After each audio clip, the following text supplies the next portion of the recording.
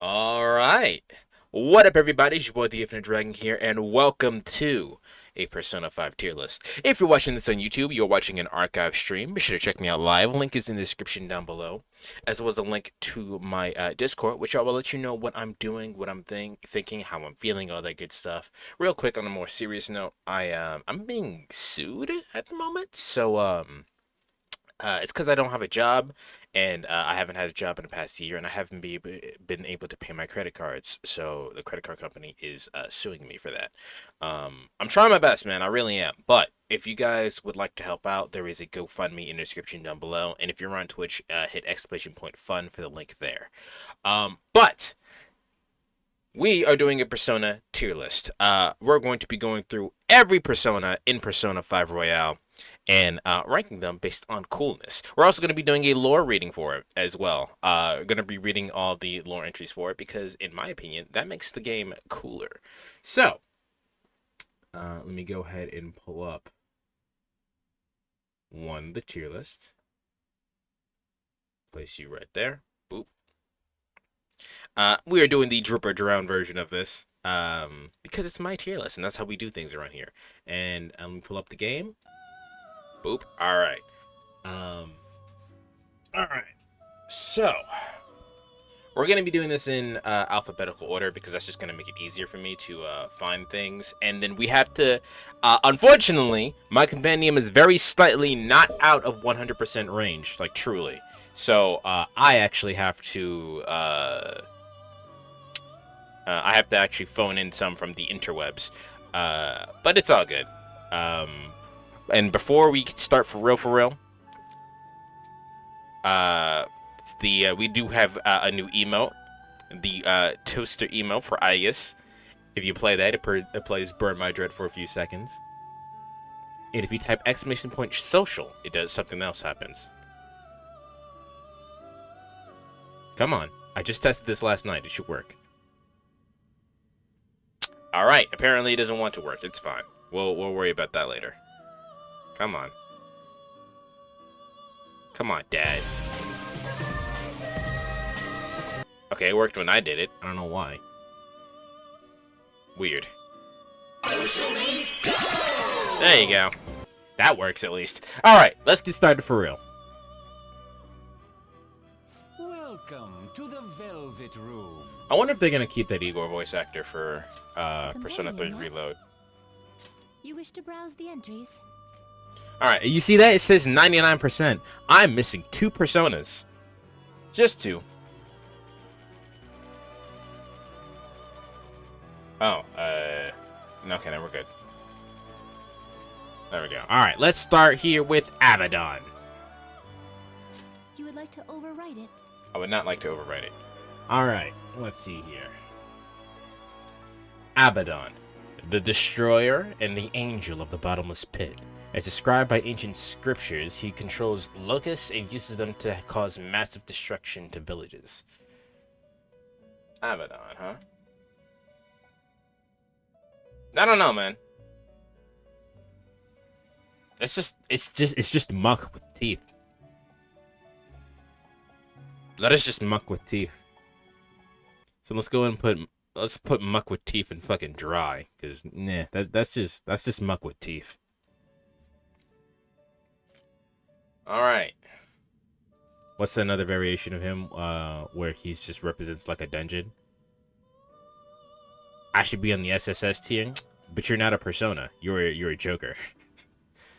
Agathion, a general term for the familiars used by Judeo-Christian magicians. I thought in Judeo-Christianity they didn't allow magicians. They didn't allow the use of magic. It was against God. So that's weird. A general term for familiars. They are usually sealed away in bottles, rings, or talismans. They torment the target selected by the conjurer. Huh. Bottles, rings, and talismans. Well, you realize that Agathion is not in a bottle, ring, or a talisman. But this one is also gonna go in dry. I thought it's going to go. Actually, I'm gonna put it in mid because I actually like the lore entry for it. So, it is now in mid. I like the lore entry for that. All right, Alice. A mysterious blonde girl. She's quite powerful despite her looks. Some say she is the ghost of a girl who died a sad death. Others say she's a spirit born from someone's imagination. That is a girl. Yeah, that is a girl. That is in fact a girl. What's good, EK? How you doing? That is a girl. You go in girl tier. I'm actually gonna put her in swaggy, only because this is a very good persona. Hold on.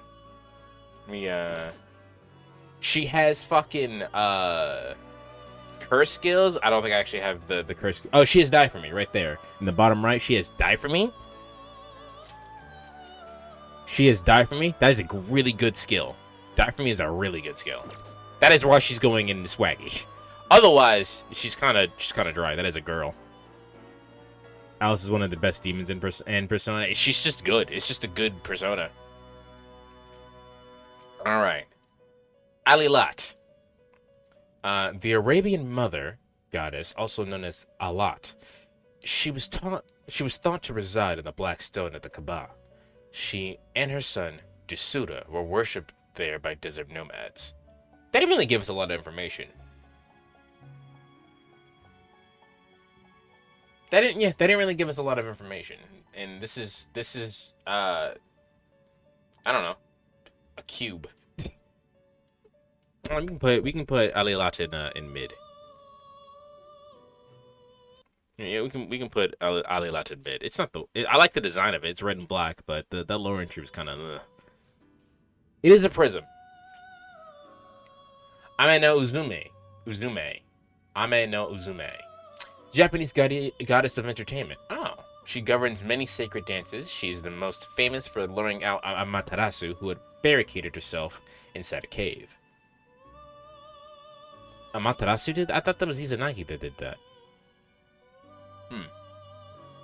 But she's an entertainer, so she's kind of got like the I don't know if it's racist to say geisha look, but I'm gonna say geisha look. She's got the fans for dancing. She also has her eyes covered by a fan. Oh, actually, you can see her eyes on the thing. That's cool.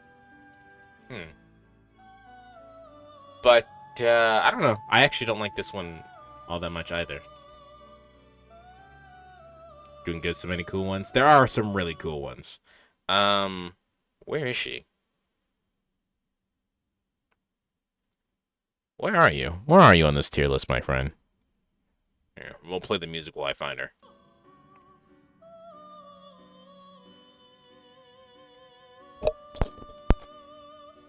Oh, she's... Okay, found her. Right here. Actually, I probably could have set this up better, but it's fine. We're gonna put her in dry. She's not the best. Yeah. Not the best indeed. Alright. Anata.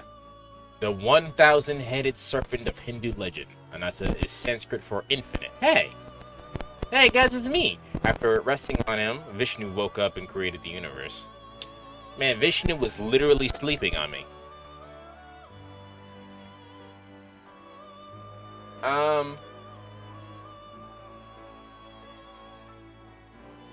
I don't know, man. Anata's design is kind of as well. It's like a bouquet of snakes.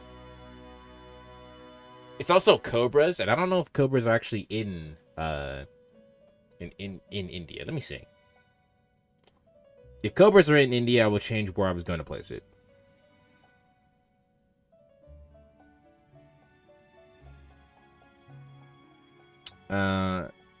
King cobras live in northern India, southern China, including Hong Kong, Hainan, south through the Malay Peninsula, east and west Indonesia, and the Philippines. I thought they were in Africa. Well, they are. The cobras are in fact, in fucking India. I don't know why I forgot India for a second. Hydra, but not a Hydra. Hydra, but not a Hydra. You can go. No, my heart's telling me dry. It's going in dry. It's all right. It's okay. It's not the worst, but it is certainly not the best. I put it under mid for sure. Andras, guys, look, it's Eric Andras. Bird up. One of the 72 demons of the Goetia, the great Marquis of Hell. He appears where there is a battle to stoke the hatred within the soldiers. He helps defeat the enemies of those who summon him. Huh. Why are you a birdman, though? With no ass. Or pee-pee. Why are you a birdman? I mean, this is just a birdman, so he's gonna go... It's cool. His lore entry is pretty cool, though. He gets summoned, and then he does fight things. Okay, Andras. Andras is going in mid. It's fine. Not enough for Swaggy. He's going in mid. Angel. I saw the censored version of Angel for P5X. I don't know why. They just it's just this is just a better design. Anyway, ninth of the 9 orders of angel. Ninth of the 9 orders of angels. They are closest in nature to humans. They watch over individuals and warn those who stray from the path. As far as angel designs, I actually really like this one. With the bandana with the all-seeing eye over it. I kind of like that. I kind of dig that. I wasn't gonna order this tier list, but we can. As soon as I find Angel. Where are you? Let's ask for... Where's Angel? Where is she? Play the music while we're finding Angel.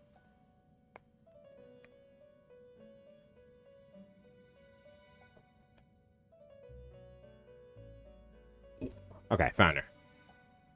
I kind of hovered over her. All right, Angel is going at the top of mid.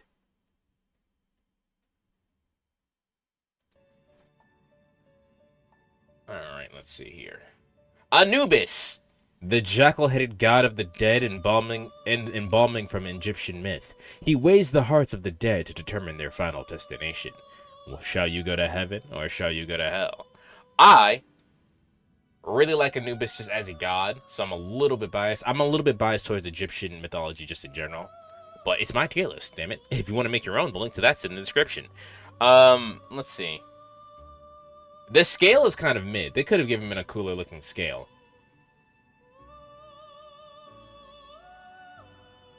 I don't know. This design actually is kind of mid now that I'm looking at it. They could have done something way cooler for Anubis. Let's see. Let's put him at the top of... Let's put him right next to Angel.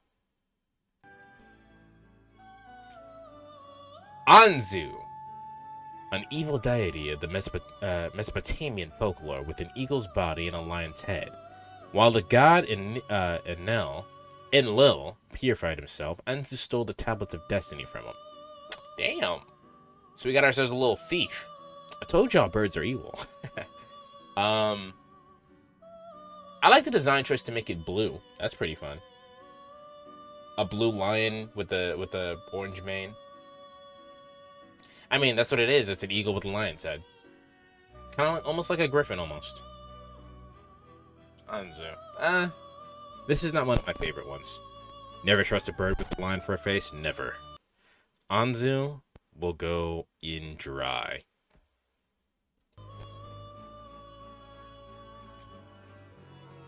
Apsaris, sorry. Hindu water spirits. They are beautiful young women who dance for the gods. They also guide heroes fallen in battle to paradise. Huh. This also gets the design choice of girl, but I like the hair. I like the hair and the sash thing, the floating sash thing. I always think that's cool. That's always a fun design choice. I'll put you above Angel as soon as I find you. There you are. I will put you above Angel.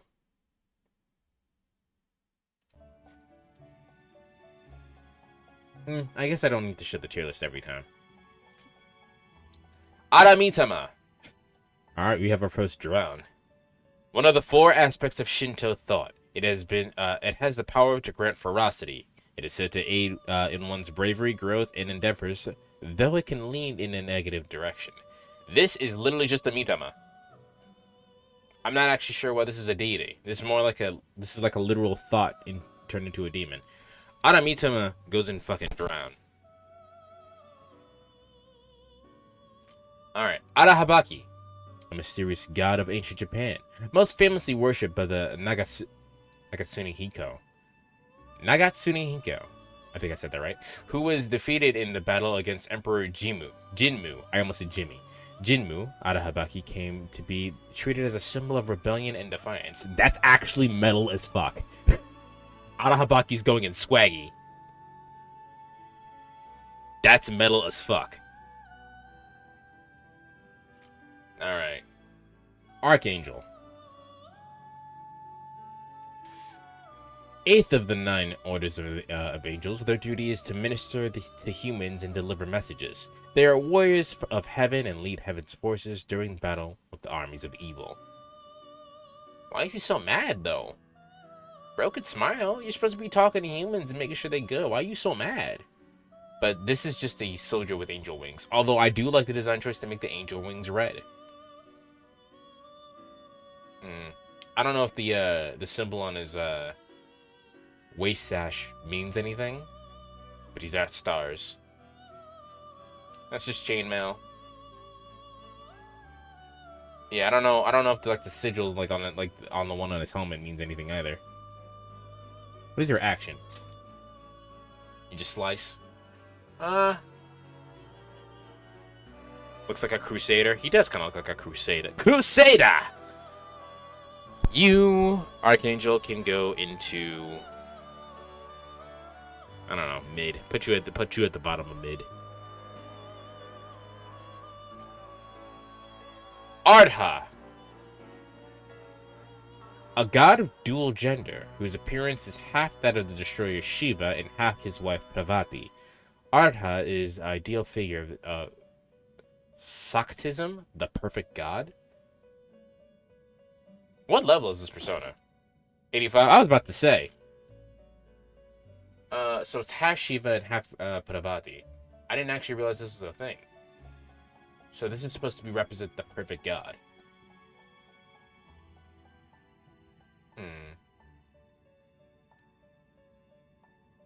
I don't know. I don't know how I feel about this.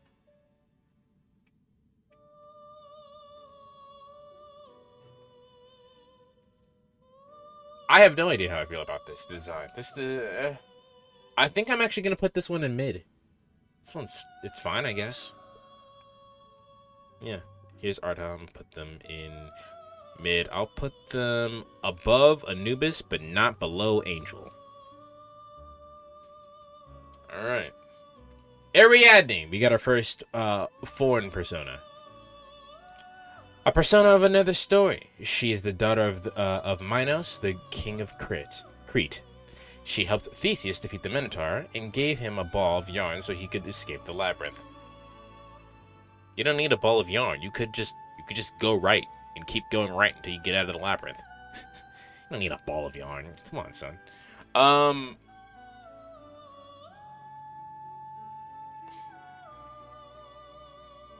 I don't know how Ariadne is depicted in other things, but I do like the semi-robot design. Let me look real quick. Let me look real quick. Hold on. Do we have depictions of Ariadne? Real life depictions of Ariadne. Nope, that is just a woman. Real life depictions of Ariadne is literally just a girl with their titties out, so I'm not gonna show y'all that.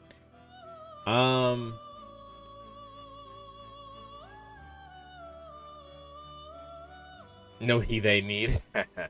Ariadne. You know, I kind of like this design for Ariadne. I'll put it in swaggy. As soon as I find them on the tier list. Where is Ariadne? Ariadne's right here.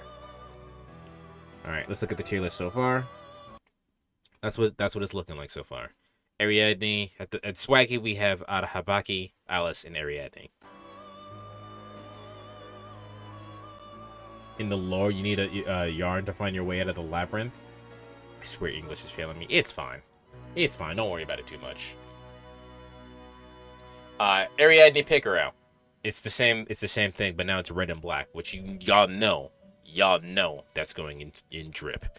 Because as you can see by my literal everything, black and red. I am black and red all everything. Now where the fuck is Ariadne on the tier list? Yeah, where is she?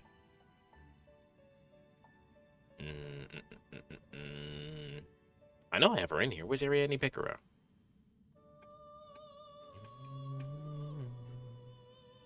There she is. She was way lower to the bottom.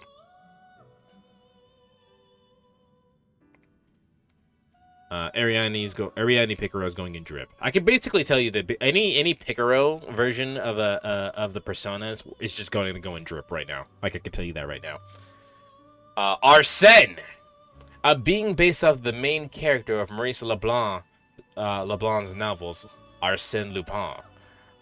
He appears everywhere and is a master of disguise. He's also known to help law-abiding citizens. The Phantom Thief himself. Now, when I do tier lists, I take everything that I care about this character into account, right? And that includes how he's summoned. Tell me that that Joker awakening to Arsène is not one of the swaggiest things you've ever seen. He smiles, his face turns into the flaming smile, and then covers it in blue flames, and then the smile is stared at there in the red flames. That is badass. Also, I mean, look at me. Look at me. My design is not based off of Arsène, but it definitely, like look at me. Look at me. Come on, son. My design is not based off of Arsène. It's based off of my previous design in which I was wearing a hoodie. But, like, look, come on, son. Look at the drip. That blew my expectation for the first time playing because I never saw something like that happen in any games I've played. But yeah, no, it's fucking cool. Yeah, Arsène is going in drip. That is just the drippy persona. Do your action, Arsène. Oh, you do a weird kick. Anyway. Asterius is sick. Asterius is such a cool persona. Look how big this motherfucker is. A persona from another story. Due to a curse on his mother, Pasiphae, he was born a bull-headed monster.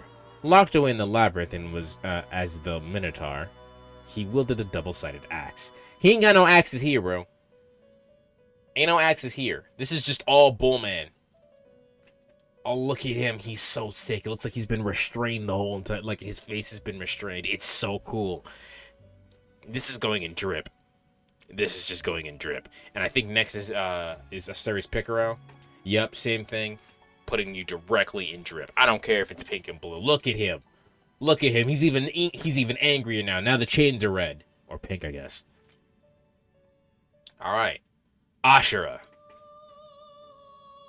Okay. The Hindu king of the Ashuras is named Mahavirokana. I think I said that right. Or the one who shines on all. In Buddhism, he is known as the Dainichi Nayurai. Well, I don't know what that means, but I guess we can figure that out. What the fuck does Dainichi Nayurai? What is that?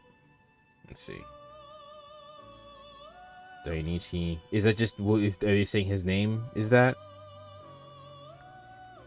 Dainichi Nayurai, the seated wooden statue of Dainichi Nayurai at the Shingan Temple of Injoji in Nara is the earliest best sustained work by Japanese master sculptor Ungai.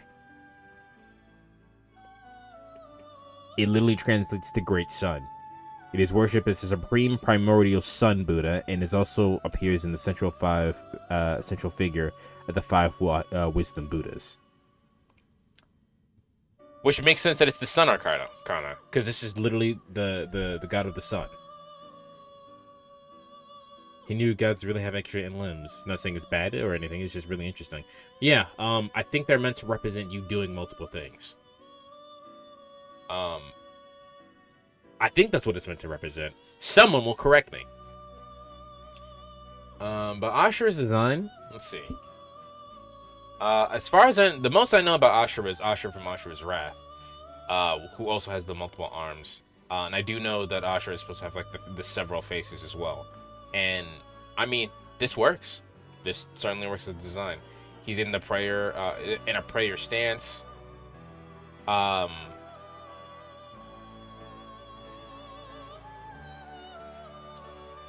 who shines on all. I don't know. For a sun god, this doesn't look very sunny, but I don't know. I like this design. I'll put it in swaggy. We can put Ashura in swaggy. You know what? Actually, I'll put it at the top of mid. I'll put it at the top of mid. Aravaka, one of the 8 Yashao. His domain is war and protection. Once a child-eating demon, he became one of the greatest of the wisdom kings after Buddha converted him to good. Alright, so this man used to eat children, and then Buddha was like, no, you don't want to do that. You don't want to do that. Come on, son, you don't want that. That's not what we do here. Okay, so I actually didn't realize he has, bro has 4 heads. Like an echidna. So his top knot is his head, which is actually a really cool design choice. And then and the top head has another top knot. He's holding all the Hindu, like, things. I don't actually know what they're called, but those are rocks that he has in his hand. He's got elephants as knee pads. I don't know. There's a lot going on with this character. There's some clipping there, but we're gonna ignore that. There's a lot going on with this character. I kind of like it. I say character design. Yeah, I like this one. We'll put it at the bottom of swaggy. Athena. Now, I love Aegis. Aegis is one of my first ever waifus, just in general. But this design, I'm gonna be real with you, was kind of trash. I'm not gonna lie. A persona of another story. Daughter of Zeus and the goddess of great martial ability, she fights to protect her land or her family, but never for sheer bloodlust. Her symbol is the olive tree. Athena is a god of war, but I do know that the difference between Ares, the god of war, and Athena, the god of war, is that Ares represents the literal violence that comes with war, and Athena represents all the good things that come out of war, such as, like, you know, making things and camaraderie and the wisdom and battle tactics and whatnot. I need to figure out why that's not working for you guys. That's probably just a setting that I don't have ticked. But yeah, Aegis is named Aegis based on the Aegis shield. So this persona has the Aegis shield literally on there. Oh, I didn't realize it glows. That's kind of cool. And then I think Athena is known for using a spear, so there's that. And she also got the Roman helmet.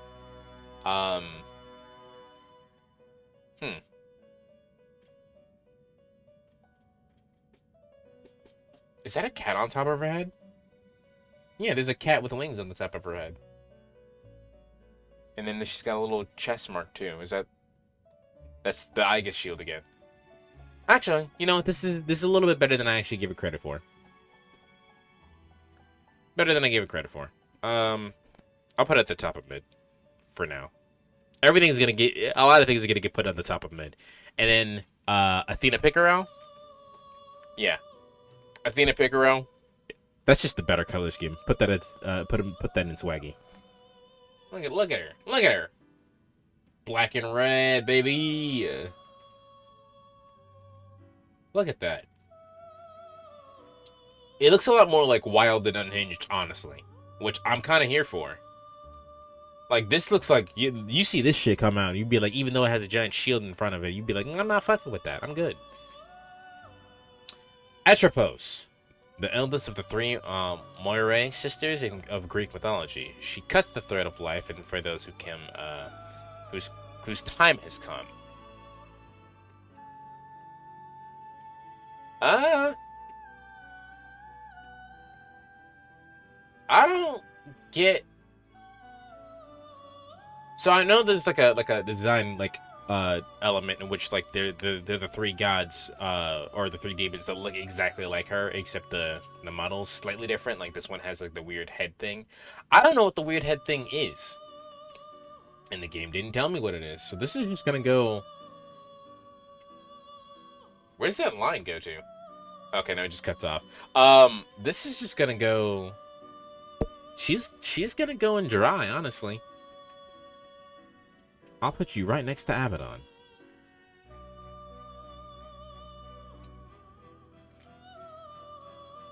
Attis, the Phrygian god who symbolizes life. What the fuck is... What is Phrygian? Phrygian?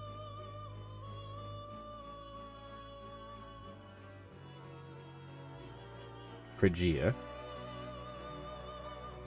A classic antiquity, Phrygia was a kingdom in west central part of Anatolia, in what is now Asian Turkey. Oh, so old Turkey, got it. Who symbolizes life, death, and revival. He rejected Cybele's love and was driven mad, dying after he castrated himself. Cybele then resurrected him. He castrated himself. Oh, that's why he has the cuts through his legs and the knife and his one arm. So he castrated himself, and he's like partially mummified, which is interesting. I didn't realize that mummification happened in cultures that weren't Egyptian, but I guess that makes sense. In SMT3 Nocturne, you fight all three of the sisters, and what's unique about that fight is that they have a thread all connected to them during the fight. See, that's cool. However, I did not experience that, so she's going in dry.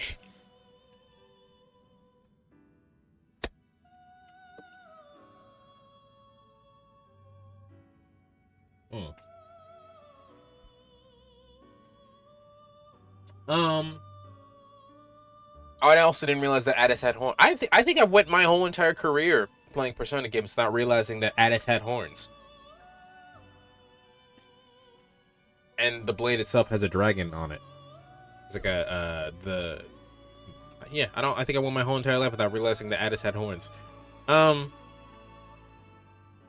This is a mummified man. I'm putting this in dry. Eventually, you will see if you choose to play after your initial playthrough of P3R. Yeah, we'll see. We'll see it. Ball! I actually really like this design. The chief of Semitic god, the chief Semitic? Semitic, I said it right the first time. The chief Semitic god who governs over fertility. He is the god of Canaan and brother and consort of the goddess Anat, who saved him from Mot. Ball. So, where's Semitic? Where's where is that? Semite.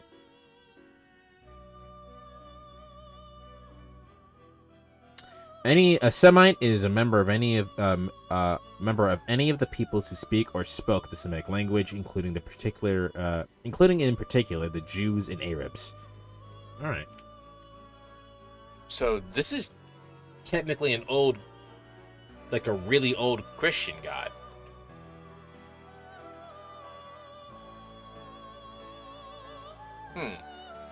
What's with the deal with the whole entire fish motif then? What's the god of Canaan? The god of Canaan. What is that? Canaan.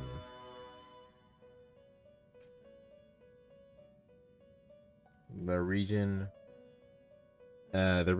is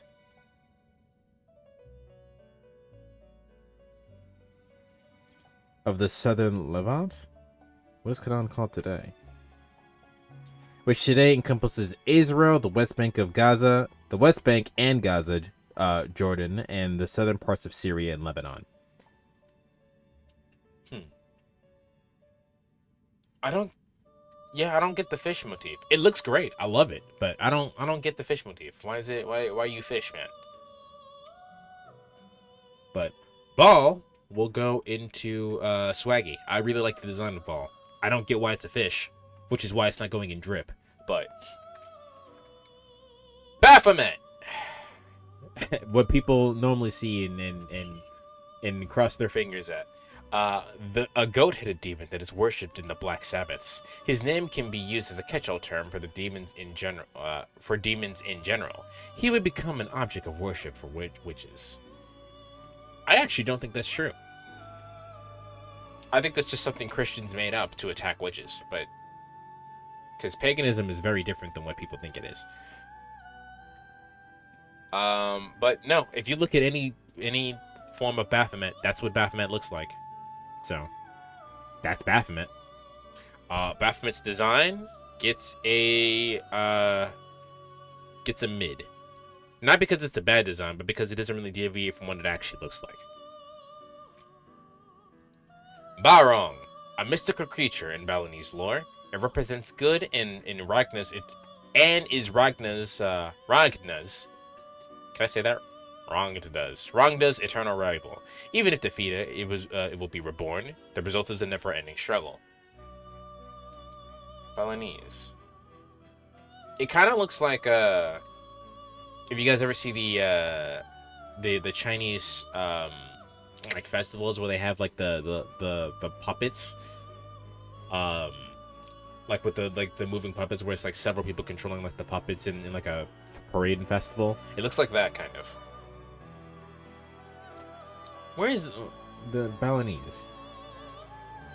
Like Balinese is in like Bali? Yeah, as in Bali. So this is like it's Bali, but not like it's close to India, if not India. I don't know geography. I'm not a geography student. I majored in art. But yeah, I like this design. Not quite enough for swaggy, but not mid either. So we'll just put it at the bottom of swaggy. No, we won't. We'll put it at mid. We'll put it above, and then we'll move Athena behind the Baphomet, actually. So this is what it's looking like right now. This is where we're at right now.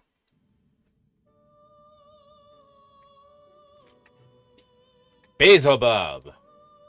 Okay. The demonic lord of the flies, whose insect minions carry souls for him to control. He is mentioned in the Bible as a leader of evil spirits and is seen as a powerful demon. I think this is a really good design. I don't think Beelzebub has a design normally. Let me see if I can find some ancient depictions of them. Or ancient, like draw, because you know everybody was a painter back in the day. So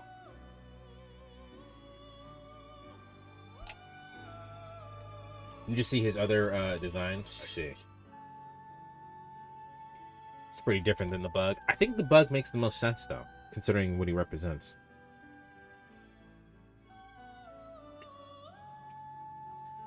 Let me see. Beelzebub. The first thing that shows up on the Wikipedia page is literally just a giant fly. Then there's the Beelzebub manga. Yeah, so it's just a fly. But oh my god, that was a really horny picture. I'm glad I didn't pull it up on stream. As far as design goes, this is slightly more than just a fly. Like there's the skull and crossbones on the wings. The back of it has like the tiger stripes. It's got like the skull necklace, and then the skull scepter, which I guess gives you an idea of how big. If the skull necklace is like an actual human skull, it gives you an idea how big this thing is. It's motherfucker huge. Beelzebub will go in swaggy. I'll put it above Ball.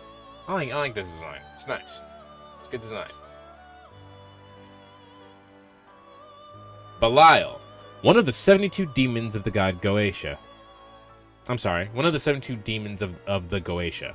He led Sodom and Gomorrah to ruin and persecuted Jesus. He grants high social status to those who summon him. Huh. Okay. He led Sodom and Gomorrah to ruin? Didn't Sodom and Gomorrah go because they were having orgies all the time? Is that where that went? Hello, Morganite. How are you? Persona 5. We're not technically playing it, but we are playing it currently. I'm getting ready for Persona 3 when that drops Friday, and that'll be the only thing that I fucking play. Yeah, too much anal? Yeah, that's what I thought. Sodom and Gomorrah got destroyed. So so Persona is trying to tell me that this is the god that got Sodom and Gomorrah destroyed because of anal.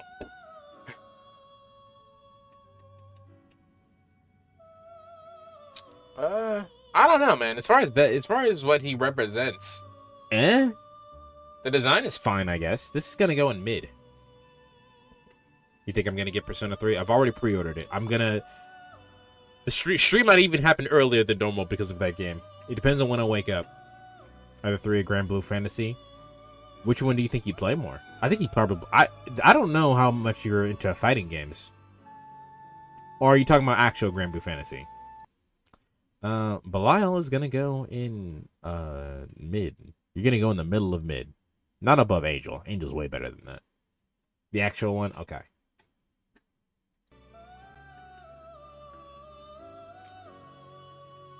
Belphegor. This one's funny, actually. Demonic governor of the deadly sin of sloth. He also excels in invention and discovery. May derive from Baal, or I can't pronounce that. Peor, Syrian god of abundant crops. If you guys actually look at the actual depiction of Belphegor and other texts, it's literally just what we're seeing right now, except the toilet is ancient. It's an ancient toilet. So, they just updated the toilet, and that's what Belphegor is. So, I think this design is hilarious, but it's going in mid.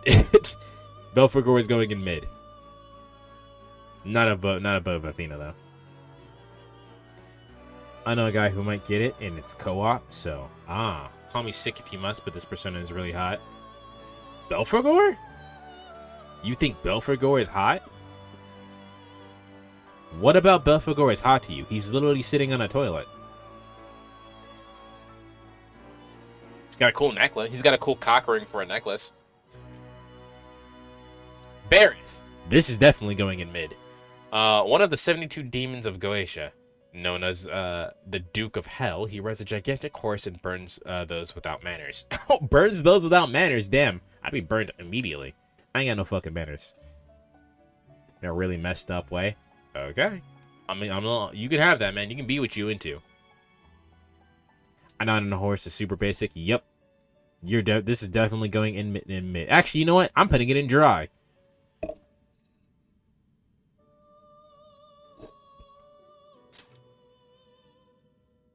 Nah, this is going in drown. Fuck that. This is going in drown. You're going right next to Aramitama. Bicorn. That's pretty much what it is. You can't really be mad at that design. An evil creature with 2 curving horns. It represents impurity, unlike the unicorn. Said to be derived from Reim in the Bible. Another legend says that it feeds off of disloyal humans. I mean, this is a bicorn. This is a unicorn with 2 horns. I don't know what you expected. Bicorn is going in mid because that's exactly what it is. Keep it basic. Keep it basic. This is what we have so far. So, Bishamon. I think it's actually pronounced Bishamon. Even though it has 10 at the end of it, I think you don't pronounce the 10. Also known as Tamon in Visharavana and Buddhist lore. He is the strongest of the heavenly kings. He protects the north and is the god of war. We will actually see Bishamon if me and Probably Magical actually watch Noragami. Bishamon and Noragami is very different. Actually, let me see if I can find Bishamon for Noragami.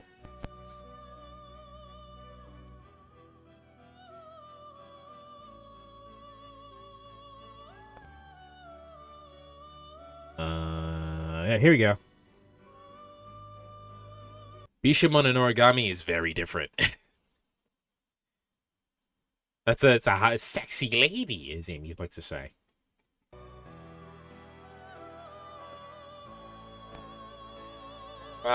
So the God of War. Let's see. He's got.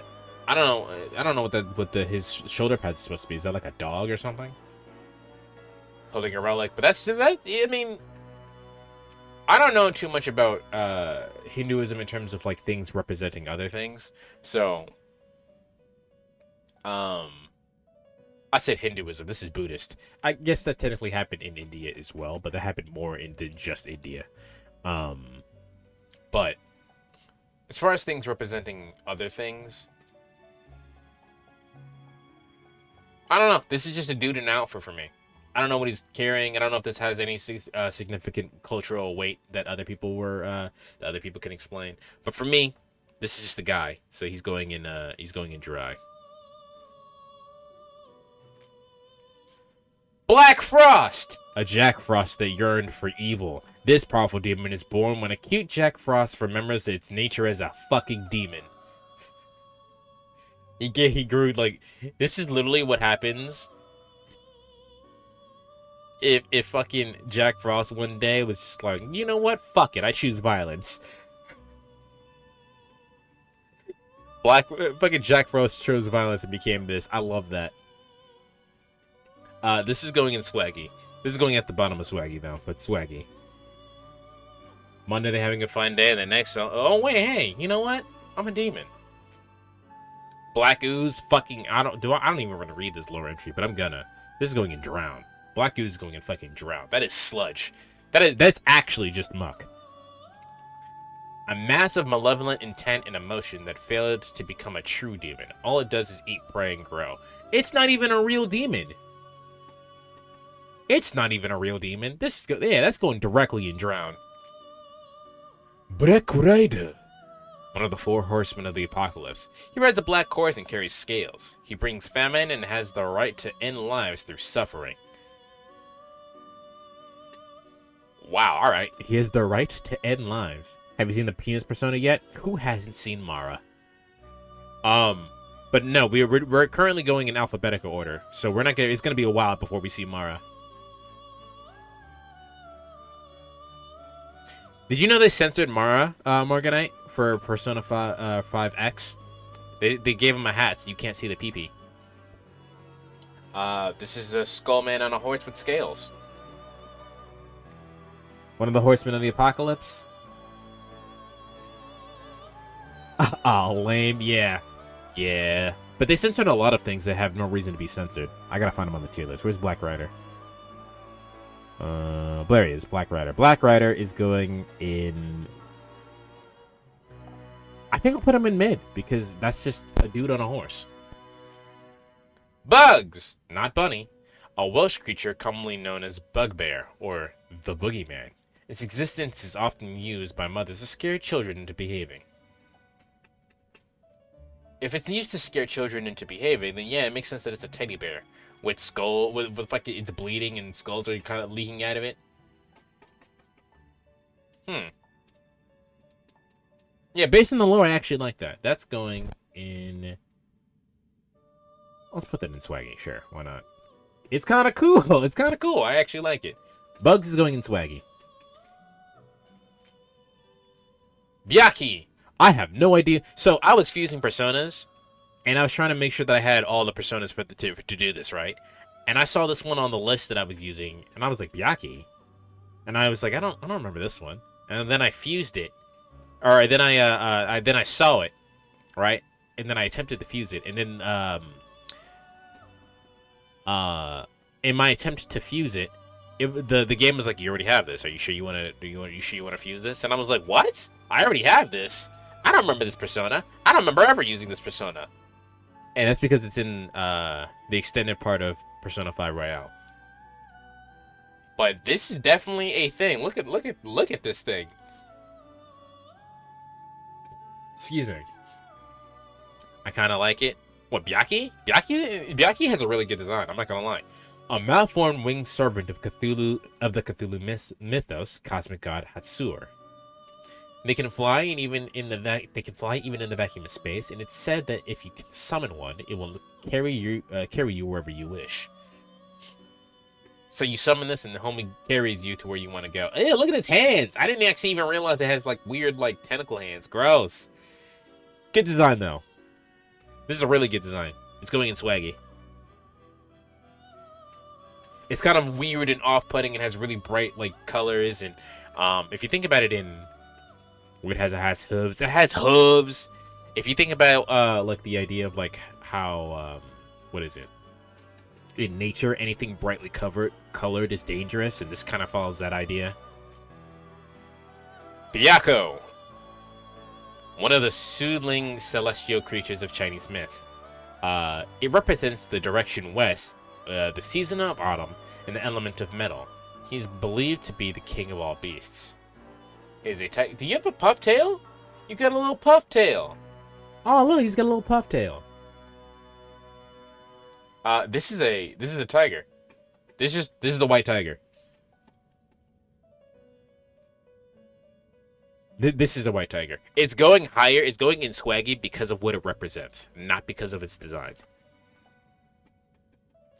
But that is a white tiger. Kate Sith, a fae beast from Scottish Highlands. Their kingdoms are in 3 hollows or abandoned houses. Dog-sized with... It's dog-sized? What kind of dog? There's different types of dogs. There's not one dog that was bred to fight bears. So, like, what does dog-sized mean? With vivid green eyes, some live with humans as they understand our speech. This is Puss in Boots. Do you not have a tail? You don't have a tail. This persona doesn't have a tail.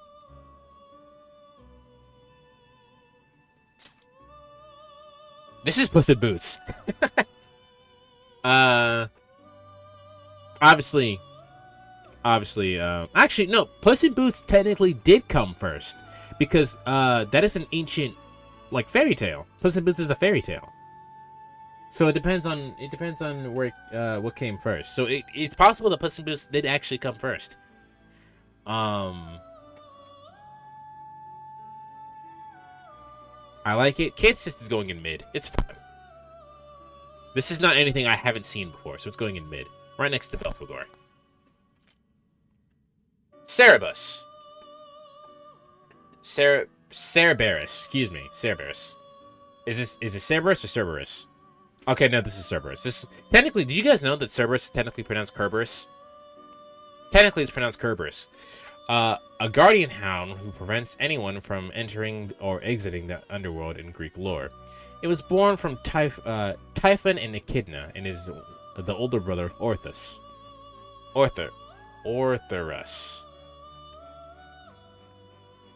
This does not look like any other version of Cerberus I've ever seen in my life. Like, there's the Cerberus from Devil May Cry. That's like the Ice Cerberus. There's the Cerberus from Hades. Or not Hades. There is a Cerberus from Hades too, but I meant Hercules. Yeah, this is the only one that doesn't have 3 heads. And now I'm curious on the lore. Is Cerberus meant to have 3 heads, or is that just a thing that's been more of a popular media thing?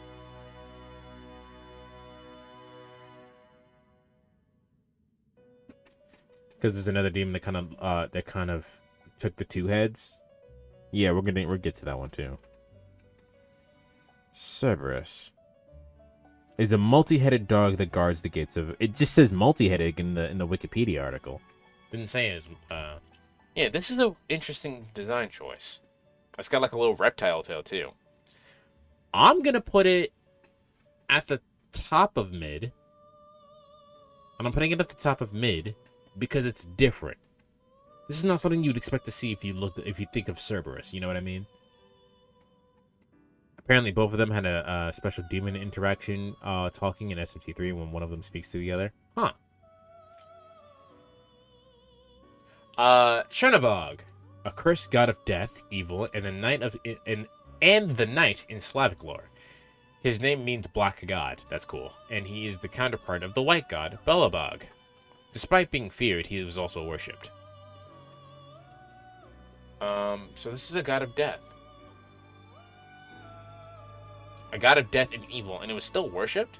He has stained glass. He has a glass with stained. He has a sword with stained glass on it. That's kind of swaggy. He doesn't use the sword though. He just kind of wiggles a little bit. It's also got mushrooms. I'm not sure what the mushroom meaning is. Why is he a mushroom man? Oh, he's like fungus, like a death thing or something. I don't know. That stained glass sword is kind of doing it for me. He's going in swaggy.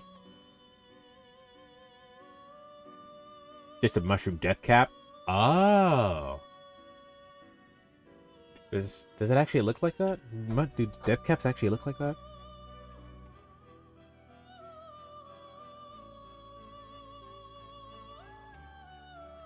Death caps do not look like that. They kind of just look like regular, like if you picture a mushroom, that's what it looks like. But if it's referencing the death cap, Chi Yu, a Chinese god of war. He is said to have invented many weapons. He and his followers rebelled against the Yellow Emperor, Huang Di, but were ultimately defeated. This has a lot going on. 2, 4, 6. He has 8 arms. 8 arms and 4 legs. How do you walk?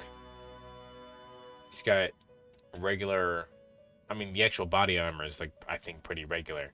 But he's got, like, the arm pad things, and because he has 8 arms, he has, like, several of those. The shield with the face on it to scare enemies, the sword, the axe, I don't actually remember what that weapon is called. I used to know. I don't know. And then 2 hands free. He's got 4 eyes. Kind of looks like a bull. I don't know if any of the design is like inspired or anything, but this is a god of, this is a Chinese god of war. It's said to have invented many weapons. What are your stats like? You're level 94. Colossal physical damage to all foes. Colossal physical damage to 1 foe.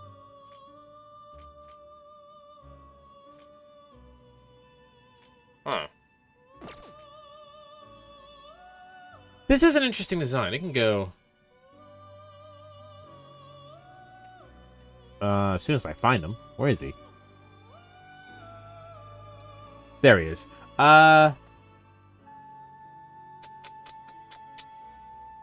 Do I like it, though? It's interesting, but I don't think I like it too much. It's gonna go in mid.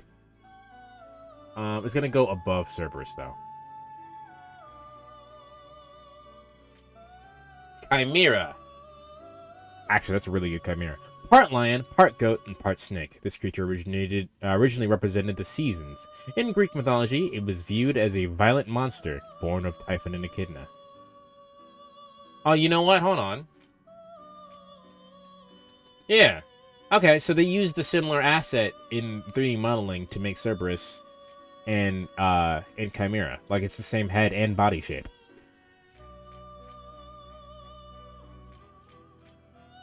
Huh, that's really cool. That's a cool small detail. It's got the head of a goat and the tail of a fucking snake.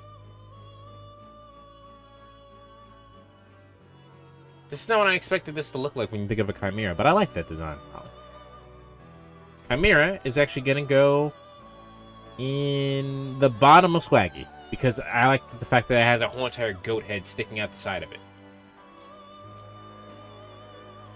Chronodon. A demon summoned by a sorcerer named Crowley at the beginning of the 20th century. He obstructs those attempting to reach enlightenment. This is going in Drown. This is not that good of a demon. That's going in Drown. It's just an amalgam of faces that's floating. It's not that interesting. Clotho. The youngest of the 3 Moirae sisters of Greek legend. She spins the thread of life with her spindle. This is going. Where did I put her sister at? Where did I put her sister at? Because she's going right next to her. She's in dry. Where is she? There's Clotho. Clotho, you're going in fucking dry. Right next to her. There you go. Right next to your sister. Boom. Kulain. Kulain? Kulain. A heroic Celtic folklore. He was called Satana until he earned the name Kulan's Hound. There are many tales of his adventures. He received his spear, Gay Balog, from his mentor Sakhatch. Skathash. I think Skathash is actually in the game. It's I think if I remember correctly, that's the floating one in the meditation pose.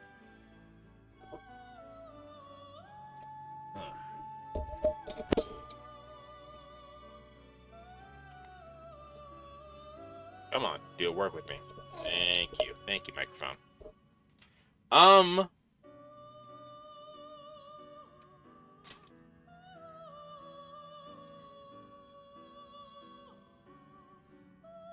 I mean, he's got the white armor to symbolize how pure or whatever he is. I don't know. This is going in mid. As soon as I find him. Yeah, this is alright. He's going in mid. It's fine. It's completely fine, Persona. Where is he?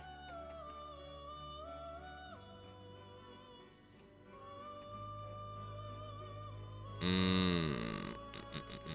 me a second. I gotta find him. There he is. He's going in mid. It's fine.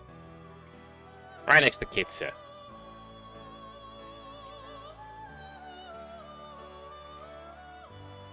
Cybele.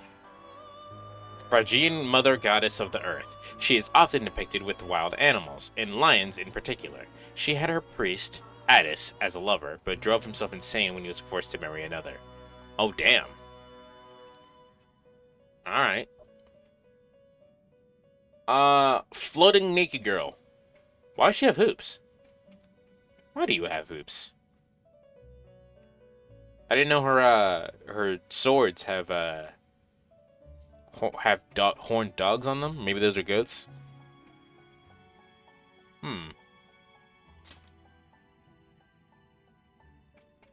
The mother goddess of the earth. She's depicted often with wild animals. I like the design, but I don't really understand what it has to do with how she represents. Cause this is, I don't get it. I don't really get it. I'm not really understanding. I don't really get that one. But I like the design, so it's going in. It's going in swaggy, but I'm gonna put it above Chimera, but not. So it's not the last one, not below Chernobog. Dai Sojo, a monk who died while fasting.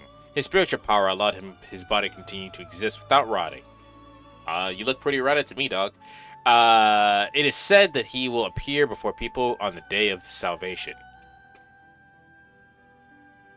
So, homie was fasting, and was fasting for so long he actually died. But he was so enlightened that his body kept moving. So, dead monk. Dead monk. Another fiend. Another fiend. Dead monk. You can go in mid. That Sojo's going in mid. Not at the bottom of mid, though. I'll put you next to... higher than Andras. Dakini! Hindu deities of passion and relations. They are Kali's attendants. They eat human flesh and gather at graveyards and crematories each night. Their name means sky dancer. That action is really trash, actually.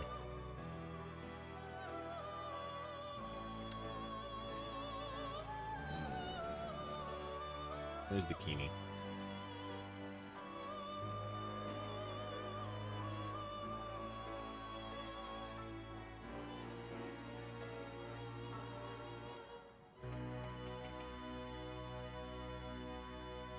Hold on, I can't find her. There she is. I think the color palette's really nice on this one, and I really like the headdress. So we'll put that closer to the top of mid, above Cerberus.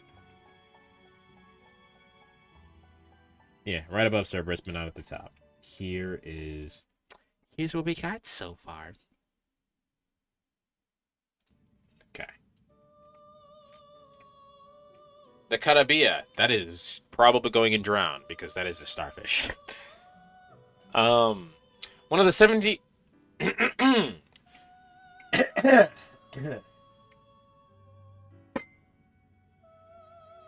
Excuse me.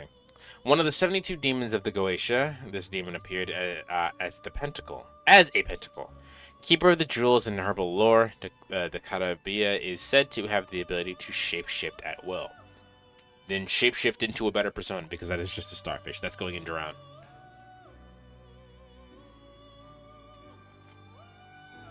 Dionysus, the Greek god of wine and theater. He was originally a god of life protecting the mountains of Thrace. He taught humans how to make wine. There are some depictions of Dionysus in which he has horns. But this is a very interesting design for Dionysus. Interesting that he's wearing a G-string. But he's got the most important thing, he's got the scepter. Which is, I think... No, Hermes' scepter is the one that's the medical scepter, I think. So, he's got the scepter and he's got a pine cone on it. It's also got some shoes. Yeah, I don't know. I like this one. This one can go in swaggy. Where's Dionysus? There you are. Oop, this one can go in swaggy. Right next to Chernobog. Dominion. The fourth of the 9 orders of angels. Their duty is to oversee the other angels. Their actions are manifestation of God's will. So you're holding the Bible. Why do you have a scale, though? Why do you have a scale?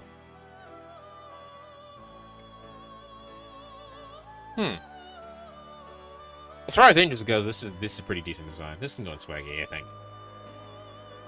Maybe, if I can find them. Dominion just kind of gives that air of like, yeah, that's an angel. That's exactly what I think an angel would look like. And for accuracy, it's going up there. As soon as I find Dominion, where are you?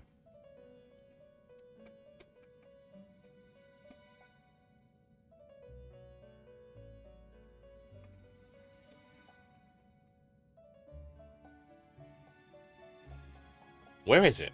I don't know where it is.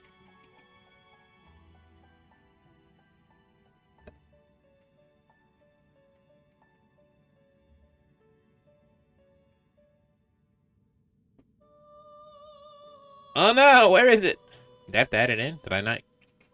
I must be overlooking it. Give me a second.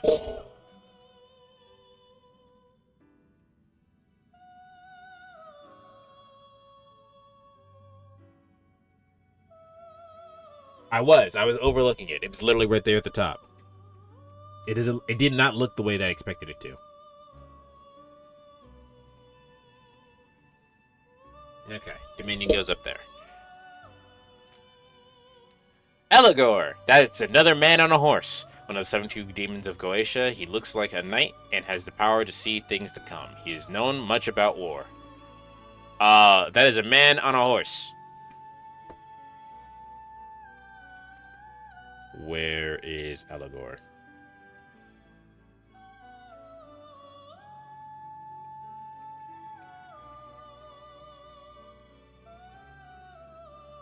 I'd like to know where Eligor is, please. Alright, Eligor, found him. Eligor is a man on a horse. Where did I put the other man on a horse? In Drown, you're going right above him.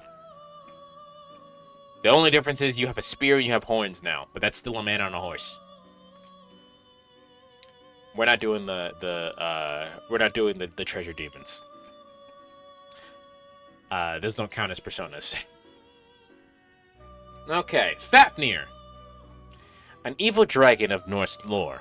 I don't think Fafnir is a dragon of Norse lore. Isn't Fafnir a fucking wolf? It was vanquished by the hero Siegfried, according to the Volsunga saga. I probably said that wrong.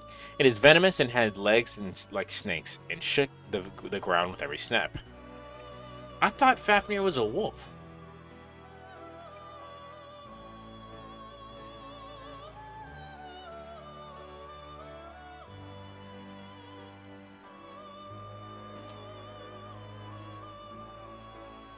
No, it is. In Norse mythology, Fafnir was a dwarf and the strongest son of the dwarf king Hrithmar. What? What turned Fafnir into a dragon? Let's do that. That is a long story and is entwined in the Volsung saga. The short answer is that he took Andvari's cursed ring. At Endavaranat, and the curse of the ring is what turned the dwarf into a dragon. Okay. So it literally turned him into a dragon because he stole a ring or something. As far as design goes, this design is sick as fuck. I don't know why he has a heart rate monitor though. I don't know what made them decide like, oh, this thing needs a heart rate monitor. What keeps it. You know what? Now I was gonna say what keeps it out of drip is the heart rate monitor, but I don't know. I think it's cool. I think the rest of the design is so cool. It's going into drip. Fafnir is a cool persona. It also drains nuclear skills. That's pretty sick. All right, Floros. One of the 72 demons of Goetia, he appeared as a leopard and can see the past and the future. He can control fire and burn all his adversaries to death. This is a weird design. It's got like weird like hooves instead of like its leopard feet. The face is on the front of it. Where its head should be, there's a sword. It uses its claws to attack. Like it's a weird persona. It's a weird design, and it nulls fire. I like it though. It's weird. It's weird and interesting. It's also red. So I'm totally not biased. Floros is going in swaggy. Fornius, one of the 72 demons of Goetia. Do they have the 72 demons in the game? Jesus. He appears as a great sea monster, known as the Great Marquis of Hell. He is skilled linguistically and is the master of rhetoric. What about a stingray inspires rhetoric? Why is it a stingray? Is Fornius an action? I mean, do we have depictions of Fornius? I'm kind of curious to why it looks like that.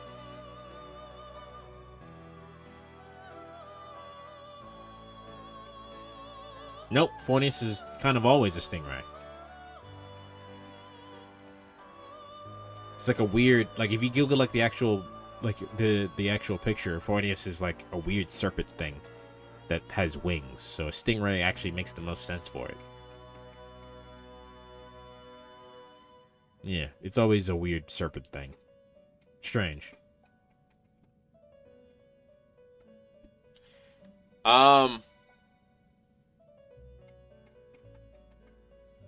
This design has almost nothing to do with the fact that it's a master of linguistics. Like I don't understand what this has to do with being linguistic. Amazing. I mean, it gets bonus points for accurate depiction, I guess. But this is going in dry. Yeah, that's going in dry. Right next to Abaddon, actually. Fortuna, the Roman goddess of luck. She spins the wheel of fortune. She's believed to have originally been a fertility goddess. Her Greek counterpart is Taiche. Why is the wheel your body?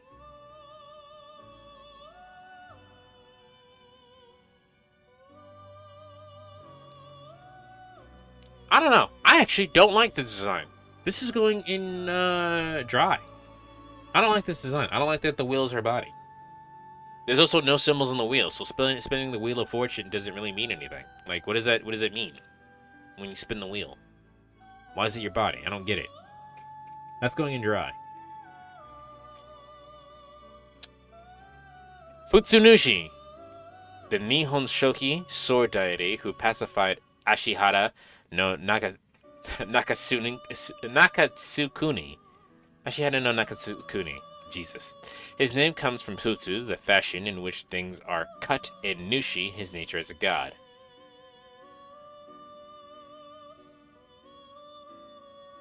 So it's a literal sword god. So the name is like, it's like saying like cut god. So it has a bunch of swords surrounding him. He's got a Magatama choker. Cute. I see you. I see you, Boo. I see you accessorizing. Meditating, floating. Weird purple hair. Its eyes. It's kind of given like a squint almost. But it's a god of cutting.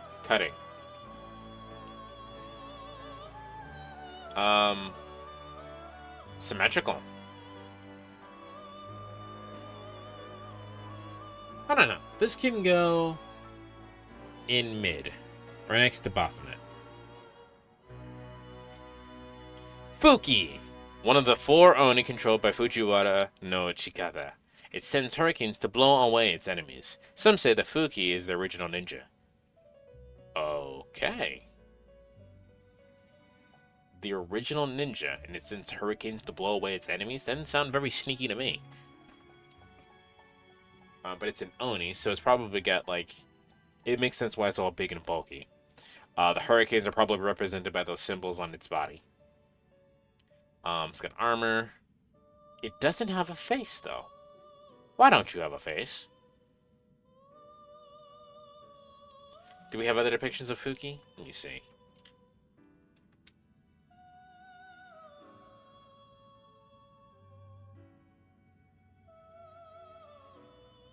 We do not have other depictions of Fuki. At least I don't see.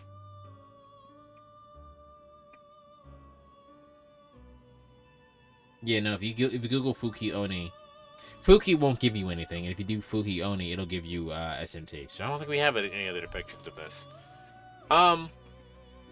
Where do I want to put Fuki? I'll put it in mid, right next to Bicorn. Gabriel, one of the 4 major archangels. She is the only female angel at this rank. Her name comes from the Sumerian word of governor. She is the angel who told Mary of her pregnancy. I always thought Gabriel was I always thought angels were genderless. Like, so that's interesting. I always thought angels were genderless, but Gabriel is the only girl angel. Well, at least the only girl angel of the rank of archangel.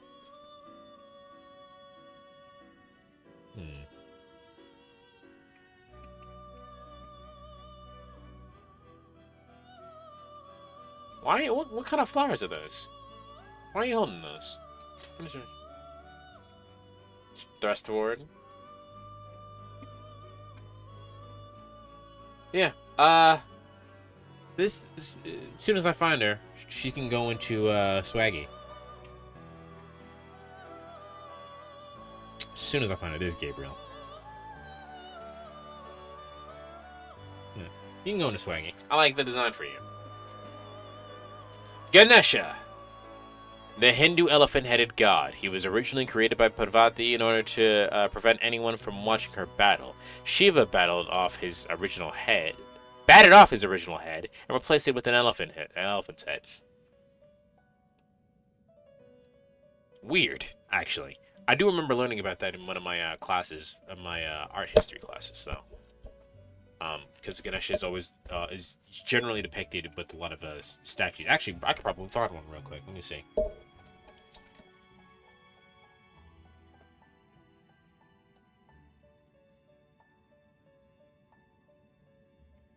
Yeah, here we go.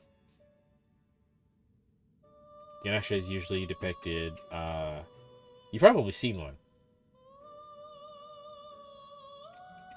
I always assumed that like they always give Ganesha a bigger body because it's an elephant, but you know, this is usually what Ganesha is depicted like. Why an elephant? Why was the choice to be like, you know what, man? I'm gonna replace your head with an elephant, bro. I'm sorry, my bad. I didn't mean to bat off your head like that. That is not Ganesha. Ganesha.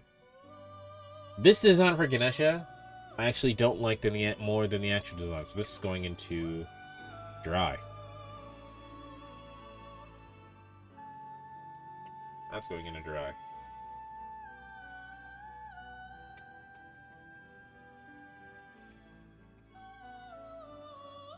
Y'all ever get texts from random numbers that are just like, don't forget to do this one thing. Hey, sign up for our program. Like, how did you get my number? Fuck y'all. Die. Garuda.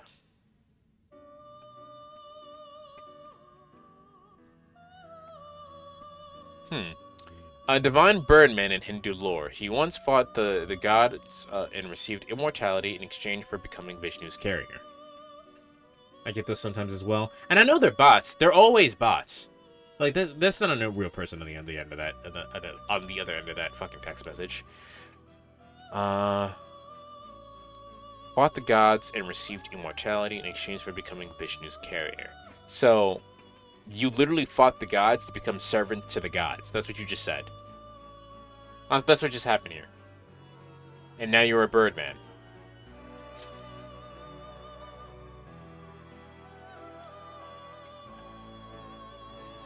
Well, as far as birdman designs, it's better than Andras. So you.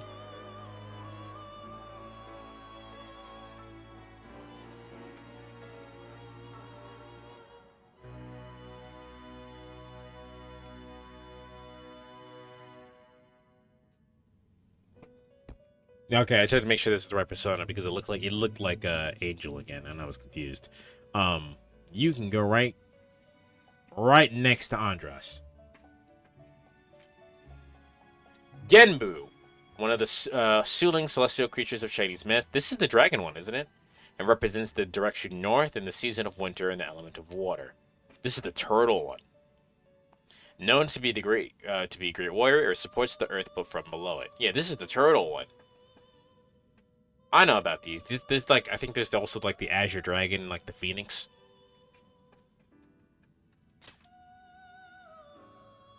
Wait, what the fuck? What did y'all do? Y'all touch noses. That's cute. This is a turtle with the tail of a dragon, which is interesting. I mean, I guess they could have just made a giant fucking turtle. So this is better than what they could have done. It's still mid, though.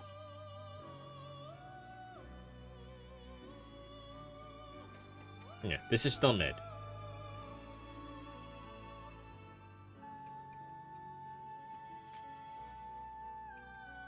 Grimakala, a giant elephant monster of Sri Lanka myth.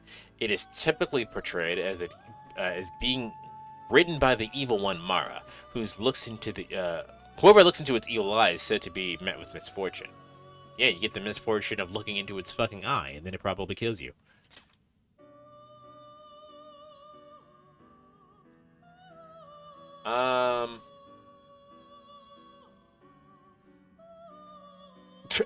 I don't think I've ever realized it has nipple clasps or whatever those are. I like the weird stripes on its belly and its legs. I guess its arms too. I like the weird stripes that it has. It's got one eye. Mid. It's fine. I guess most of these are going into mid, huh? Hanuman! Glory to Hanuman. No, that's not the accent. Glory to Hanuman. A monkey god of Hindu descent. His father is Vatyu, and the wind god, extremely nimble and performed many heroic deeds in the Ramayana. He is powerful, can fly, and can change his shape into many forms. For anyone who's seen Journey to the West, or seen Journey to the West, I guess you could see it, but who knows anything about Journey to the West, this is what they think Monkey is in Journey to the West. This is also, technically speaking, an alternate version of Ryuji's persona, the evolved one, the one that Captain Kid evolves into. I don't remember the name of it. But Hanuman, the monkey man, it actually, I think it could be more monkey-like, honestly. I think this could be more monkey-like. I would like it more if it was more monkey-like. So it's going into mid. Above Cerberus. Hariri. Harit. Hariti. There we go. Hariti. Also known as Kishimonjen, excuse me. She once ate children, but stopped after Buddha changed her ways. She now eats pomegranates and is the goddess of parenting. I used to eat children, but now I raise them.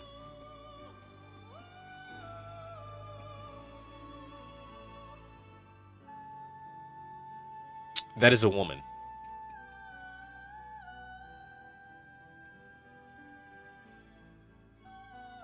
Where is she on the thing? Yeah, that is a woman. That's literally a cloaked woman. Like, I don't know what you want from me.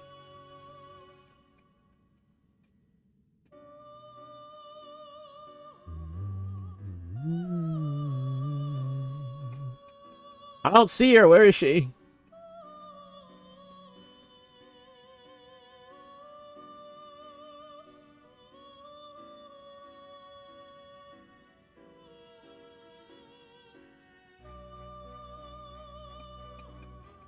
I don't see her. Ah.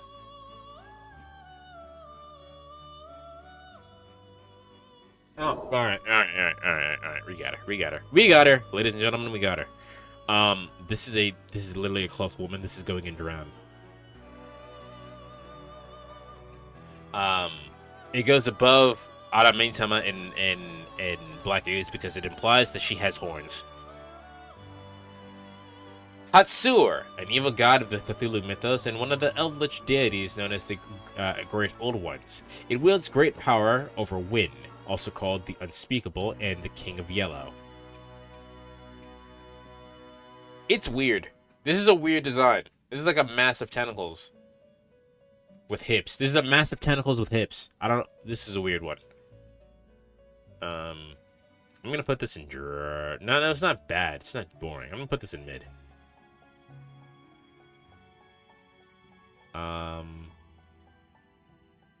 Yeah, right here. Right next to... It's better than Anubis. It's better than you. Is it better than Angel? I don't think it's better than Angel. Yeah, I don't think it's better than... Nah, maybe it is. Maybe it is better than Angel. I don't know. It's not... It's better than Kate Sith. It's not better than Belphegor. There we go. I know where to put it. Right there. Yeah, I didn't see it, but let's see. Right here. That's where it is. It's not better than Belphegor, but it is better than Kate Sith. I'm gonna try to pronounce that. Hecatonchetes? Giants born from Uranus and Gaia. The name means those with 100 arms. During the War of the Titans, Zeus freed them from the underworld to help him obtain victory. Victory! Why do you have a lock? Maybe it's because you're meant from being unchained from the underworld. That's why you have a lock?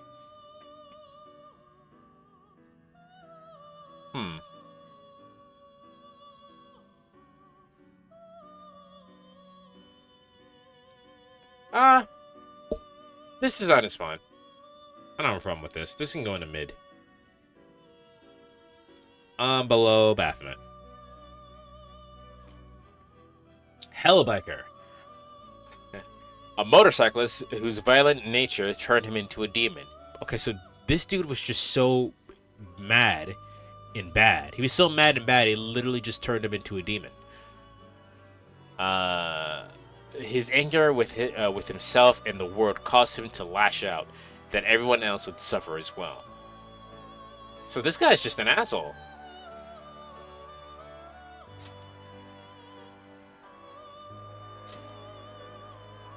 Huh.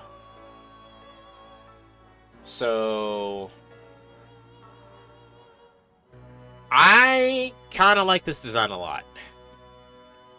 I like that the motorcycle is pink, which completely betrays the whole entire tone of like, oh yeah, I'm so bad, I'm mad at the world, I'm mad at myself, grr. Like I like how the bike betrays that. And then it has like the flaming wheels which is actually really animated really nicely.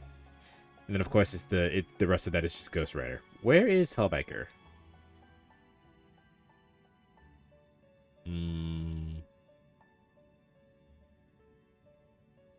I don't think it's swaggy category though, so that's going in high mid category. As soon as I find him.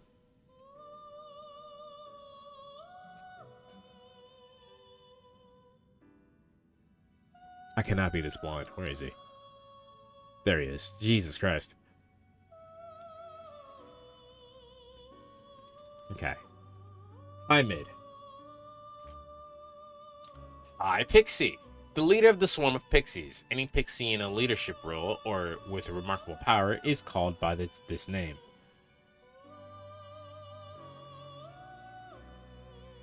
I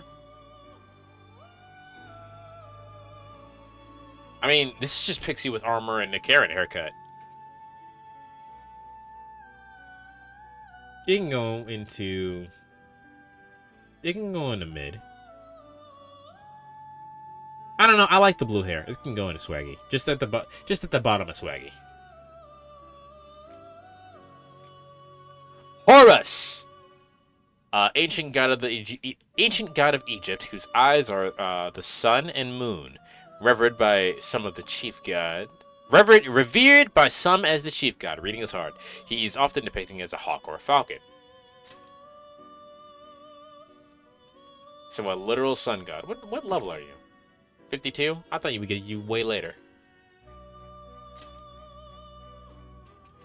So Horus. This is a bird.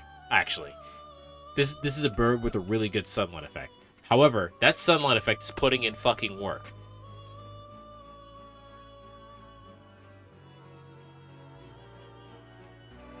Horus can go into.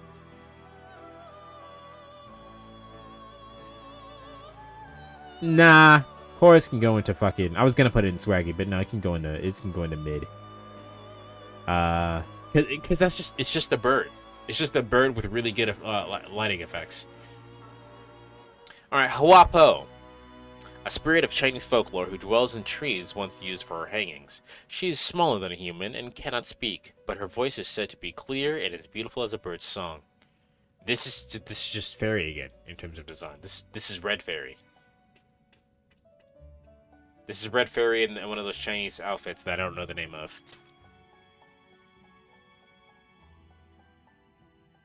Yeah, this is red. This is red. That's red fairy. As soon as I find Huapo, it can go directly into mid.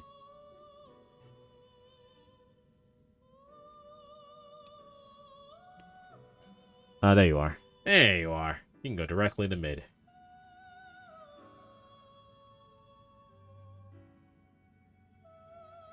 Next to Kate Sith.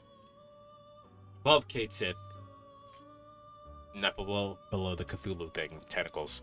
Incubus, a male demon of European lore in medieval times. They visit sleeping women and have sexual intercourse with them. The resulting children become witches or wizards. Huh. Alright then.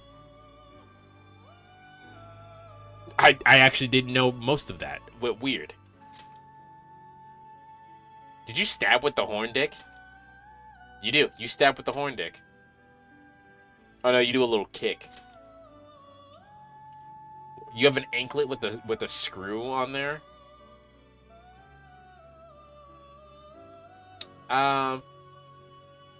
It's kind of weird looking. And I think that's the point.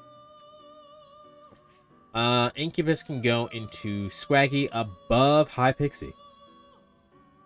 As soon as I find Incubus. Also, the censor version of Incubus is really lame. It's a good thing we don't have to see that. Inugami, a dog spirit said to possess people in Japanese lore. Those possessed are in the state of Inutsuki and lose consciousness. Onomyoji and use Inugami as familiars. Why?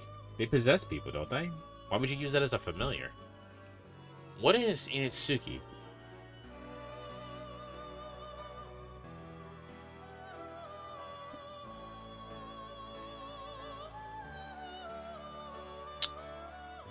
If you Google Inutsuki, you get VTubers.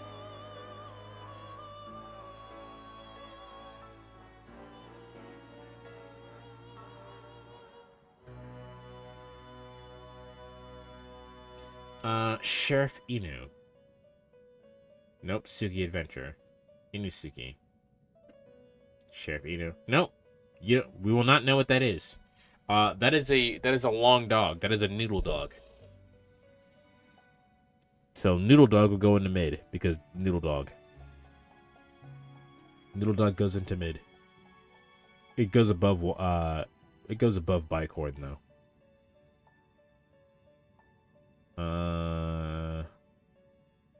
Yeah, below Andras. Ippon Datara, a one-eyed, one-legged monster. I don't think I ever realized that it only had one leg. Said to live deep in the mountains of Kumano, Japan. It's believed to be the degraded blacksmith god. Ame no Me Hitsosu no Kami. So, a one-legged, one-eyed blacksmith. So he's got a weird helmet on. The blacksmith apron. I don't know what the weird 4 is. What's the 4 for? What does that mean? Got a weird talisman mark on his arm. And other bracers to keep him to help him move around. I don't know. That's a solid design. That can go into Drippy. Or Swaggy. Not Drip. Drip is top class. That can go into Swaggy. Where is Ippon Datara? There he is. Ippon Datara can go into Swaggy.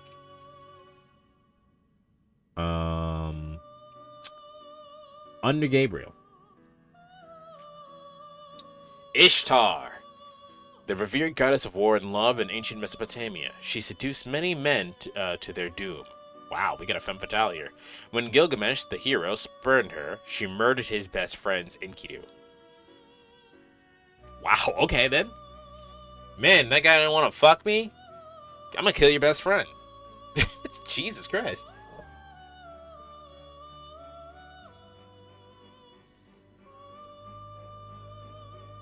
Oh, I have to blow my nose. 1 sec.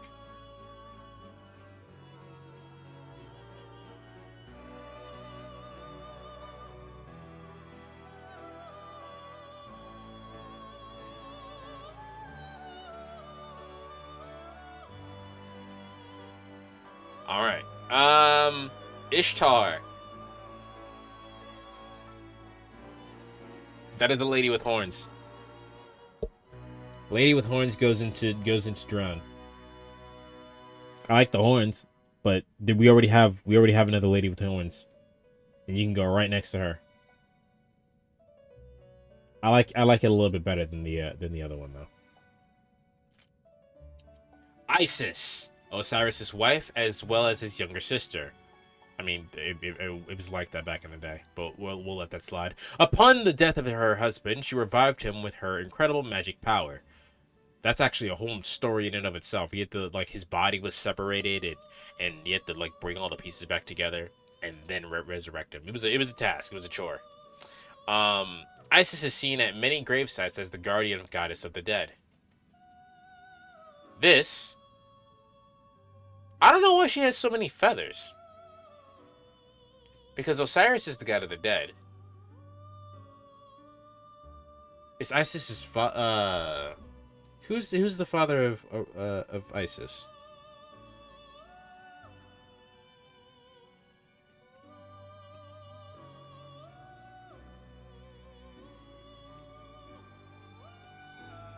Isis is the daughter of the earth god Geb, and Geb has nothing to do with that. Okay, I don't know.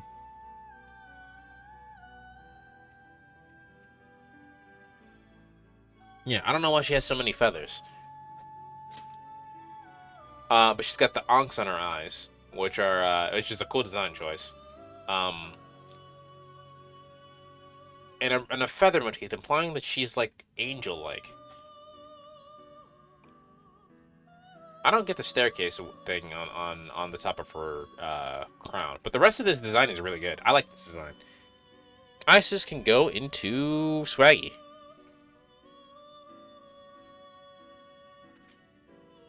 Izanagi, a persona from another story. One of the ancient gods who existed before Japan was formed. He created Oyashima from chaos, then gave birth to countless children and laid the foundation of the soil and nature. Izanagi itself can go into swaggy.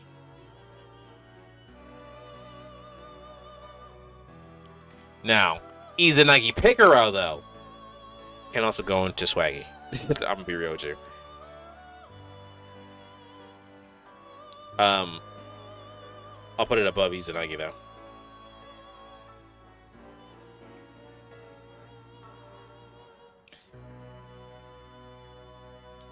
It looks like I'm being really, I'm really being, we take a look at the list real quick. It looks like we're being really tight-fisted about who gets into the top category of drip. Yeah, but Izanagi Picaro, I like this design a lot better, but the plaid doesn't do it for me here. Yeah, the plaid doesn't do it for me here.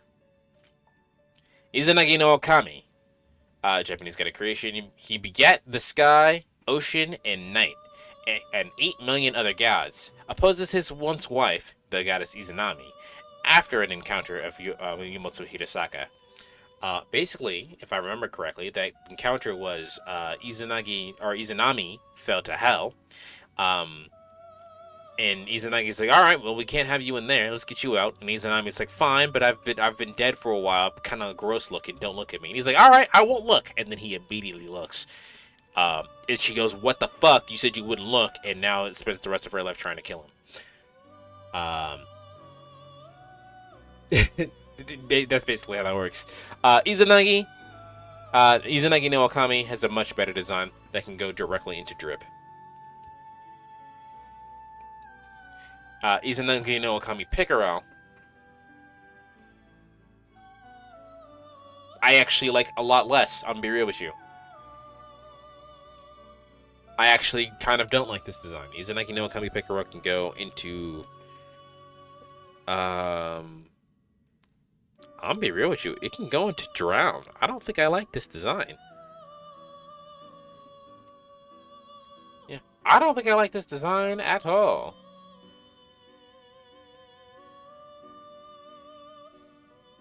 Yeah, I don't think I like that.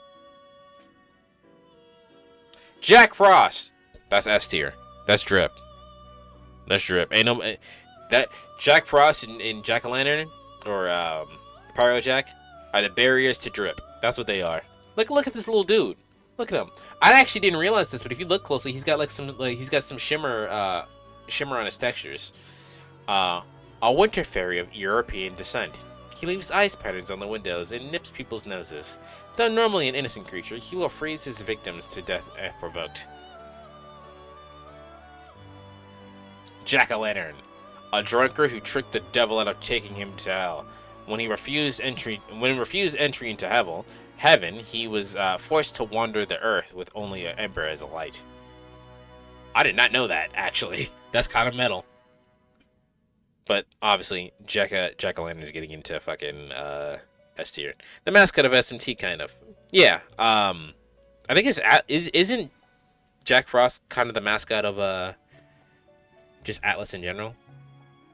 Where's Pyro Jack?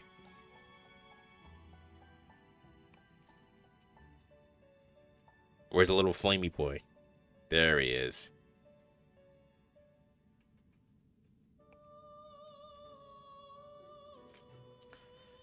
Jadyu, the Hindu king of birds. In Ramayana, he fought bravely against Ravana in an attempt to save Sita, Rama's wife, and the seventh avatar of Vishnu, but lost. That's going right next to the other Birdman. Yeah, that is going right next to the other Birdman.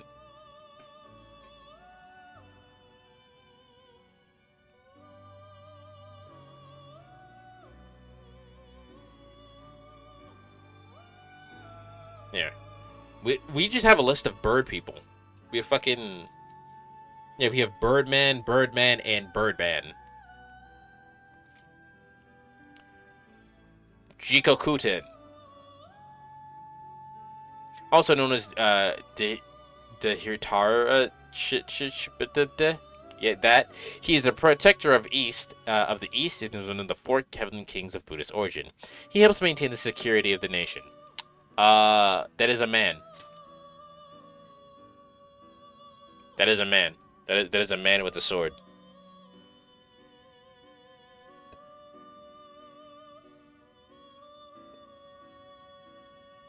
When I find him, he will be going into dry.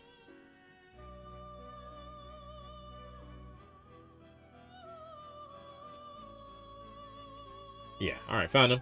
You're going into dry. Right next to the other man with sword. Kaguya, a persona from another story. A divine being born from a glowing bamboo shoot. Though many proposed to her, none could compete with the strict tasks. She eventually returned to her home, the moon. Anyone who's seen the Ghibli movie, Princess Kaguya, or the Moon Princess, or whatever it's called, good movie. You should watch that. It's pretty good. Kaguya.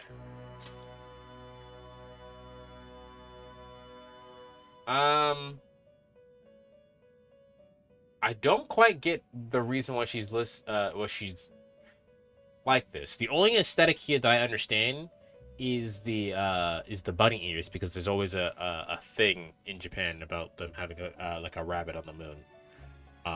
That's why Usagi is named Usagi, which I think literally means rabbit. But maybe the back part is like meant to represent like a half moon or a crescent moon, perhaps. And then she's got long hair, which is usually, I think, a princess thing. The crown kind of connects to it. You know what? This is a good design. I kind of like it. Kaguya can go into...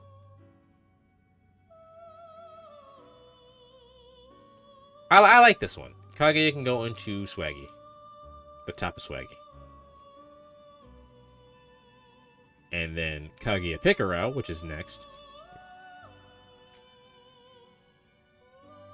For me, that's just better. Also, Blood Moon. If we take the context of the wing things, like as like representing the moon, that's a Blood Moon. That's going into Drip. Right next to Fafnir. Better than Fafnir? Better than Fafnir. Not better than Bullman though.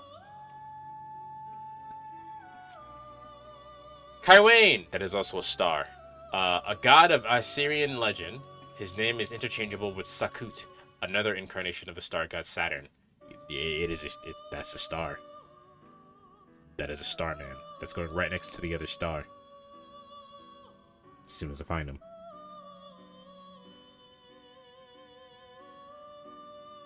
Yeah, there he is. You're going right next to the other star and fucking drown. That you're... Yeah, no, that is a star, man. Actually, you know what? The reason I'm gonna put him in dry, because he does have an idea that I do kind of like. Though the weird way that the hair kind of comes off the edges, I do kind of like that. But that is just a star with a fucking man on his face. Kali, the goddess of death and destruction. She is said to be another face of Parvati. She's violent, wears a string of skulls. And carries bloody weapons, but she blesses her followers. Also, she getting that square step. She getting that shit. String of skulls, which is seen on her battle dress. She's got 6 arms with swords in each one. Violent. I like this one. This is going in Swaggy. Also, a really good persona to use in the game, just in general. Kelpie, a horse-like fairy of Celtic folklore that lives by the water. It drowns those who ride on it, but it's a valuable mount if you can tame it.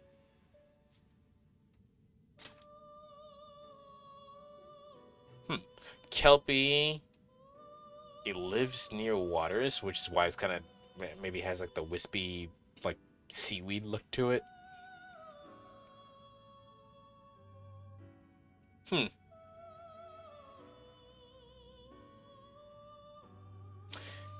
That's gonna go in mid. It's not bad, but it's not my favorite. It's gonna go in the middle of mid. Kikuri Hime, the goddess of the goddess of life in Shinto myth. She once mediated between Izanagi and Izanami during their confrontation in Yomi, the land of the dead. Girl.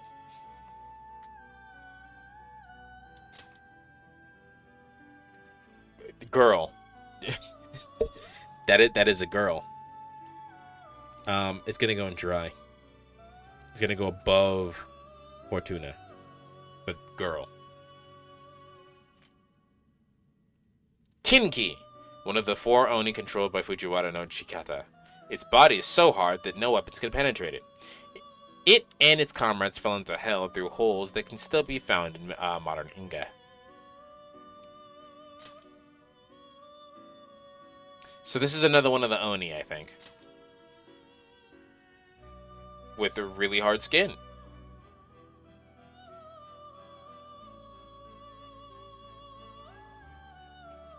Yeah, I like this one. I think this is just a good persona too. What level are you? 27. I think for what we need at like level 27 when you play the actual game, that's a good persona. Kinki can go into high mid. You're not better than Kali. King Frost, the king of the snow who rules over an infinite number of Jack Frosts. He has the power to freeze the entire world, but is unaware of it due to his naive personality. I did not realize he had like a key. What's the key symbolized? King Frost seems like the key is literally for him. King Frost seems like something like they made specifically for SMT. Like this does not seem like something that has its basis in real lore. They just made this for the one of the games, and they were like, we like this one. King Frost is going into I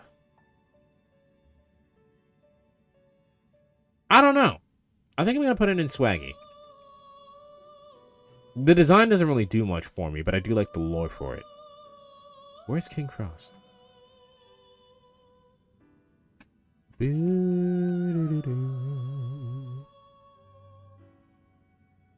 Where's King Frost now? Where is he? Can you guys find King Frost? There he is. Found him.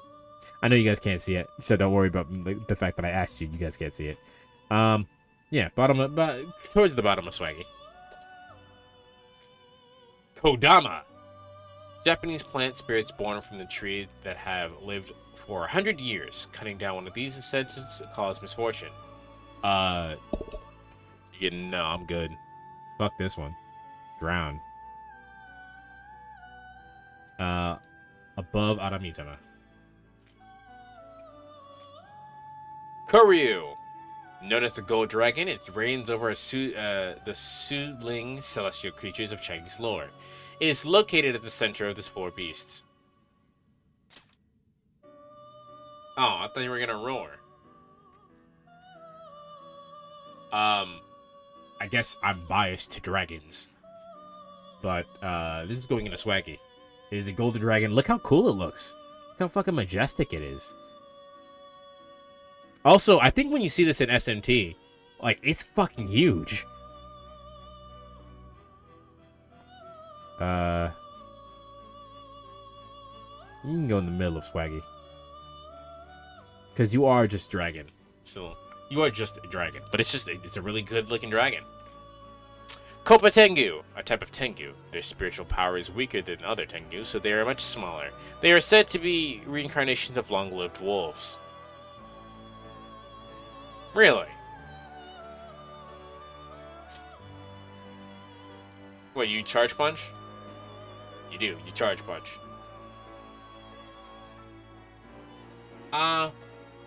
It's just a winged guy with the mask on. You get high mid because of wolf lore. Your good boy came back to life.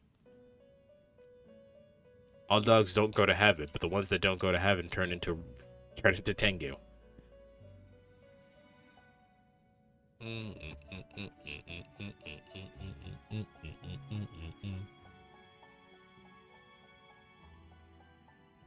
Where is he?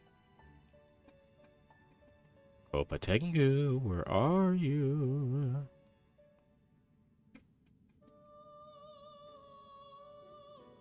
There you are. Above Cerberus. There you go.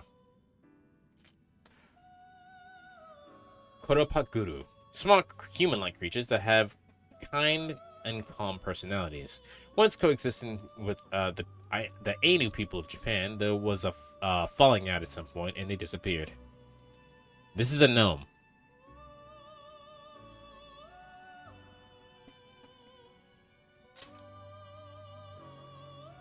That's a cute animation. For that animation goes into dry, but that's a gnome.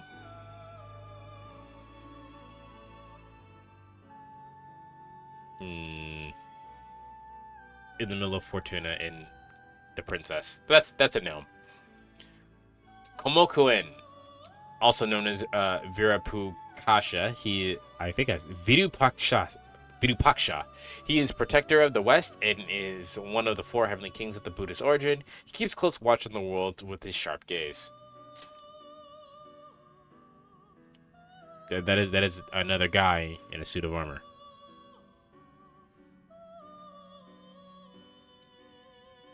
Yeah, where is he? So I can put him right next to the other guys with suits of armor. Boom. Let me take a drink. Let me take a little drink. Let me take a little sippy sip.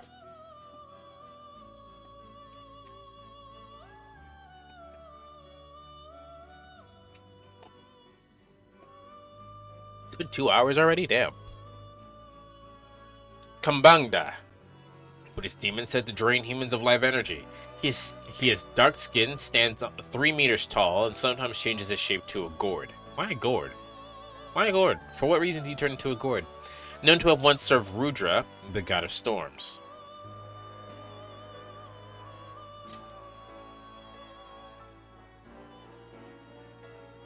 Wow, he was intense with that animation. Wonder what noises they'd make if they all made noises. You can go into Swaggy, because actually this design is really interesting. It's a really interesting design. Horseman with really weird decrepit, like look at it. It's so weird. One of the more interesting ones. Kurama Tengu, a type of Tengu said to have lived on the Mount Kurama in Kyoto. The most powerful and well-known of the Tengu, they have the power to fend off disease and bring good fortune. This will go one tier higher than Tengu. Yeah, this will go 1 tier higher. Where did I put Tengu? Put it in mid, so it's going in Swaggy.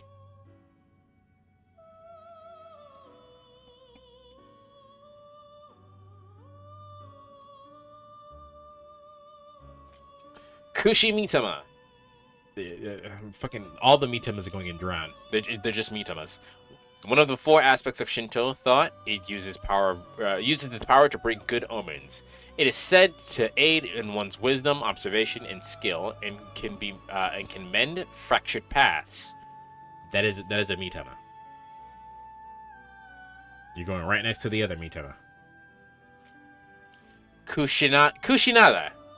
Japanese goddess, governs fields and fertility. All of her sisters were sacrificed to Yamata no Orochi, but she was saved by Susanoo and became his wife. So technically, Yusuke's evolved persona is Susanoo, and Susanoo marries this lady. Why do you have combs though? I don't get why you have combs. I don't understand why you have combs.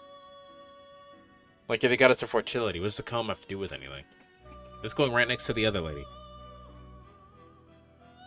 The lady with the, yeah, you're going right next to him. Right next to her.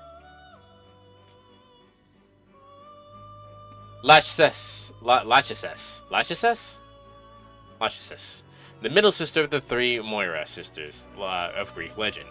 She is their pointer, measuring the thread of which she determines each person's lifespan. She's actually the best out of the 3. I'll actually put her in mid because she's the best. She's the best design out of all of them. It's probably because she's red. I said I was gonna put them one tier higher. No, I'm putting the sisters right next to each other.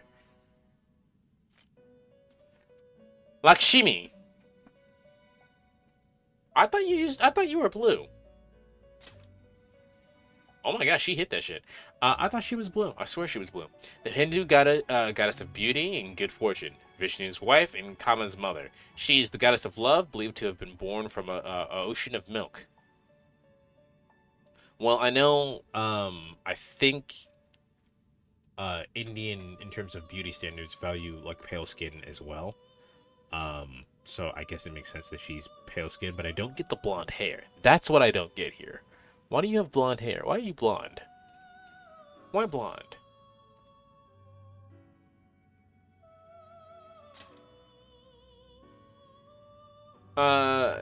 She does a spin. She does a really cool spin. So she gets to go into mid. Otherwise, I would have put it in dry. Where is she? There she is. Right next to Apsaris. Lamia, the serpentine woman of Greek myth. She was once the queen of Libya, Zeus's jealous wife. Oh, Zeus's jealous wife Hera killed her children, causing her to go mad and transform into a monster. So Zeus had a bunch of kids with her, and Hera killed all the kids, and because she killed all the kids, she literally drove herself insane and became this.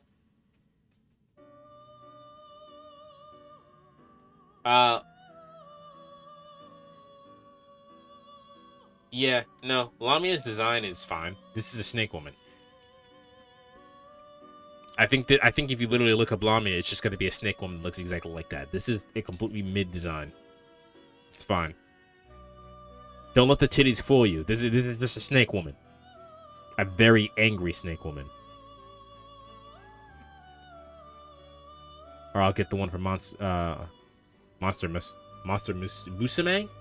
I'll look at it.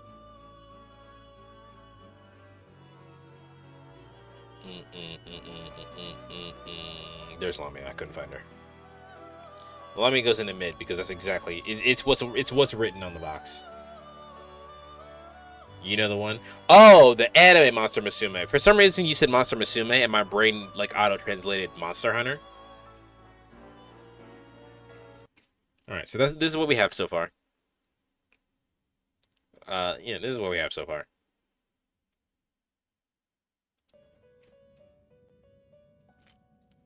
Leanne Sheed, a beautiful fairy of Irish lore that yearns for the love of the human man. She drains the life out of her lovers in return for granting them artistic inspiration. That is a weird thing. So she wants the love of a human man, so she's going to kill them. But by killing them, she's giving them artistic inspiration. What a weird demon. How strange. I like that lore. That lore is interesting. She gets to go into dry. Otherwise, that is just a woman floating.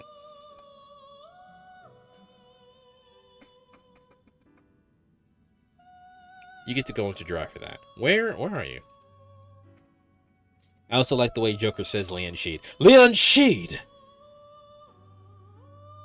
There you are. Right next to Legion. Leon Sheed. You get to go into mid.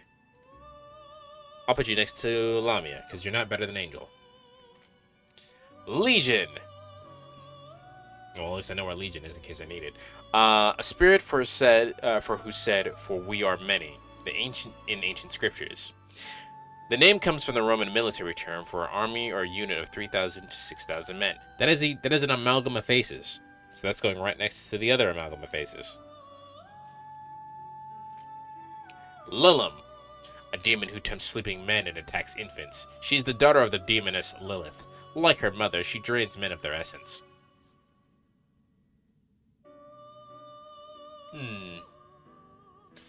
So, why does she attack infants, though? I get the attacking men, because you drain their life essence and that's how you eat. I get that. Why do you attack infants? For what reason what do you get out of that?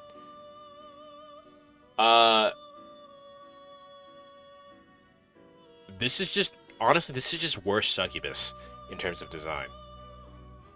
You get the cool. You the only thing that I like about this design that's not present in on Succubus is that she has half gloves. I think that's cool. But this is just worse Succubus. It's going in a dry.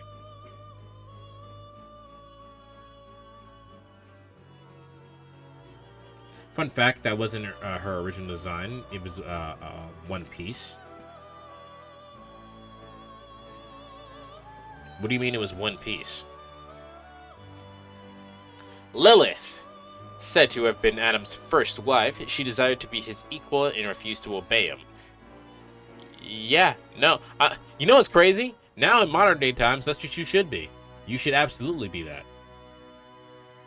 Oh, it was a swimsuit. So her original design was a one-piece swimsuit. Weird. Fucking imagine that. Imagine being equal to someone. Lilith wanted to be equal, and then God said nah, and now she got cast out of Eden and became the demon of the night because she wanted to be equal. Not better than, not more powerful. She wanted to be equal, and she got cast out of the Garden of Eden for that. Wild. She is the mother of the demoness Lilith. So this actually does have some interesting design elements to it. So her body is actually what I assume is scarred because the snake wrapped around her. The snake is wrapped around her so tightly it scarred her body, or imprinted on her body. So I actually really like that design aspect.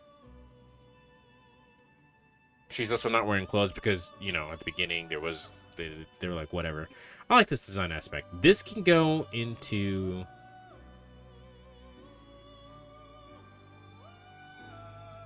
I will put it in high mid, and the reason why I'm putting it in high mid and not swaggy is because I don't think the snake actually has anything to do with Lilith. I'm pretty positive the snake has actually almost nothing to do with Lilith. Loa, a general name for gods and spirits of Vodum. What the fuck is Vodum?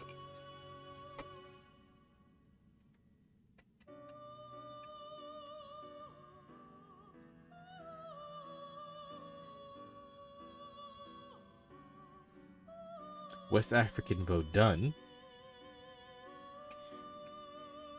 There's Vodun, and there's Voodoo. Candomblé Jeje, also known as Brazilian Vodum, is one of the many branches nations of Candomblé. I think, do they mean Vodum? Because if you Google Vodum, you get West African Vodun, which is Voodoo. The gods that actually affect human lives are called by this name. Those with negative power are said to be able to kill with the fatal curse. No, that's Voodoo. They're talking about Voodoo. So they're talking about the ones. They're talking about specifically the ones that curses, and that's the snake in a skull. That is it. It's not even. The skull itself is probably big, meaning the snake is really big. But like, that's a snake in a skull, bro. Like, it's not. Like, whatever, man. That can go into dry, bro. That can go into dry. That's not that interesting.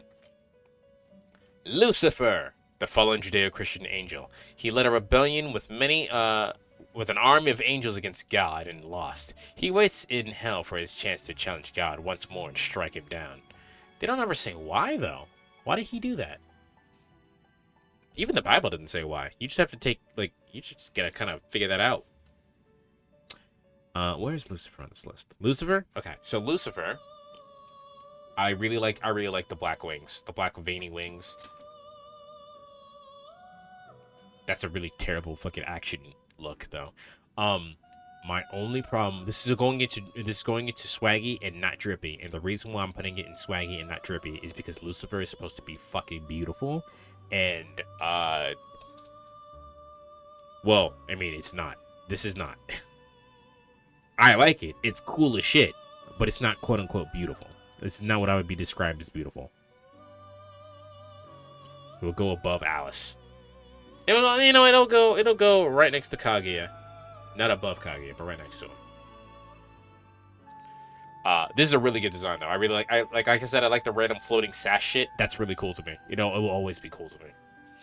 Not what I would describe as quote unquote beautiful. However, if you for anyone who's played SMT5, you get to see this version of Lucifer, and then like he goes like, "Oh, you should be able to see my real form." And like this form breaks off, and you see his real form, and it actually is really cool looking. Magetsu Izanagi Picaro. I don't know why we're starting with the Magetsu version or the Picaro version, but here we are. Persona turned Picaro to become the Trickster's mask. He is Izanagi's rival. Magetsu means calamity, so unlike Izanagi, who founded the land and brought order, he leads all back into chaos.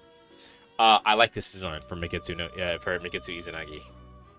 I like the weird like star pattern that they have on here. That's really cool. I dig that. That's going into Drippy.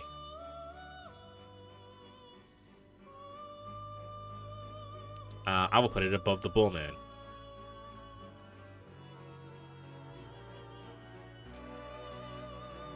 Macabre. What? Hold on. Oh, there he is. I was like, what the hell? You would like to overwrite it? Macabre, an evil spirit with the same name as the death appearing in medieval oratorios. It is depicted as a skeleton with a black cloak and a sickle to reap humans. It dances the feared dance of death. Do you dance? Damn, he got that shit too. Hold on. He got that shit. So, they took the this is the General Reaper look, right? But they decided to go more for the dance element instead of like the actual generic cloaked skeleton man. And I like this a lot more. This can go into Drippy. And he got that dance. That dance was, he murdered that shit. Macabre can go into Swaggy, right next to Chernobog. Mada. This is a weird looking demon. A giant Hindu monster. Its mouth is so enormous it can swallow the earth and the heavens in one bite. Its name means who it intoxicates.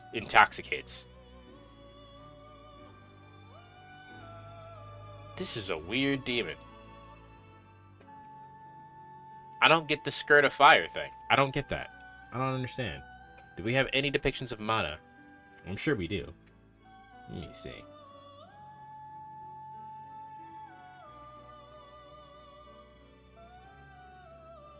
Nope, that's a company. Hold on. We have no depictions of Mada. Mada is so big it cannot be depicted. Oh, no, we have Madasami. Does that count? I don't know if that counts.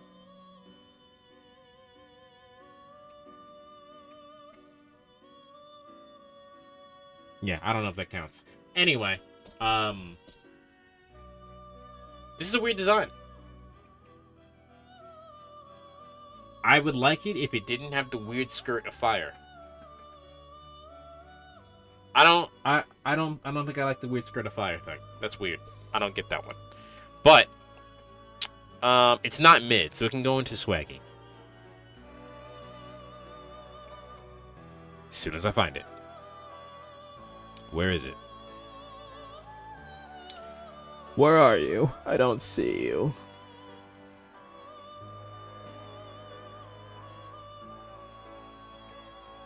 Come on, man. Where is it?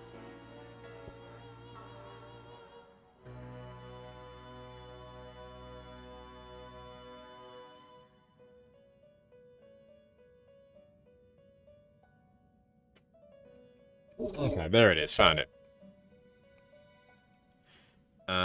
It's not mid.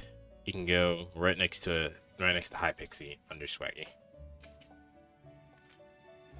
Okay, Magetsu Izanagi.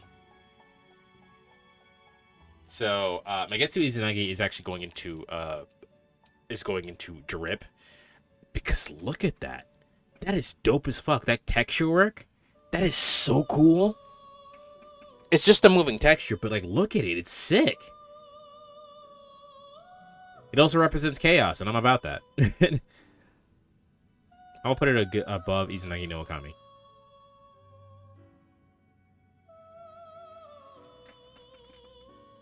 Alright, Makami. The divine wolf god in Japanese folklore, also written as Okushi no Magami. It is often drawn on prayer boards to prevent fires and thefts, but it is also feared as the human eater. So it stops and eats fires, but it also eats people. Flat long dog. Where did I put long dog? Where did I put the long dog? The long dog is in mid. We're gonna put him right next to him. Boop, right there. Mandrake. Your censored version is dumb. A magical plant whose roots look like a human.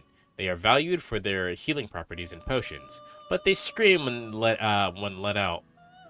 But the scream they let out when pulled from the ground will kill anyone who hears them. Is it like so piercing that like you die, or is it like even if you like have your ears covered, like you just die?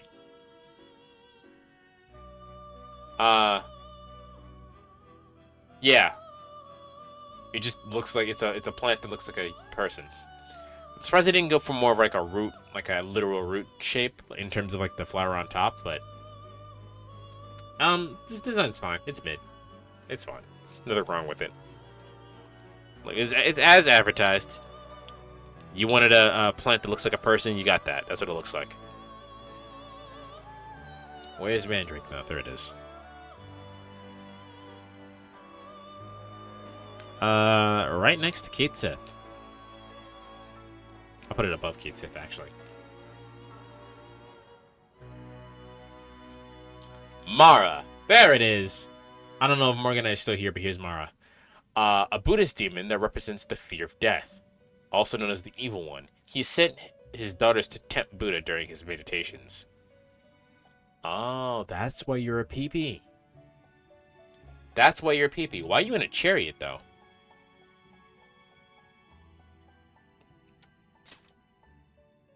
Why are you in a chariot, though?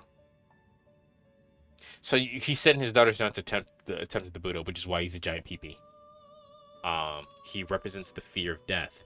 Mara goes into Swaggy, right next to Koryu.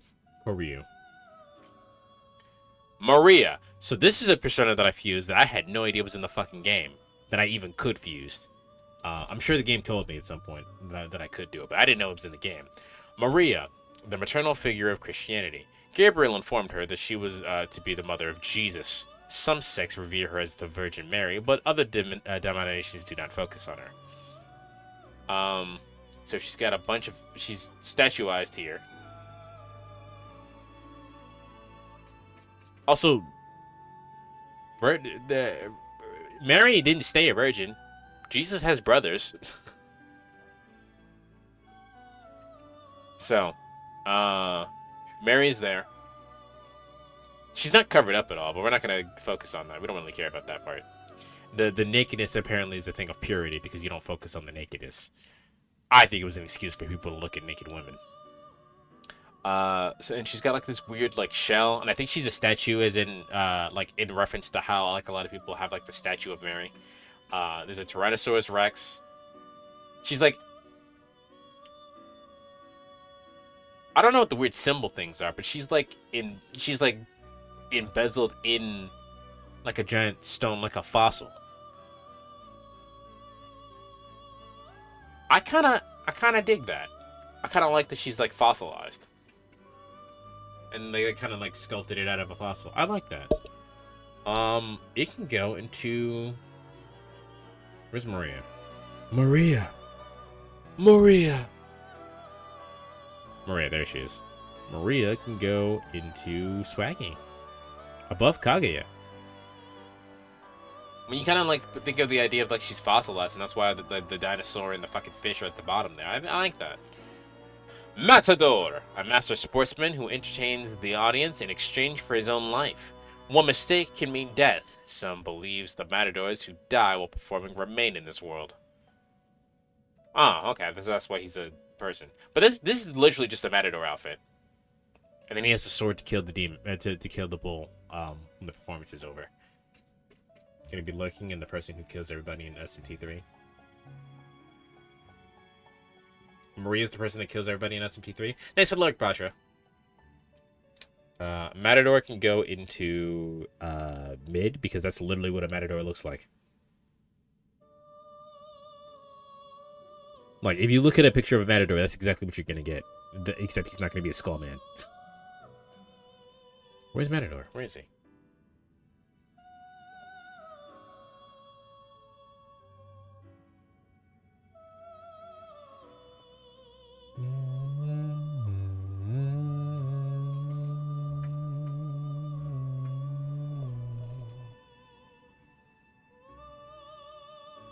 Okay, but where's Matador, though? I know he's on here. I definitely put Matador on here. There he is. Found him. Jesus. You're just as advertised. We're going to put in mid.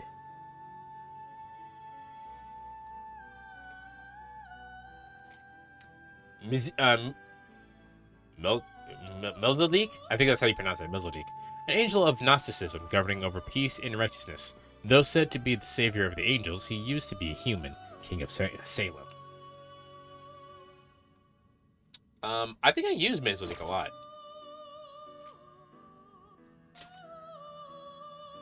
Yeah. As far as angels go, this is the most, this is one of the more interesting ones in terms of design, because it's got like a skin-tight bodysuit. It's got the Judeo-Christian, or the Judaism star on him, and it's robotic. It governs over peace and righteousness. He used to be human and king of Salem. Maybe that's why he's different from all the other angels, because he used to be human. Also, he kind of got a donk on him. Look, he kind of got that ass. Yeah, Melzalik. Where's Melzalik on the list?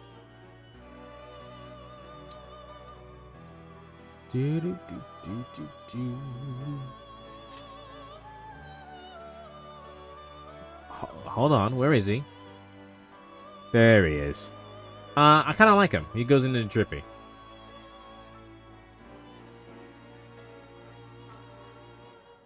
All right, Messiah. A persona of another story. He appears before Judgment Day to save the virtuous. He is a universal figure, appearing in the myths around the world. Many stories involved his death and rebirth. So this is Jesus, but this is the Messiah specifically is Jesus of all cultures. Anything that any person that's died and resurrection, this is what this is supposed to represent.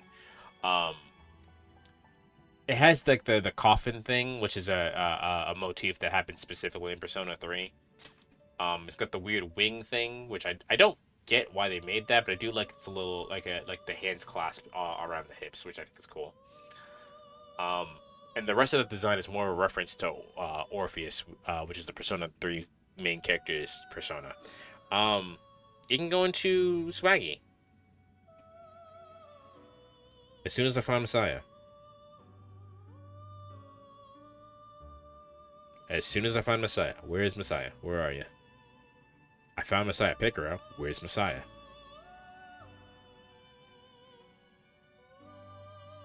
They're right next to Messiah Picaro. Duh. Anyway.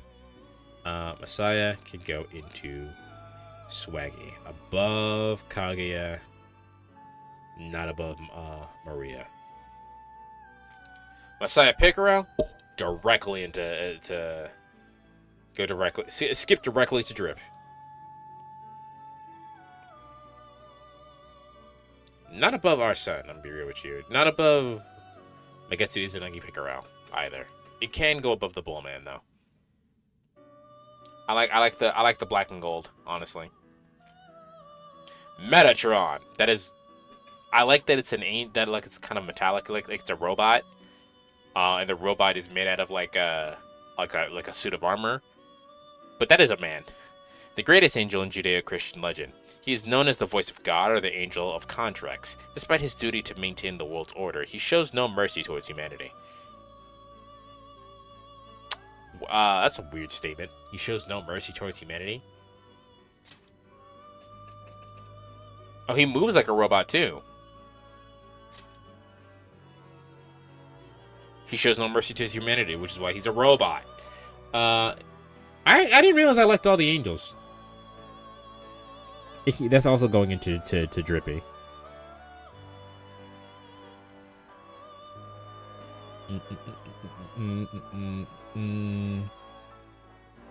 Are you? Yeah, okay. Metatron is this one.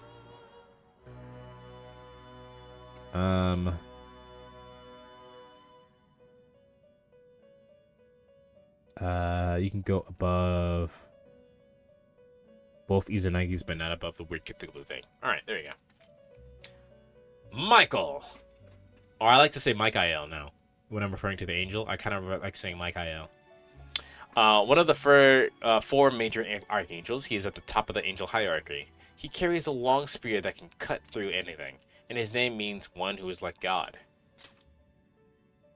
I don't like this design, actually, at all. This is mid.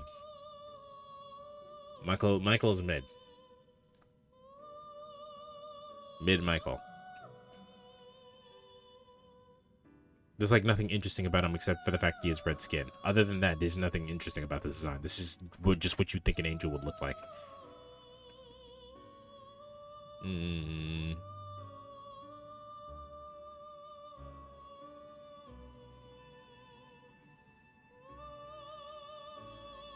Oh dear, where is he?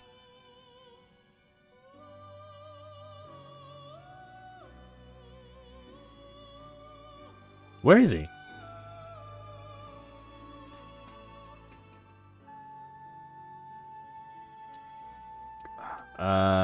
Fuck.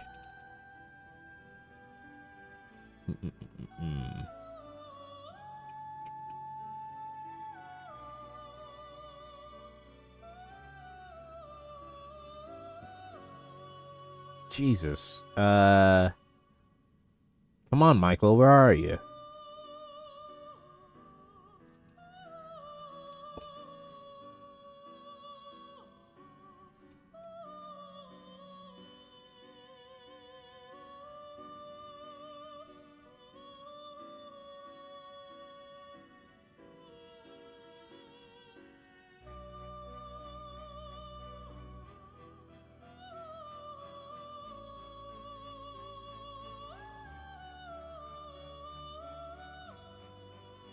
Oh my god, is he not in here? Hold on.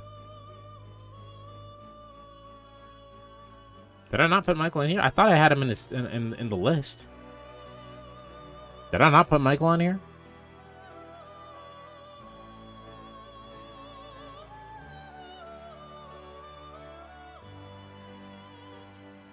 I might need to add him real quick.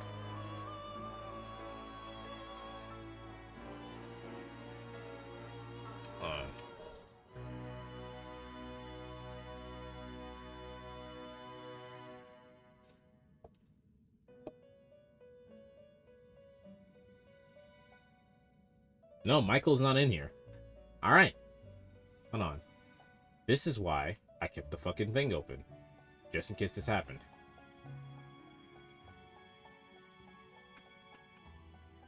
What part are you? Part of the judgment? Judgment. Michael. I thought I had you. I swear I have you.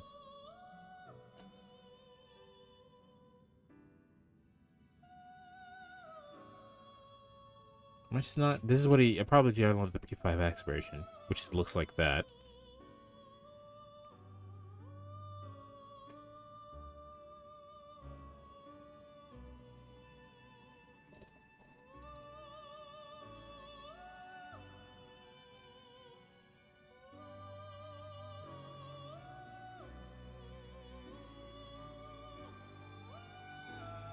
No, I don't think he's in here. Alright, well, Michael would go into fucking mid. I don't think I can add it from here right now because it'll reset everything, so I'll worry about it later. But yeah, Michael would go into mid.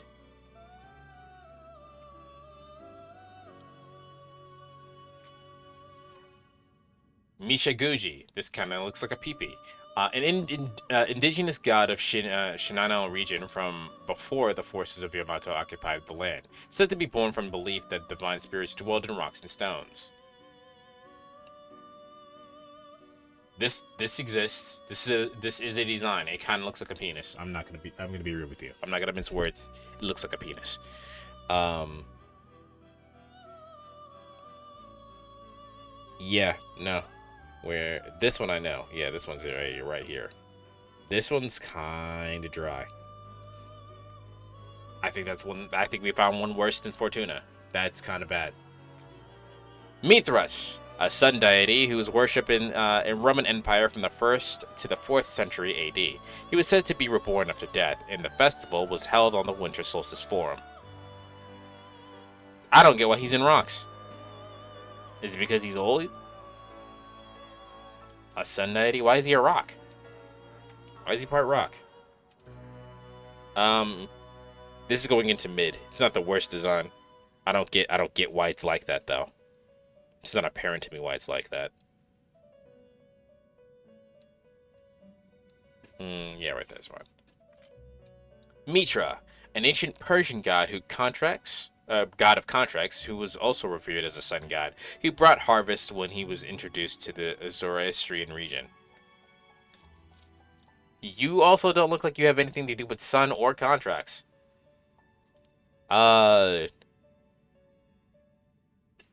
Also, I don't get this design at all. This is dry, actually. This one's kind of dry, I'm not gonna lie with you. Dry. This is also worse than Fortuna. I don't get that one. Mokoi. Evil spirit of Mernjin lore, believed to be reborn shadows. They kidnap and eat children and strike down any sorcerer who uses black magic. You get a weird boomerang claw thing. Ooh, scary wiggle. Drown. It's not. It's just not interesting. This is a bad design. You will put you below the Mitamas, but above Black Ooze, because Black Ooze is not even a full demon.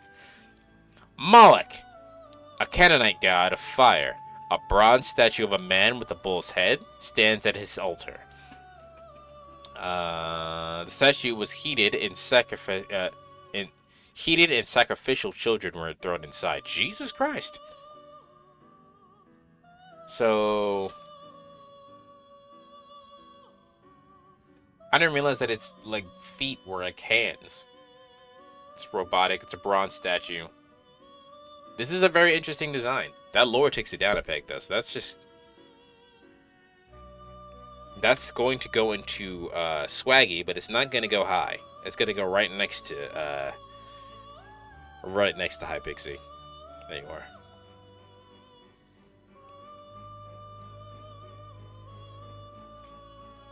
Mot, the Canaanite god of death. For every year he attempts to kill Baal, the god of fertility, only to see him raised from the dead with the help of Baal's sister, Anat.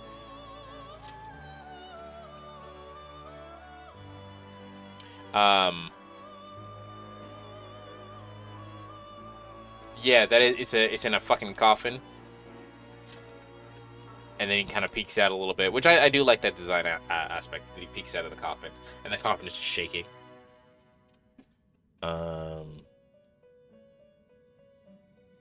It's mid. It's fine. Nothing wrong with it. More interesting than anything else. I'll put you above Kinki, but under Lilith.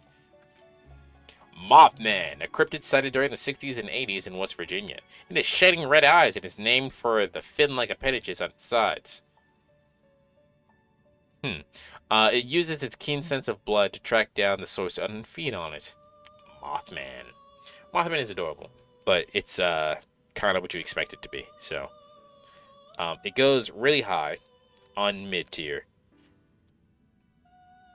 Better than Kinki, not better than Mott. Naga, half snake. Naga, half snake, half human, divine beings in Hindu lore, worshipped as bringers of rain. They live in the bottom of lakes and seas, singing and dancing when they are not fighting. What's your action? I mean, this is just Snake Man. You have a bell on your tail for some reason. That's interesting. I'll put it a little bit. For the bell, it gets a little bit higher than wherever I put Lamia. No, where's Lamia?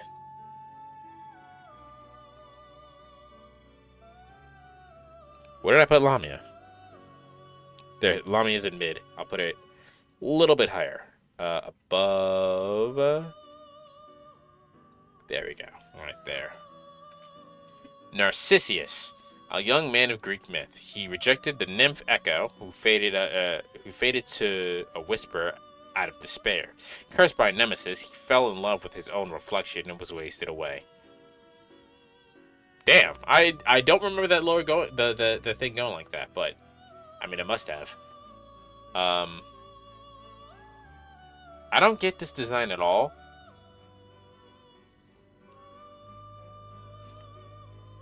Yeah, I don't get this design. He's quite effeminate, and I dig that. Narcissus can go into mid. I don't quite get the design here.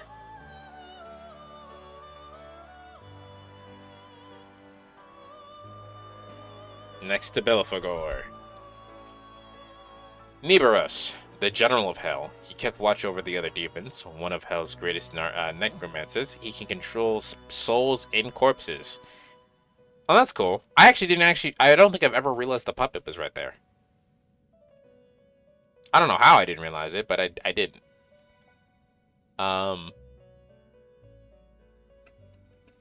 Yeah, actually, this design can go into Drippy. I like this. The weird, like, markings and everything on their body. And then the puppet. As soon as I find him. And there you are.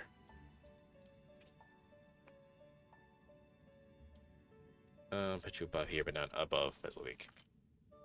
Neko Shogun, a prophetic Taoist god, originally known as Mao Shogun. Due to the linguistic error involving the Chinese word for cat, his name was changed to Neko Shogun. This is Samurai Cat. You at least have a tail, but you're going right next to Neko Shogun. Or you're going right next to Kate Sith.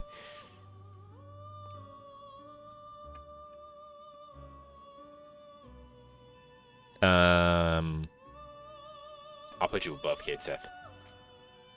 Nekomata. Long-lived cats are said to become these malevolent cat demons. Their powers vary according to how long they lived, ranging from shapeshifting to controlling the dead. Cat girl. Cat girl out of 10.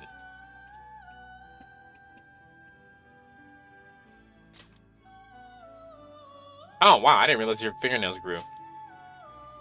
Huh. Cat girl out of 10. Where is Nekomata?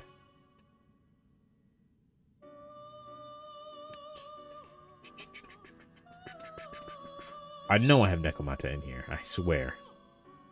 I remember looking at them. There you are. Nekomata goes into mid. Nigi Mitama. That's going into fucking drown. One of the 4 aspects of Shinto thought it works gently to help maintain a calm mind. It is said to aid in one's relations and sociability and can lead one in a positive direction. Drown. Doesn't matter where, it's just where the Mitamas are, I guess. Norn, goddess of fate in Norse lore. They live below the roots of Yggdrasil and weave the threads of fate, which even the gods are bound by. Is that why they're a clock? This is a weird clock.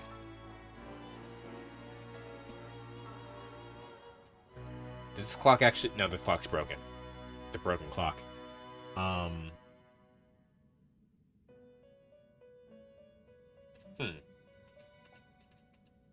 don't know how I feel about this.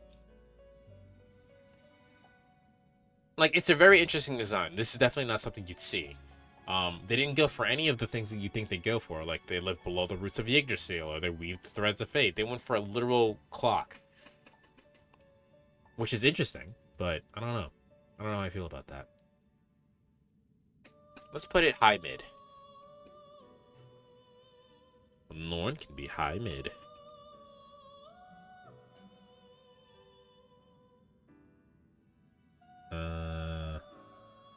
put it above Hellbiker. Nue, a creature of Japanese lore with a monkey's head, tiger's legs, and snake tail. The tale of Heike says that it hid behind a dark cloud each night to attack the Emperor. That's fucked up. This is mid. Nue is mid. I do not feel any strong particular feelings about Nue.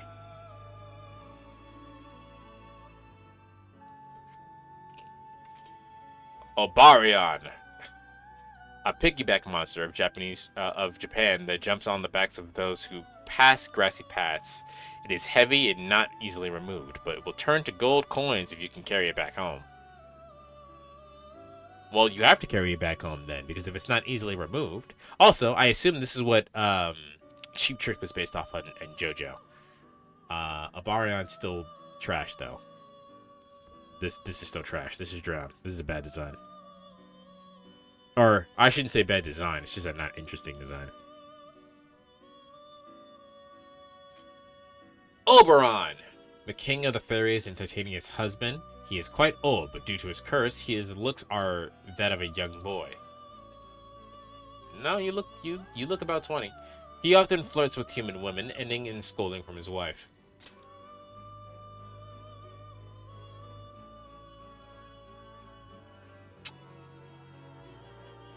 King of the fairies, so he has butterfly wings. That makes sense. This is mid. He's fine. Probably higher mid, but not high mid. You know what I mean? Barion's fine. Oberon. I'm sorry. Not Obarion. Obarion was the last one. Oberon. Oberon is fine. Where is he? Where's Oberon?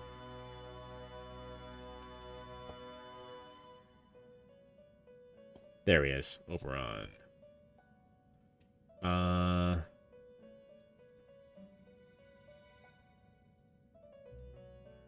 Yeah, right. Above Kopatengu. Odin. That's an interesting design for Odin. Father of the gods of Norse legend, he willingly sacrificed one eye to gain wisdom. In preparation for Ragnarok, he gathers the souls of the fallen warriors to his hall in Valhalla. I didn't realize that his staff, I'm not sure if you guys can see it, but his staff actually has a texture that's moving on it. Weird. Odd. But bro is mostly naked and just has a horn helmet and a missing eye. This is mid. This is a mid design. Odin in Shin Megami Tensei 5? Fire design. Amazing design. This is mid, especially by comparison.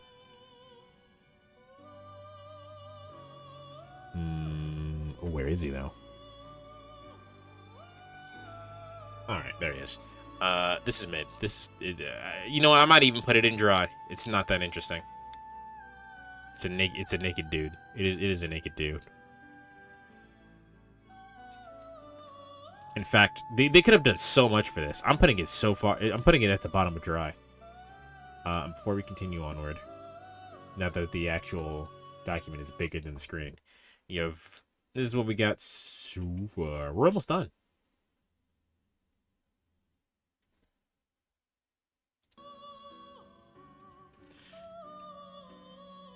Okay.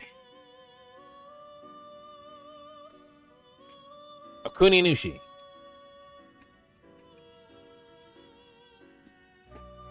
Let me take a sip real quick.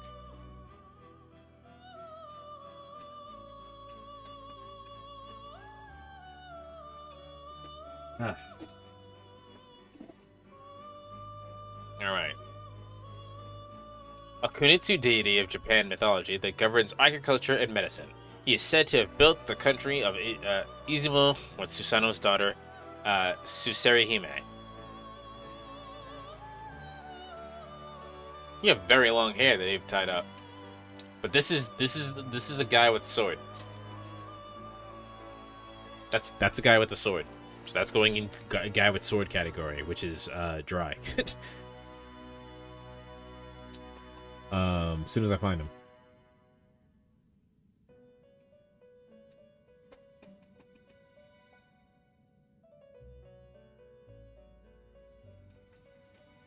Where is he? Do I not have this one either?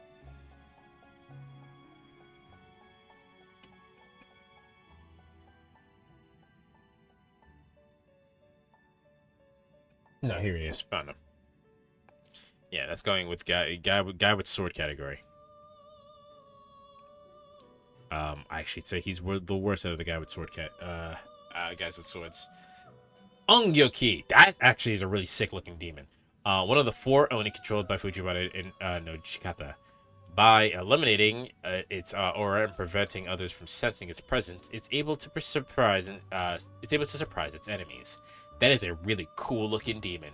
It looks like it's been bound and restrained, kind of. It's also really dark and black, and I like that. That's cool.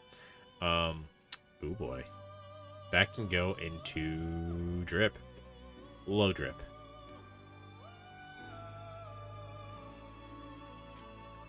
Oni, evil monster from Japanese lore, known for its hideous appearance and brute strength. They loot and plunder villages, massacring the townspeople with their iron clubs. Because of that, they decided to not give them an iron club for some reason. Instead, has a weird like staff thing. That's a sword. It's a reed spear, or whatever you want to call that.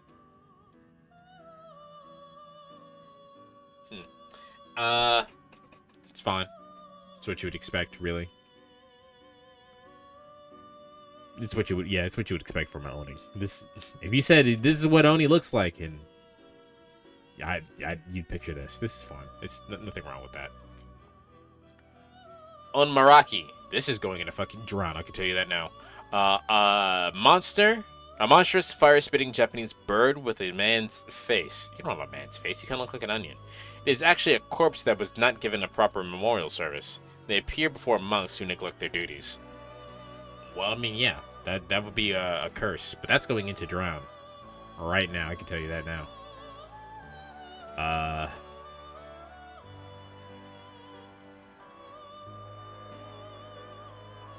Yeah, it's a weird chicken thing.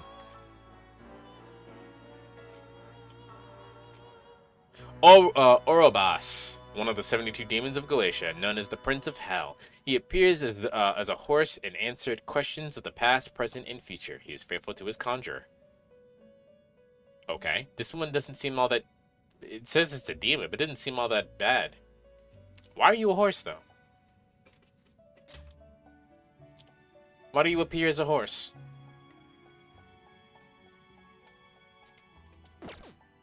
You're level 19? You're not really that... You're really not that,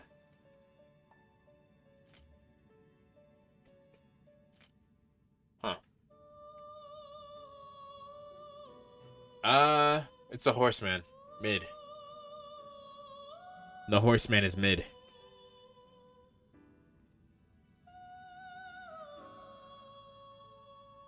Where did I put the horseman?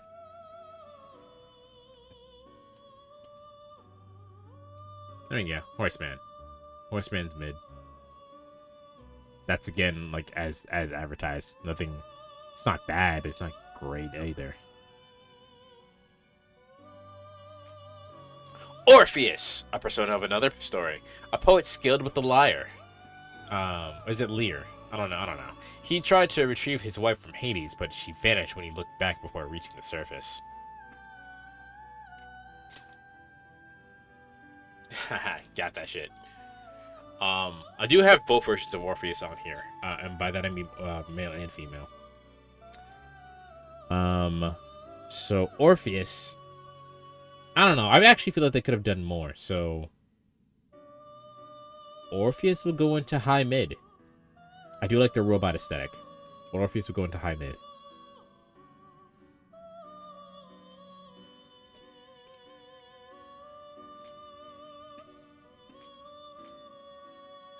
Female Orpheus, right next to him. Actually, female Orpheus will go into Swaggy because female Orpheus is heart shaped, because you know girls. Also, damn, it's stabbed from high to low. It's heart shaped. I like that. So it would go into Swaggy category. Orpheus Picaro. Look at the harp, or look at the lyre now. Look at it. It's got bat wings. That's going into drip. It's got bat wings now.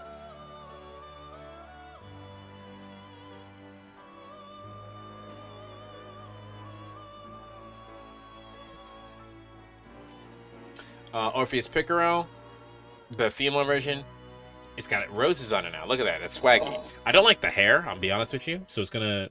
The reason I don't like the hair, which is why it's going into high drip instead of swaggy. But the rest of that design is great.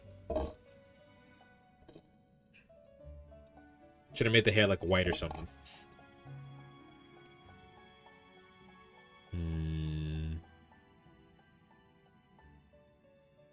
Okay, there it is. I found it.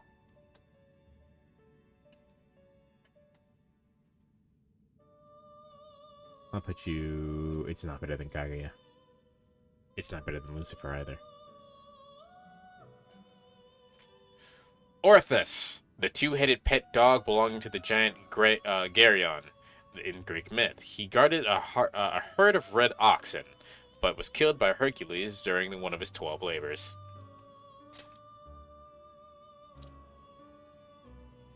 It's a two-headed dog with a weird reptile tail. Where's Cerberus on here?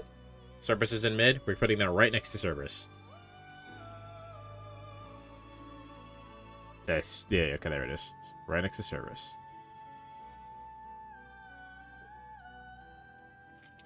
Osei, one of the 72 demons of the Goetia. He is known as the president of Hell. He can shapeshift from leopard to human and reveal the truth behind divine mysteries.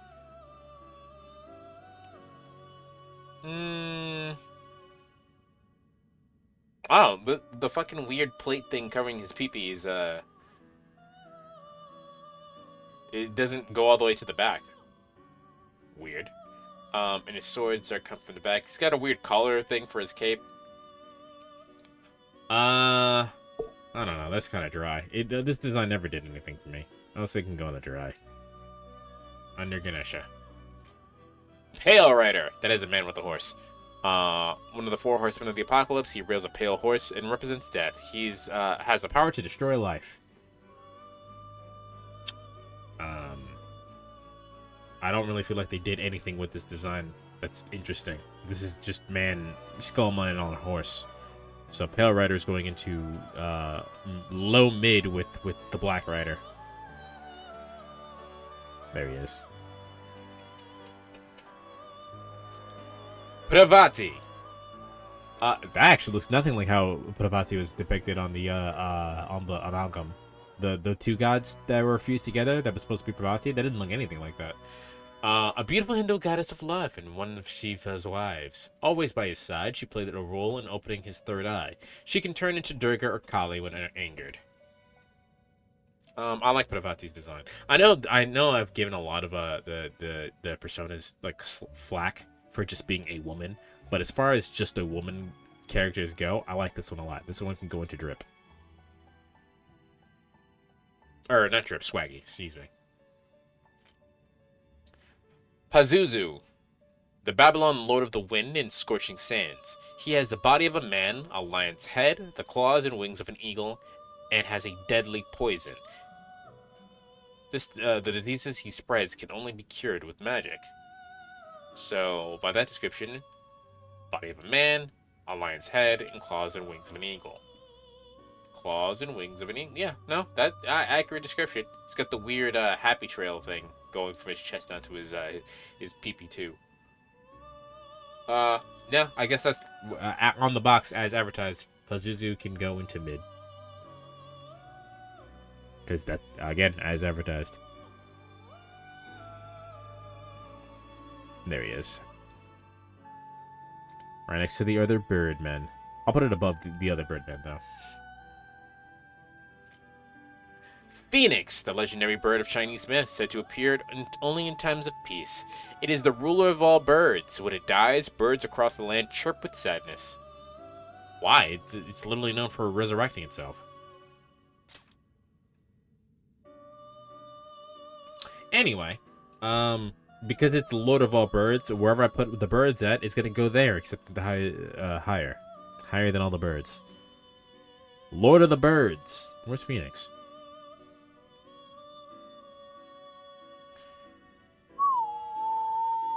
There it is. Lord of birds.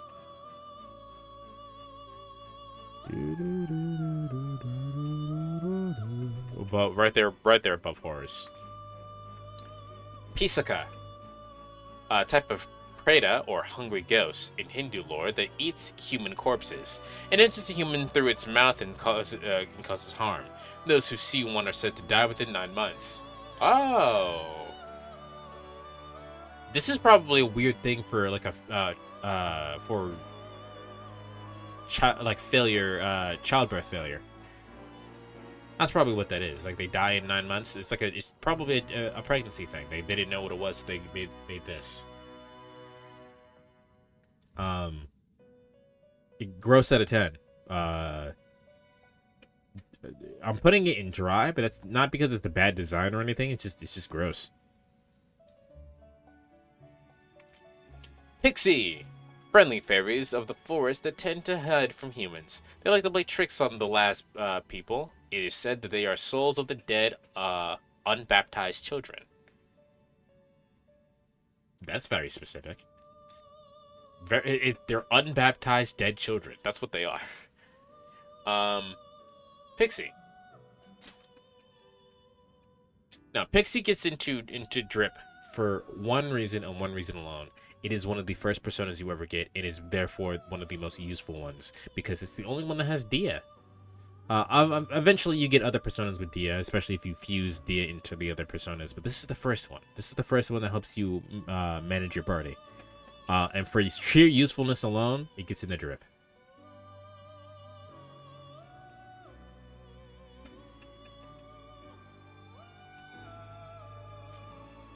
Power, the sixth of the 9 orders of angels. It said that they were the first order to be created.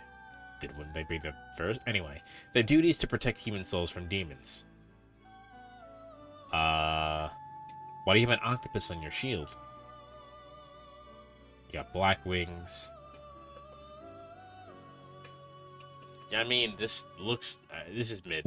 This is mid because it is an angel with the fuck. It's a warrior angel. We've seen that before. That's not interesting. Mid. Principality, the seventh of the 9 orders of angels. They guard the cities of nations and protect various religious figures. That's going right next to fucking power.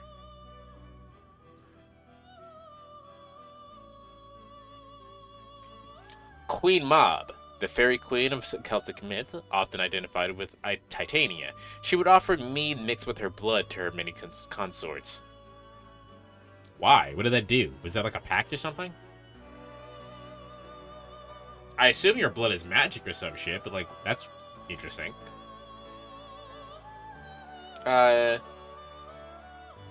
this does not, if this is meant to be like the Titania, but like I think this is more like of a general, like this is what this thing represented, which is why it doesn't look anything like how Oberon looks. But as far as the design goes, I like it. The weird skin texture is weird, but I like it. So swaggy. Nah, it's going in a mid. It's going in a mid, but above Orpheus. Nope. Quetzalcoatl, an Aztec deity of a feathered serpent. He created humans with his own blood and taught them how to sustain themselves. A feathered serpent? That is in fact a snake with wings. That is so mid. It is going into dry. Like, there is nothing more on the box than what you just said right now. Rajanaga, king of the Naga, half man, half snake tribe in Hindu lore. In the dragon kings of Nanda and Takshaka, the Buddhist myth, fall into his royal category. Snake Man. Gold Snake Man. Gold Snake Man.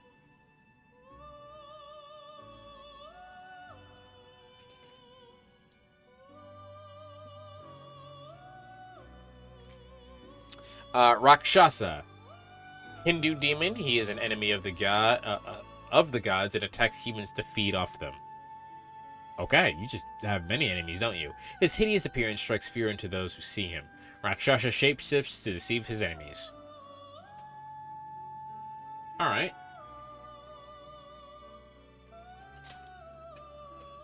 But why are you so mad, though? I understand that you are mad, but why are you so mad, though? Why are you so mad? Why are you so angry? Why is he an angry boy? I like this design, but it's not amazing. So it's going into higher mid, not high mid. I also like the pose. It's a good pose.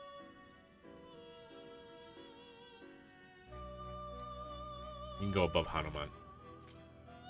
Rangda, a wicked witch of Balinese lore. She represents evil and is Balrog's eternal rival.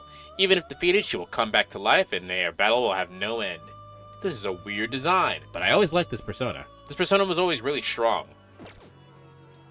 Yeah, because it repels it repels strikes and guns and nulls fire. And nulls curse. It's got 2 weaknesses, but that's really good. Yeah, this persona was always strong when you got around to using it. So it's going into.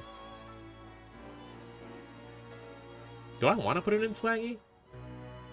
I don't. I don't like the pink body. If the pink body was like not pink, I think I'd like it more. Like green would work, red would work because it's already got the other parts of it. The pink just seems kind of random. Like, oh, it's a weird color we could put here. Here it is. I don't want to put you in swaggy. You can go above. Nah, not better than Orpheus. You can go right here. Raoul, another alias of Maurice Leblanc's hero, Arsène Lupin. Infamous as a phantom thief, was also known to be a man of many friends, lovers, and treasured allies. So this is basically Arsène, but an alternate design. I like this alternate design a lot. This is going right next to Arsène and Drip. It's also got a cigar. This is a really good design. I like Raoul. Raoul.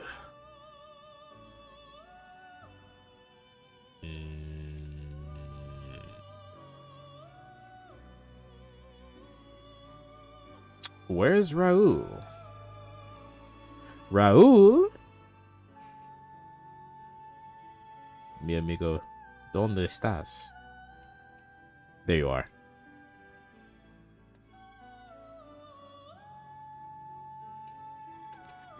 You're going right next to. Do I like him better than actual Arsène though?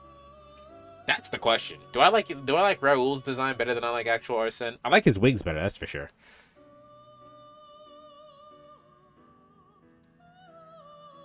I also like that his wings are a harness.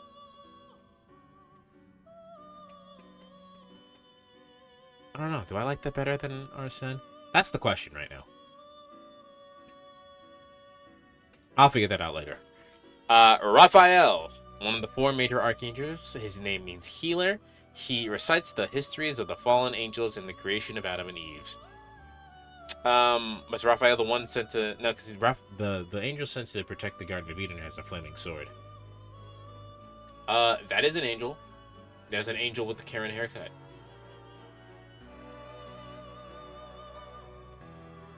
Yeah, that's mid. I'm gonna be real with you. I like all the angels, so it's going to be in high mid, but that's still mid. Red Rider. Fucking no, low mid right now. One of the 4 horsemen of the apocalypse. He rides a red horse and carries a great sword. He has the power to destroy peace and make men slay at one another.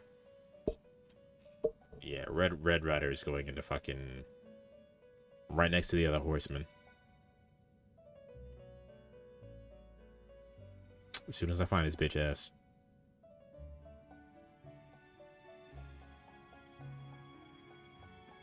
As soon as I find his bitch ass. Where is he? What the fuck? Oh, there he is. No, that's not. That's Valkyrie. Where is... There he is. There you are. You were hiding right next to Robin Hood.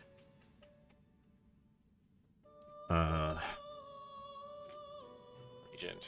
Saki Mitama, one of the 4 aspects of Shinto thought, it brings great bounty from the hunt. It is said that to aid in love, profit, and growth, and can create new paths.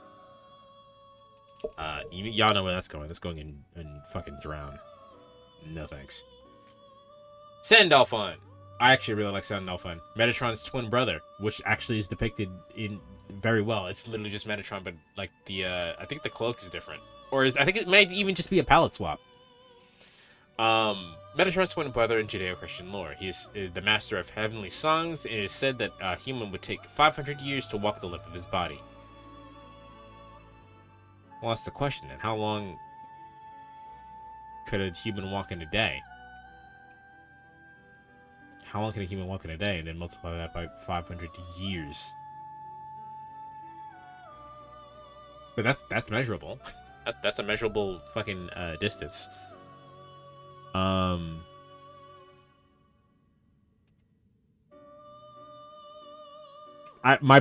brain is now hyperfixating on that, and I really want to do the math to figure out how long this man is. Where is Sandalphon?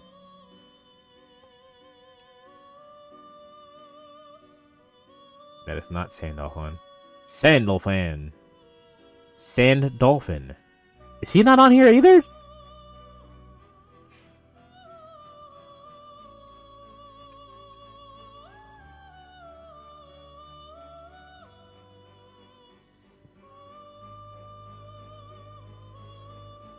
I swear I put him on here. Where's Sandalphon? Let me check my folder for him. No, he's not here. I'm just blind.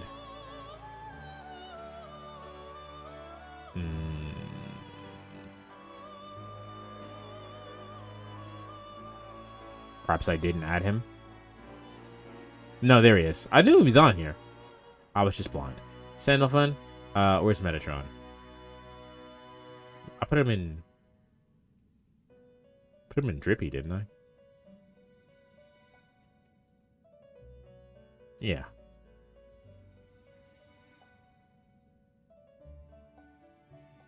Yeah, you can go right next to your brother. Sandman, Mr. Sandman. Man me a sand. A fairy in German it's German? Fairy in German folklore who carries a bag of magical sand, plus puts humans to sleep when thrown into their eyes. If the victim resists, the Sandman will sit on their eyelids. Bro, if you resist the Sandman's sand, he'll sit on your face, bro. You don't want that. His head's shaped like a moon, probably for symbolizing night. He's got the sack, the sack to carry all of the sand. The rest of it's just a red body. It's not the best design, I'll be real with you. That's kind of mid. It's better than what it could have been. It could have just been a man that throws sand at you, but it's still mid. Sarasvati, the Hindu goddess of rivers and patron of speech, writing, learning, the arts, and sciences. Brahma is her husband. That is a woman with the, I think that's a sitar. But again, as far as woman with as the personas go, I like this design a lot. Also, I recall her being very helpful when I played the game. I think she's strung with ice. I'm putting her next to Pravati. Wait, you strung with ice, right? Yeah, you know ice. Yeah. Damn, look at all the things that I have on her. Ice Wall, Charge, Psy Wall, Dekaja, Mataruna. No wonder she was fucking helpful. She didn't have any... She had stagnant... No, she had no attacks. She was a really good defense persona. I mean, she was weak to nuclear, but, like, defensively speaking, it was really good. Satan. The Judeo-Christian Prince of Darkness. He's also known for his role as the snake that tempted Adam and Eve in heaven, in Eden. It is also said that he was sent by God to test man's piety. Ironically, there's almost no snake design on this. He's got 3 titties. Or 3 sets of titties, rather. Weird bug wings, which I actually think is super cool. the tentacles coming out of it. It's really jarring and scary looking, and I really think it's cool. Satan goes into to fucking drip. Where's Satan? There you are. There you are, Satan. Satan goes into drip. That's a cool persona. Do I put you over Messiah Picora? I do. Do I put you over Megatsu Izanagi? I do. Do I put you over Raul?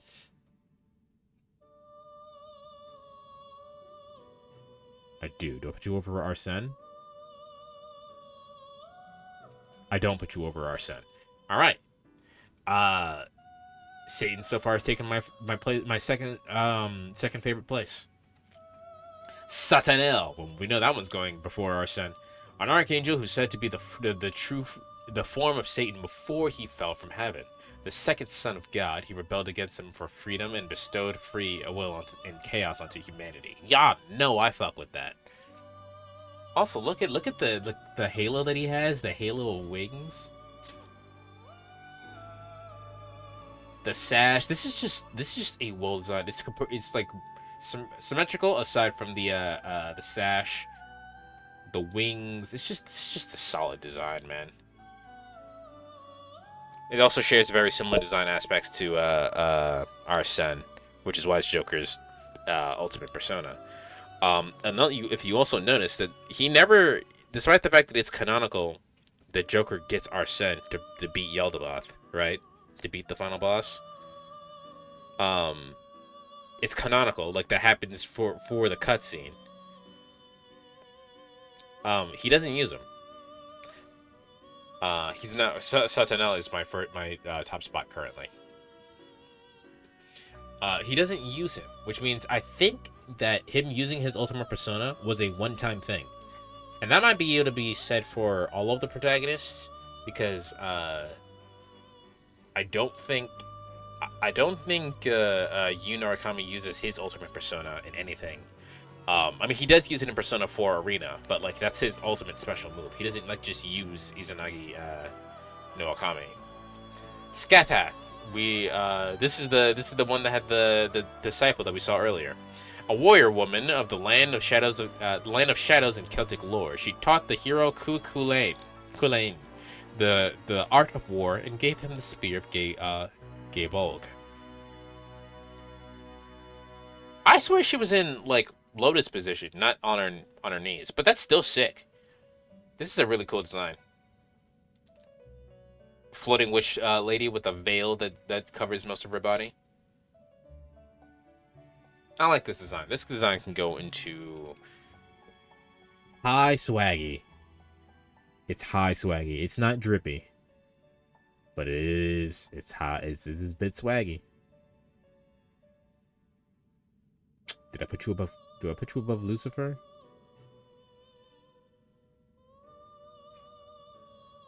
Do I put you above Lucifer? I do. Do I put you above Kaguya? Nah, you're not better than Kaguya.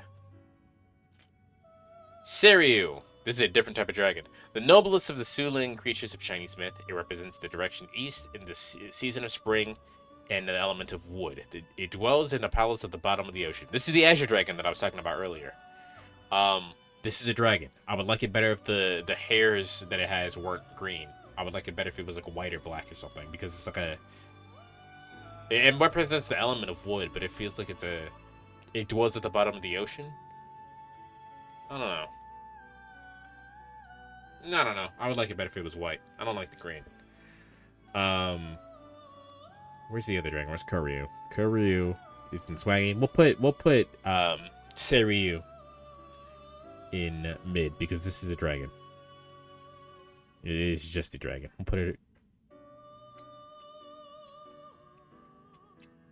above Phoenix, above Kinky, above. Yeah, we'll put it right behind Kali. Satana, a brave young man in Celtic myth. After defeating the fierce guard dog, he volunteered to take its place, earning him the nickname Hound of Kulan. Huh. Why do you have plaid? Why do you have plaid, sir? Why do you have a scarf, too?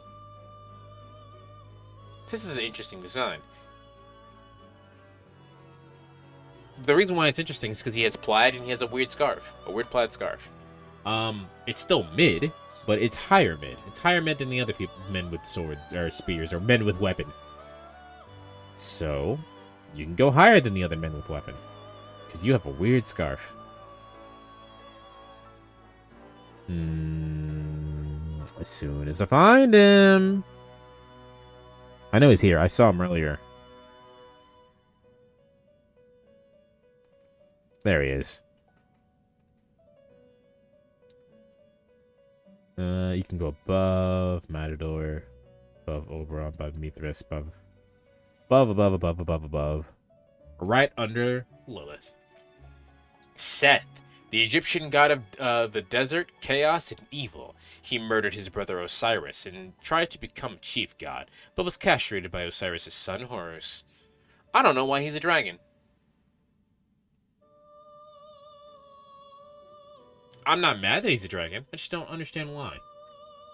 Because I think they're mixing two gods here.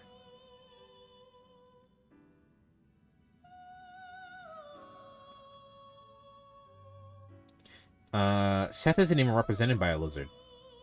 Or Set.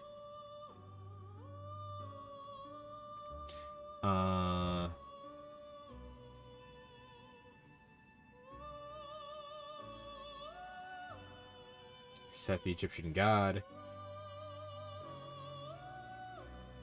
The trickster. He was the god.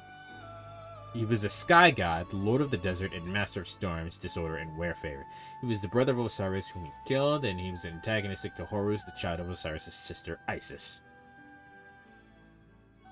He's not represented by...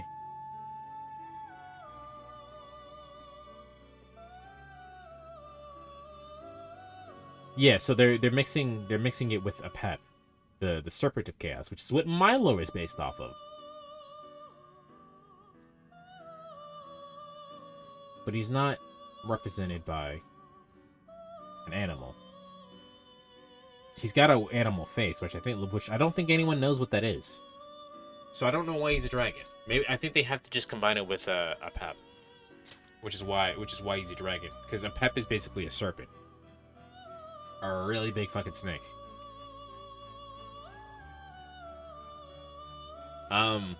Seth. I think Seth is the only Western-looking dragon we have here. So for originality, we're gonna put him in Drippy, or we're gonna put him in High Swaggy.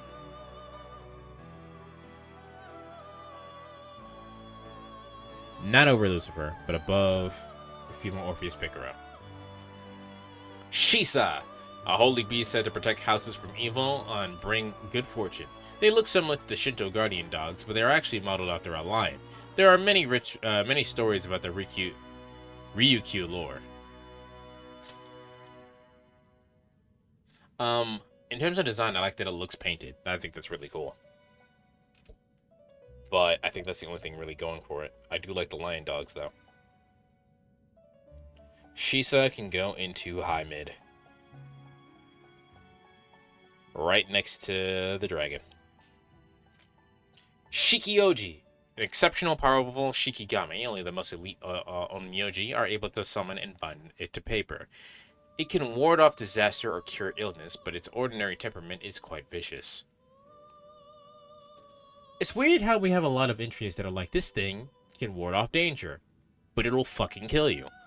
I didn't realize it was... I mean, obviously it's made of paper, but I didn't realize it was like technically a Shikigami.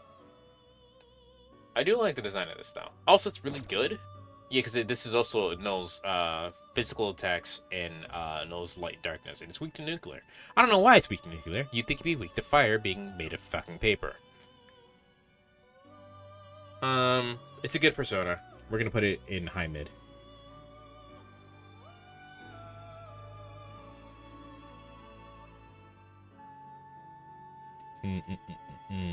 Right next to Kali. Oops. Shiva, one of the major Hindu gods. He is known as the Destroyer, but is also related to regeneration. His wife is Parvati. I'm a little bit biased towards this because I like the god Shiva anyway. Also, look, he getting that shit. Look at him. He getting him his little dance too. Get that shit.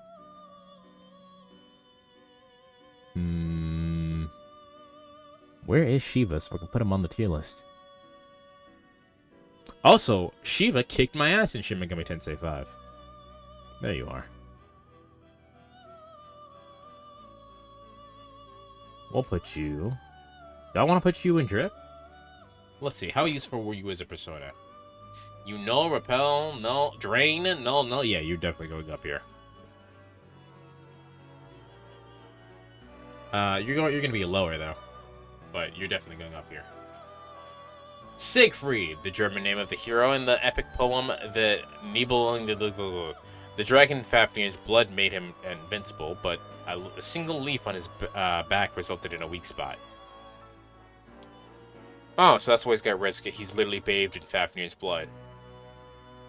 We couldn't do the leaf on his back literally because that's hard, so we put it on his shoulder. That's fine.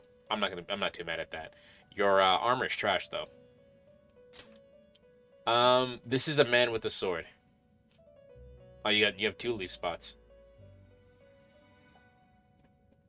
You have 2 leaf spots. This is a man with a sword. The lore makes it cooler. He can go into mid. Low mid. But mid. Yeah, that's one where the lore is carrying him. Were you a good persona? You were a good persona, damn. Silky, fairy god, fairy of England and Scotland. She carries out household chores while everyone sleeps and is a welcome spirit. It is said you can hear her silk skirt rustle as she works. Okay, the housewife fairy. What are you strong with? You're level 6, you're weak. You're more weak than you are strong. Makes sense.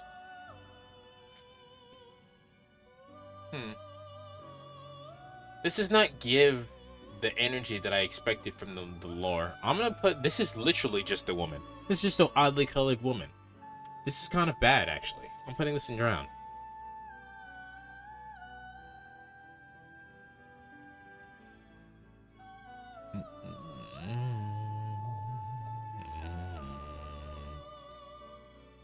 Where is Silky so I can put her in fucking Drown? Where's Silky so I can drown her? There she is. It's not worse than you guys. Definitely not worse than you guys. You can go right next to you because you were quite literally just a woman. Old-fashioned woman at that. Scotty. Scotty, like a melody in my... You're ice, right? A Norse giantess called the Snowshoe Goddess. Snowshoe Goddess. And the embodiment of winter, according to the legend of... all of the gods will return to her at the end of Ragnarok. I really like Scotty's design. I like that she's like the weird all black, like no light reflects off this body, void thing. I like that. I don't get the reason why the cape's there, but it's not a bad decision.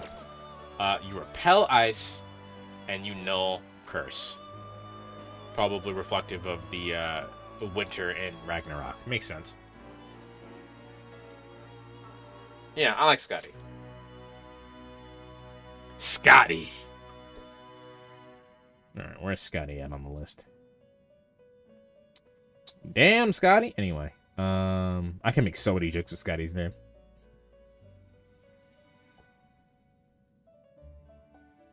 Scotty, like a melody in my head. And there she is. I was like, is Scotty not on here? Scotty was just a good persona. How good were you though? 53? Yeah, you could stay in mid. I'll put you next to Kali. Slime, trash persona. This is worse. This is worse. Or not worse. This is bad. It's just black ooze. A primitive monster with a viscous body. There are various theories to its origin, but it's still under debate. Said to compulsively collect shiny objects. Because you collect shiny objects, you will go above black ooze, but you're still pretty bad. actually looking at the art right now, Black Ooze in slime are like almost quite literally mirror images of each other. Like they literally just look like, if you look at Drown right there, it literally looks like they just like swapped the image a little bit and then colored it differently. It's a palette swap. Sarosha? In Zoroastrian lore, Sarosha's duty is to listen to the cry of humans for Aru Mazda. He is also known as descend after sunset to vanquish evil. His name literally means observance. You have a cool design. You are what an angel probably should look like. I like this design. This design can actually go into drip. Your lore is not really that interesting, but this design can go into drip. I like this design. The weird one eyeball in the center of the forehead. I like this. This design can actually go into drip. Nope. Succubus. A female demon in European lore in medieval times. They visit sleeping men and have sexual intercourse with them. The victims don't wake up, but may dream of the encounter. Oh, you know what? Incubus had like the nut on his as an ankle thing, and Succubus has a is that a bolt? It's a washer technically, but on there, so like they go into each other. Get it? Ha ha ha! Sex joke. She's got a choker on as well. Just for that little small detail, I put her. Where's Incubus? Incubus is in Swaggy. I'll put her slightly above. I'll put her right next to Incubus. Succubus and Incubus can go together. I don't remember Succubus being all that useful as a persona though, but the design wise, I like that.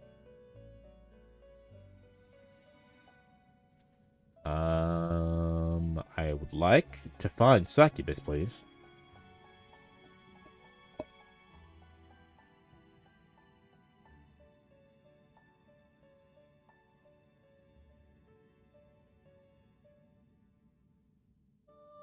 Come on, man. There's not even that many persona left. Where's Succubus?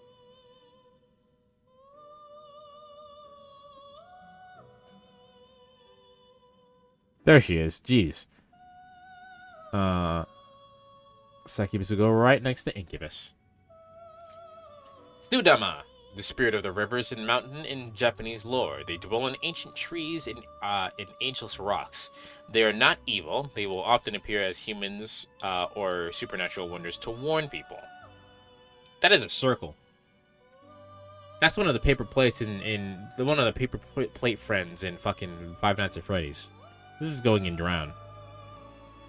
It'll go higher because it's cute.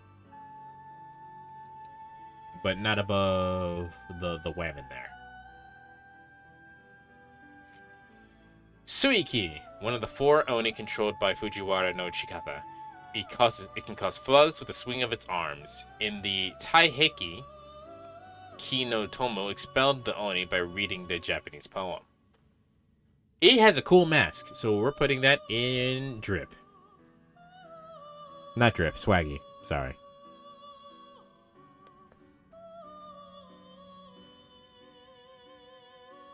As soon as I find him.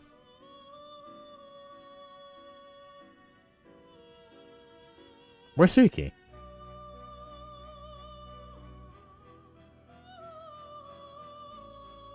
That's not Suiki. Which one? There's Suiki. There you are.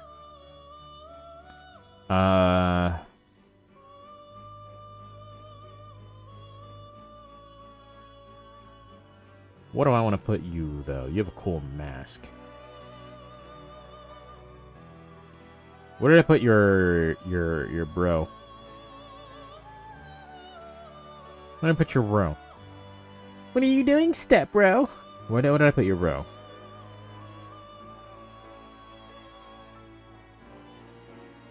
There you are. You can go right under him. Surtur, a fire giant in Norse lore. He rules the fire realm, Muspelheim, and brandishes a burning sword. At Ragnarok, he will set the world ablaze. They could have done literally Man on Fire, so I'm glad they did not. They actually gave him design. It's not the best design. It is not the best design. However, they could have just made him on fire, and I appreciate that they did do that.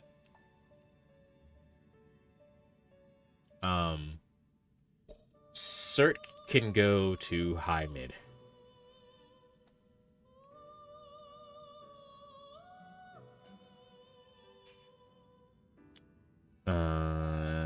Right above the dragon.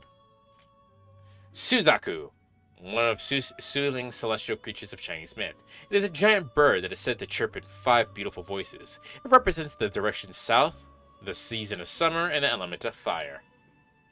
It also kind of looks like a phoenix. And a pheasant.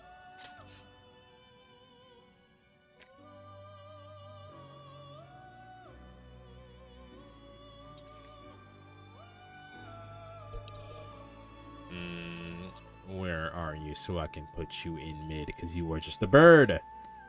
You are a bird. A very pretty bird, but a bird.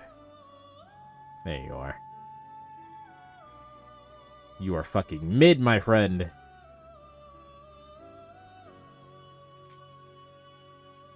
Taki Minakata, a Japanese god of war, hunting, and fertility. He fought Take Mikazuchi for control of Japan and lost. He escaped to Suwa, but was prohibited to leave since. Is that why your arms are gone? Is that why you're all bound and shit? Damn. Level 26, that makes sense. Huh. Mid. It's fine. There's nothing wrong with it.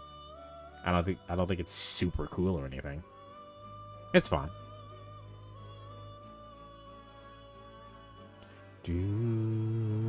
There you are. It's fine.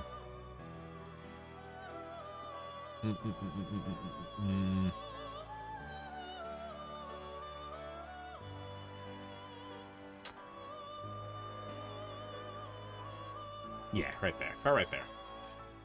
Tam Lin, a Fey Knight of the Sili Court, said to protect the forest of Carter Hall? After being kidnapped by the fairies at the tender age of 9, he lived much of his life among them. This is a palette swap of that other one. This is literally a palette swap.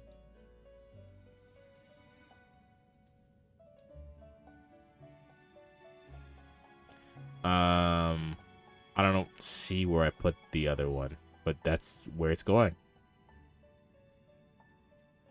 It's going in the same category. I think was it dry?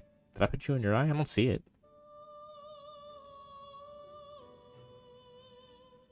Maybe it was mid.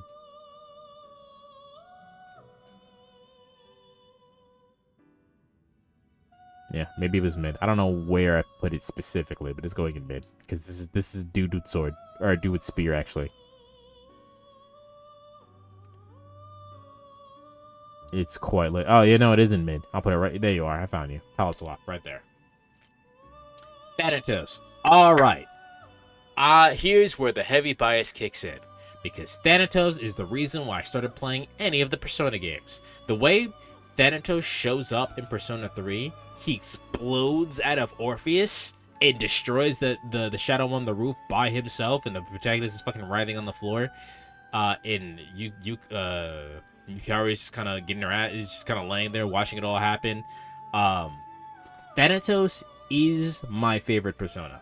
It just is. Alright? A persona of another story, the Greek god of death. He is the son of Nyx and the twin brother of Hypnos. He is known to provide mortals with a peaceful death.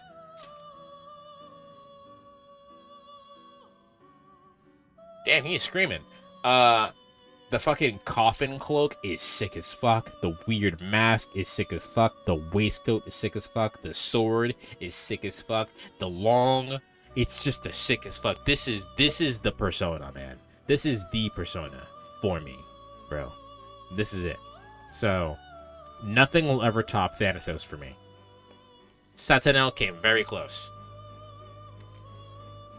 Thanatos Picaro. I actually like it less than Thanatos. But it's still drip.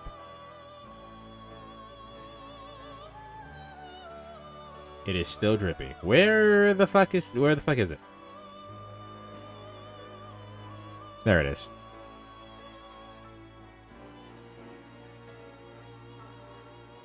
Put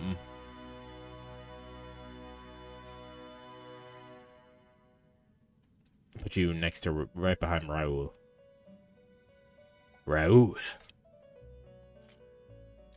Thor. This one is kind of so Thor is mid, and it's not. I don't really feel like they could make Thor that much more interesting than what they did. This is just a mid one. The Norse thunder god and son of Odin, Thor owns the power of enhancing belt. I'm not pronouncing that. And wields Mjolnir, a hammer that causes lightning to strike and returns to its owner if thrown.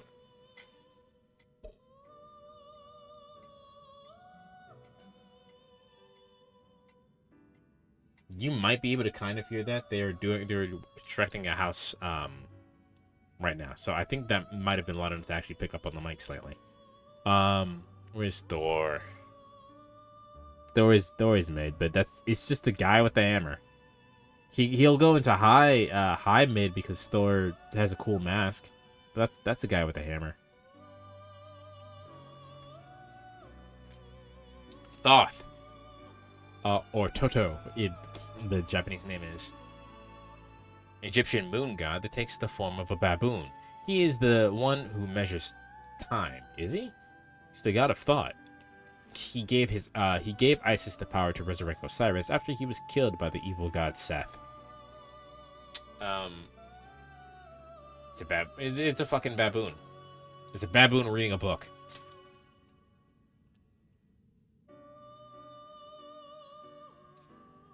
His ears kind of poke out of his beard hair, if you want to call it that. This is a really mid design. I'll be real with you. That's Trumper. That's not. There he is.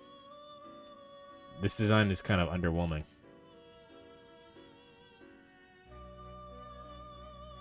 Yeah. Throne. I've seen a lot of designs for a throne. The actual biblical text says that this is like a god of it's like a wheel of eyes that's on fire. So compared to what we got, we could have gotten something way more intense. The third of the 9 orders of angels. They are the angels of dignity dignity and justice who carry God's throne and govern thought. They are angels of knowledge, which explains how they're normally associated with eyes. But this is just a man on a wheel that's on fire, like a man on a chandelier. And this is probably one of the only angels. Like, I like the angel throne, like in concept, but this particular design for it is kind of mid.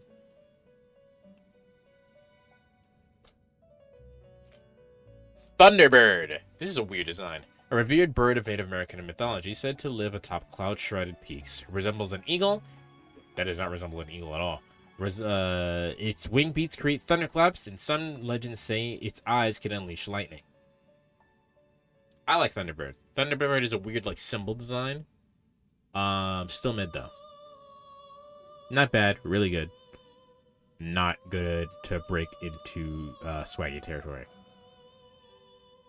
Put you above Surtur, below Shikioji.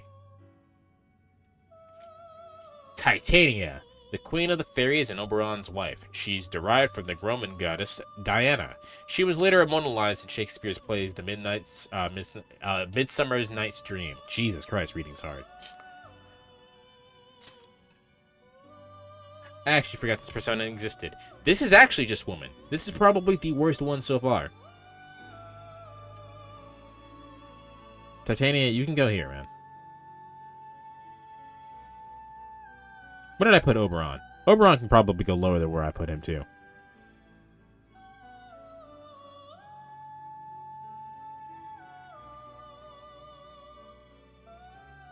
I don't see Oberon right now. What did I put his bitch ass? Did I put him in mid? I probably put him in mid because he had butterfly wings, and I like butterfly wings. Yeah, there he is. He's in fucking mid. Oberon, bring your ass down here, too. Right next to your wife. You guys sounds not that interesting. Trumpeter. Angels that sound the trumpets at the time of the apocalypse. As each trumpet sounds, the more plagues and disasters will occur. turning the Earth into a land of death and suffering. For a second, I thought we were gonna hear the horn. I don't know why I thought that. None of the personas have made sounds. All right, trumpeter. I don't know, man. This is kind of just an. How good? It was pretty good, wasn't it? Level 65. Yeah, you needed to fusion with a bunch of. This is one of the ones that you need to fusion with a bunch of other personas. This is a 4-way fusion, I think. It drains ice, repels lightning, and nulls curse. This is a very good persona. It was a very good persona, so it can go into mid. It's not that interesting of a design. It's just an angel with a trumpet or a horn, if you will.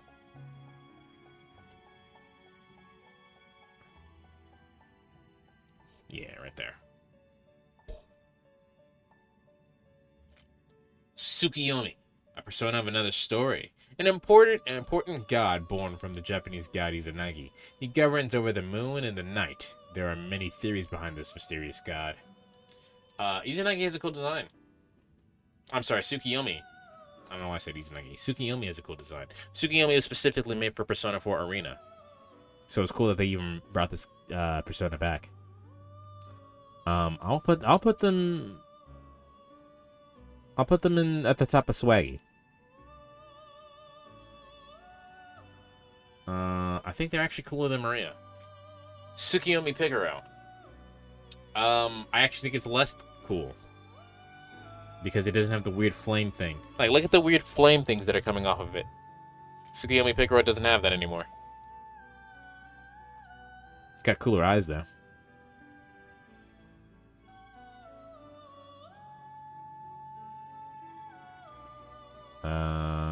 Right there. Unicorn, a legendary white horse with a single spiral horn. It can only be tamed by a pure maiden, and its horn supposedly has miraculous healing capabilities. Yeah, unicorn is a unicorn, so we're just gonna put that in unicorn territory. Where's... Oh, there it is. I'm about to say. Right there on the box. Uriel, one of the 4 major archangels. His name means Flame of God. He is known as all celestial phenomena, and he knows all the celestial phenomena. He's the first angel Satan met on Earth.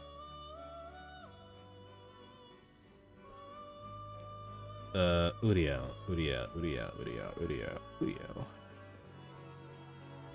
Where are you, Uriel? Uriel? Where are you, Urinal? Uriel, there you are. That is an angel. It is going into mid. What does an angel look like? This is what it looks like. It's going into mid, right here. Right next to Principality. Valkyrie! Choosers of the Slain in Norse lore. Armed with shining armor and swords, they look for brave warriors to take to Valhalla so they may fight in Ragnarok. I don't know, they should have gave the horse wings or something. This is just a woman on a horse, which can go right next to man on a horse. He gets bonus points for being... He gets diversity points. As, was it Blizzard that did that? Right next to man with horse. Vasuki, a giant serpent of Hindu legend. It is said that the gods and the demons used him to churn the sea of milk. What? The strain caused him to exhale incredibly potent venom, but Shiva swallowed it. Okay. I think we're gonna need the full story on there to understand that. But 6-armed serpent with a mudra and a choker, huh? And a weird headpiece. High mid. Buff starter. Vishnu. One of the major Hindu gods. He is preserver and protector of the universe. Legends claim that he will make 10 appearances across time and space to strike down evil and uphold justice. This is just a good design. This is just a good design. A really good design, actually. I don't know what any of the stuff that he's holding in his hand means. They all mean something, but it's a good design. Vishnu's good. Vishnu can go into swaggy. If he's on here. I hope he's on here.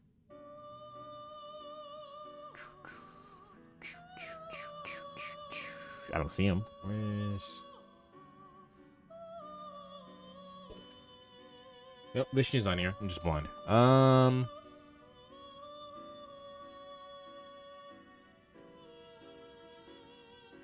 Hell, maybe he's not.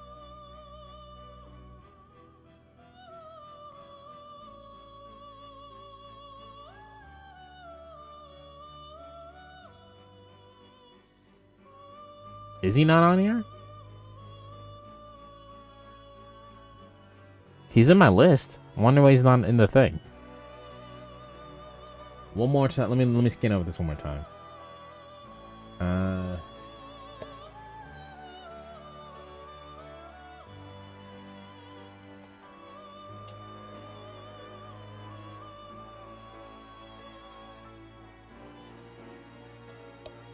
No, I didn't put him on here. Well, I'll have to remember Vishnu as well. Let me give 1 second so I can get the tab open so I can remember I need to put him in here.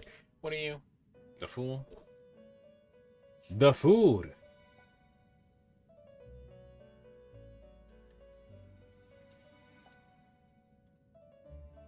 Alright. You have a tab so now that I can see you. Alright. Voamena, the second of Zoroastrian, the divine sparks. Amisha Spenta, its name means good thought. This holy entity is said to have given Zoroaster revelations from God. This one also kind of looks like a weird PP. Although, I like this one. This is weird. This is weird and absurd, and I kind of like it. It's kind of freaky weird. This is going high swaggy. Above Seth and Lucifer. But not above Tsukiyomi.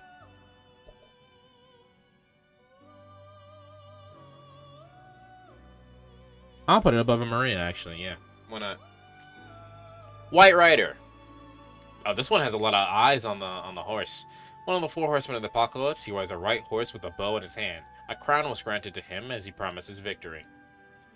Okay. Why does he have so many eyes, though? White Rider will go above all the other riders because the horse has eyes.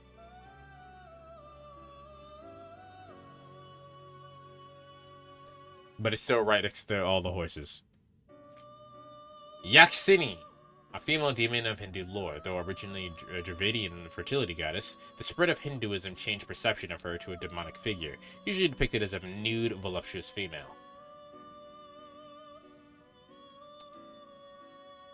What? That's so weird how they demonized a fertility goddess. Weird. She's a cool headpiece thing. The cool headpiece thing in the blue skin makes it high mid. That's naked lady, but this naked lady is cool because she is a cool thing. There you are.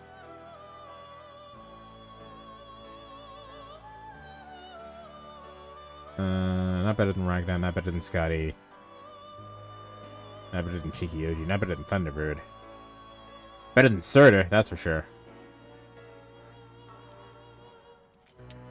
Yamata no Orochi, a giant snake with 8 heads that Susanoo defeated to save Kushinada Hime. The legendary sword of Ameno Murakumo no Tsurugi, Jesus Christ, also known as the sword of Kusanagi, emerged from its belly. This is an amalgam of snakes. How do you move? What the fuck? This is an amalgam of snakes.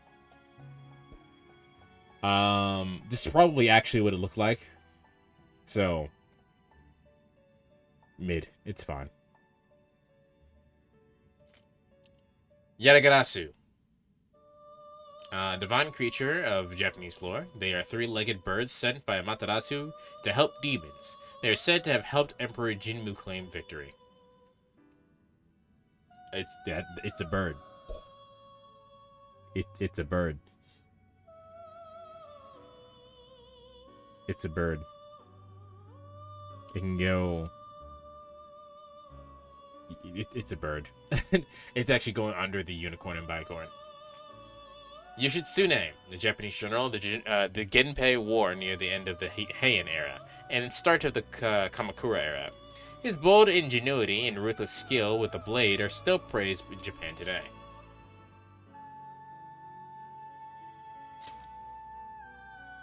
Don't you have that one move that's really good? Is it Onikagura? Medium damage to all foes, low chance of rage. Was it? There's one move that it had that did like 6 strikes in like a circle or some shit that was like really good. This is a good persona. Because it's a good persona, even though it is just man with sword, it can go up to high mid. Yoshitsune.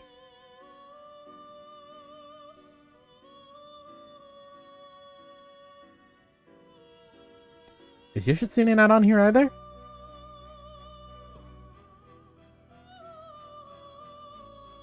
No, it's right here. I'm blind? Yeah, I'm blind. There it is.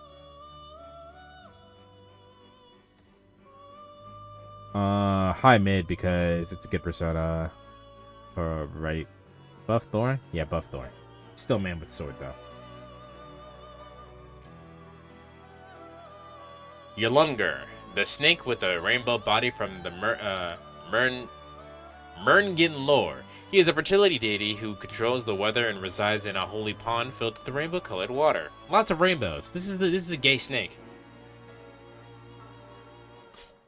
I like the weird markings on its body, so high mid.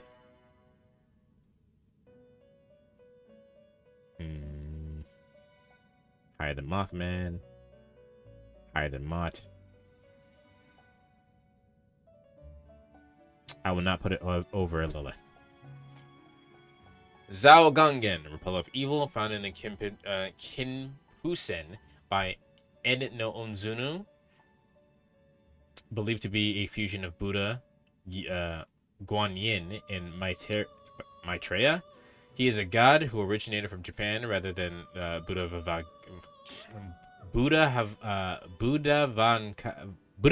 Jesus Christ. This is a weird looking thing. This is a weird looking persona. I couldn't think of the word persona for some reason. This is a weird looking persona. However, it's sick as fuck. The weird chastity belt thing that's wearing has got a face on it, which I think is cool.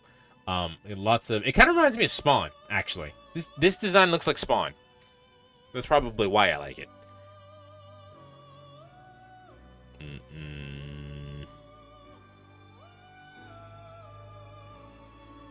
So it gets Spawn out of 10.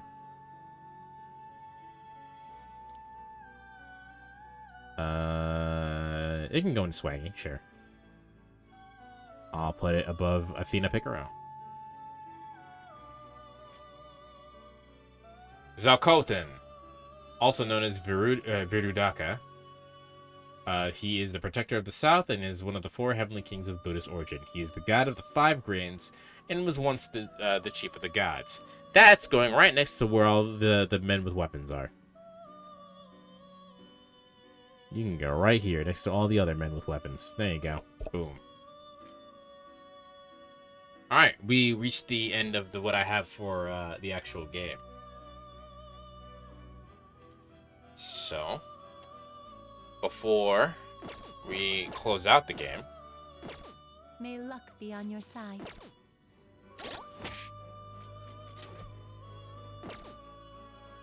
there's my party.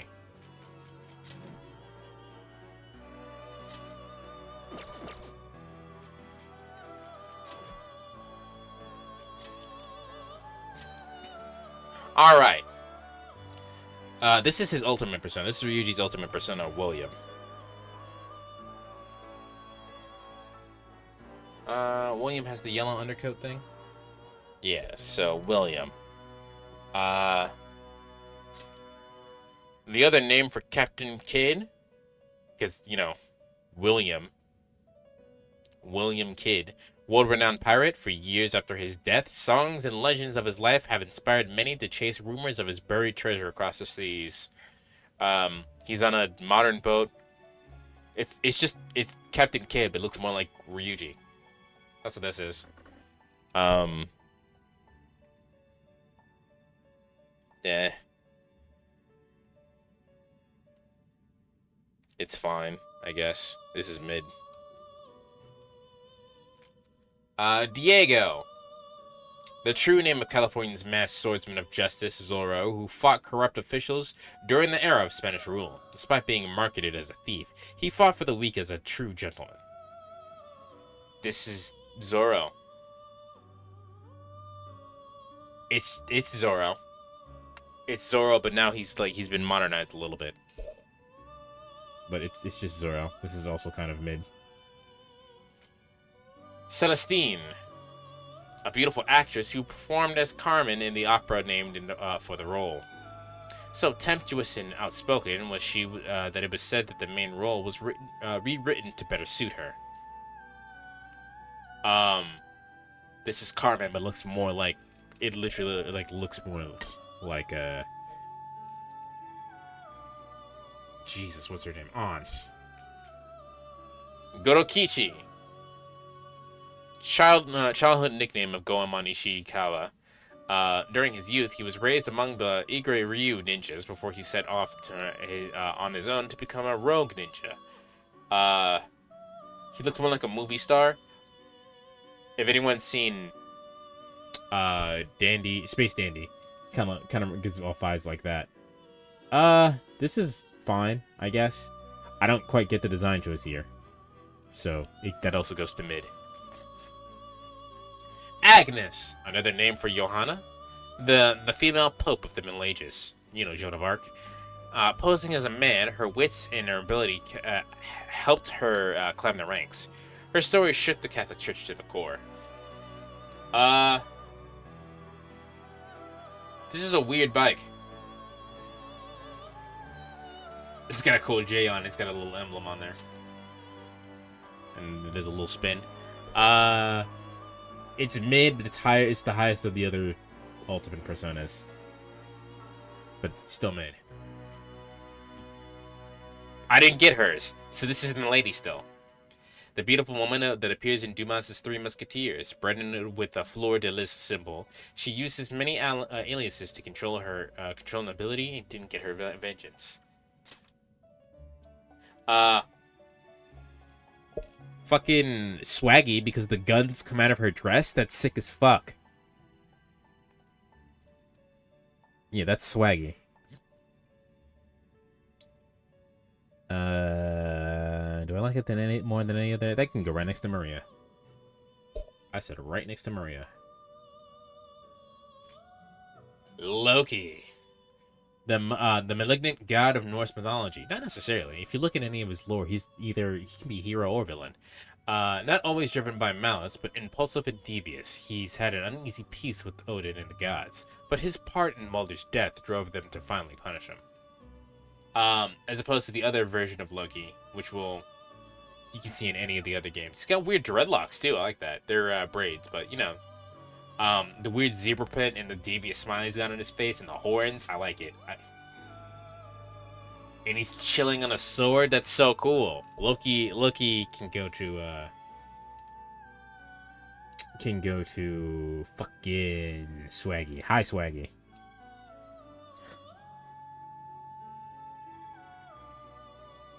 I know I have Loki on here. I saw him earlier. There he is.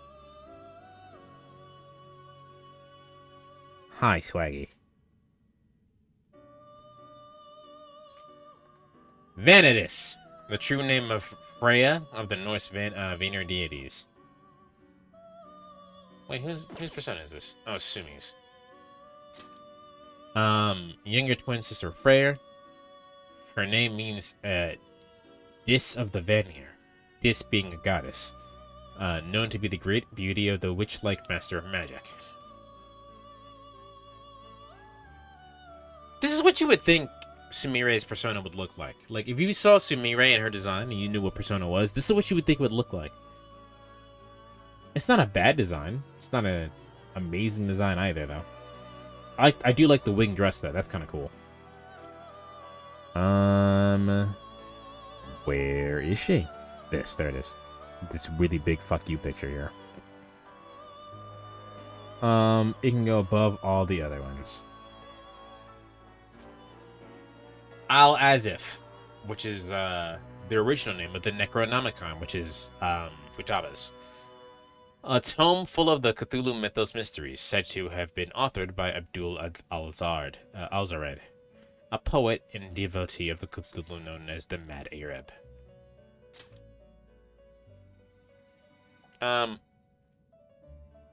This is a floating fucking triangle. I like all the weird symbols and shit on it, though. That's cool.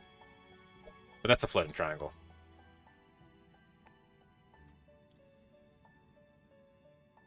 So it's going into mid.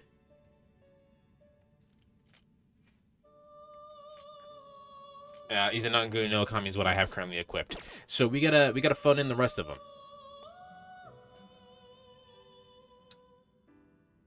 Oh, we're almost done.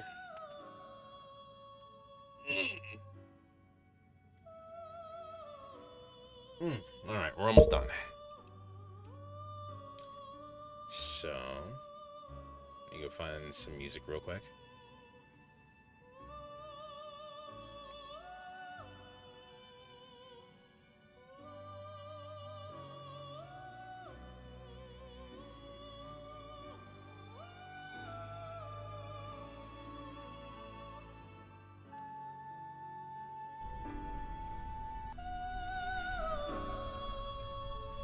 Alright, we have the Velvet Room playing again. Alright, perfect.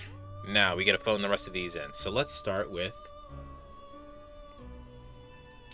that's Adam Cadmon.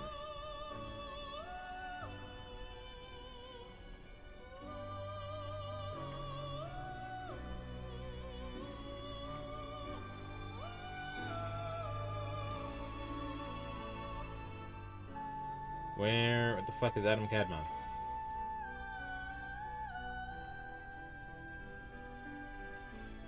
There he is, Adam Cadmon.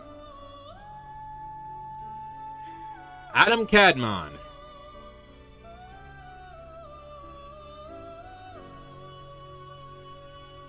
Where's his lore entry? Does he have a lore entry?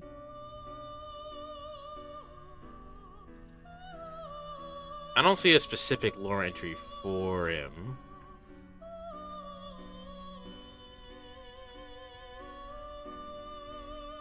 Oh, no, I found it. Adam Cadmon, Maruki's evolved persona. The Kabbalah describes Adam Cadmon as a primordial human with a deific form, an ideal for all to strive towards. A deific? What does deific mean?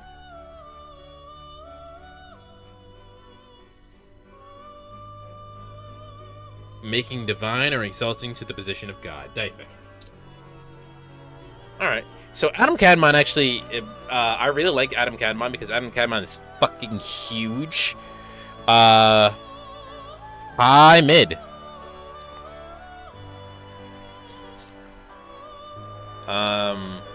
We'll do Azathoth because Azathoth is right here.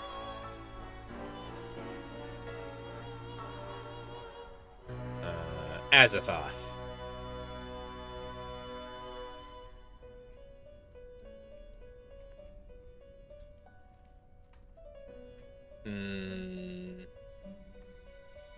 I don't see its lore entry anywhere.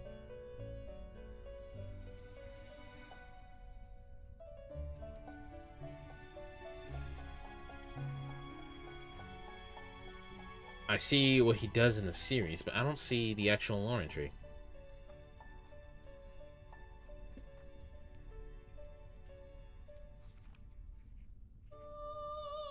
No, I do not see the actual lore entry, so I'm just gonna read the history thing real quick. Azathoth, also known as the Blind Idiot God, wow, the Nuclear Chaos, the Daemon Sultan, the Deep Dark, the Cold One, Akamoth, or Vak Viraj, is an outer god in Lovecraft's Cthulhu myth. In Cthulhu mythos, it is almost always said to be too horrible to even be described, and is the ancestor of almost all of the deities of beings in this mythology, including Cthulhu, Nyarlathotep, Yog, Sothop, and others. The most powerful god in Lovecraftian mythos, Azathoth is said to be to reside in the exact center of the universe, where a court of lesser gods dance continuously around him. Azathoth is said to be the creator god of the universe, but is a blind idiot in most everything that exists, including Earth and humanity. Was created by him as a simple accident. Later authors adding to H.P. Lovecraft's mythos would add that all of our reality as we know it is actually Azathoth's dream. And shouldn't he ever truly awake, all the universe would end as a result. So, as far as design, Azathoth is kind of weird and creepy looking, and I'm gonna put it in mid. I'm gonna put it right next to Hellbiker. Alright. Now we have, that's fucking, the next one is goddamn Haru's persona. So I need to find hers. Asarte? Is that the last one?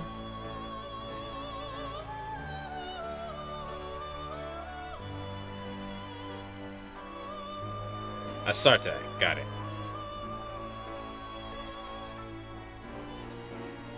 I can't read that lore entry because the lore entry is in Japanese. The lore entry for on the website is in Japanese. I can't read it.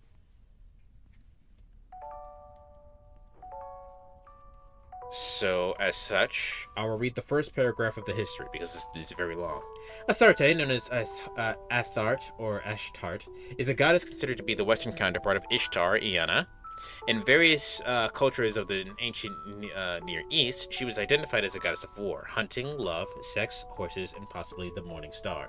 She was often referred to as the epithet, name of Baal, or face of Baal, especially in the Phoenician text, and is assumed to be Baal's consort in many traditions. Her symbols are thought to be the lion, the panther, and perhaps the eight-pointed star.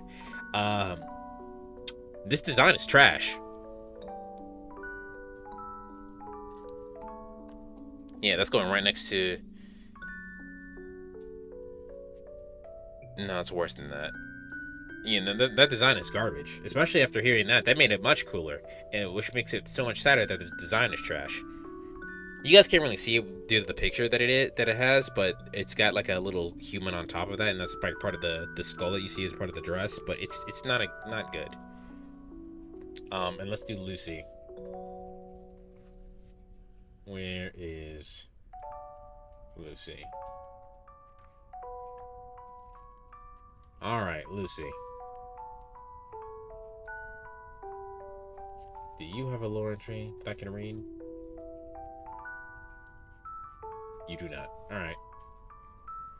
So, their history. Lucy Hay, Countess of Carlisle, was an English courier. Active during the reign of Charles I, the Second Civil War, she is notable for aiding both sides at different times. Prior to the Civil War, she was a key ally of the parliamentaries. Following the breakout of the war, she switched sides and helped the royalists, leading to her arrest and imprisonment by the parliamentarians. She died in 1660, shortly after the restoration of Charles II. Her character and duplicitous actions are popularly considered the inspiration of the character Milady of the Winter in Alexander Dumas' novel The Three Musketeers. Lucy is one of the few personas in the series based on a historical figure rather than the figure of the mythology and folklore. Design-wise, it's just Milady again. It's Milady except worse. It's going there.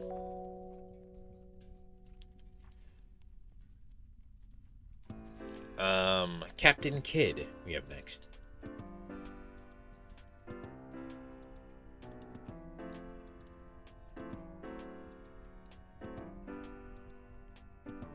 Is your lore entry here? Doesn't look like it.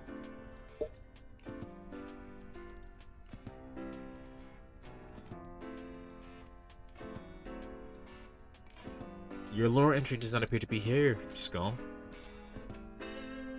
That would have made it so much more convenient for me if it was here. Alright. William Kidd was a Scottish pirate and privateer of the 7th century. His early career was spent in the Caribbean, where he aided in the besieged English colony of Nevis by ransacking and attacking French. In recognition of his actions, the King of England awarded him a letter of Marquis, granting him legal protection so long as he remained loyal. However, during the voyage of the Indian Ocean, his crew plundered a neutral ship without his knowledge, branding him an outlaw once more. Eventually, he was captured and sent to London, where he was tried and executed. That's awesome. So my man fucking did some shit and got legal protection from pirating. Without his knowledge, he accidentally did a neutral ship and then it made him outlaw again, but as time went on, Kidd's reputation as a pirate became the stuff of legends and folklore, with many tall tales being told about his adventures. Most famously, involving him burying plundered treasure to protect it from his greedy associates. So I guess that's where that originated. Captain Kidd, I actually don't like the design of. It's better than all the remake designs, but I don't like the design of Captain Kidd all that much, really. You can go right there, in mid. And let's finish off Captain Kidd with his middle, or I say middle, but it's technically his original ultimate persona, Saitin Taisei. Saitin Taisei is basically Sun Wukong. It's Chinese Sun Wukong.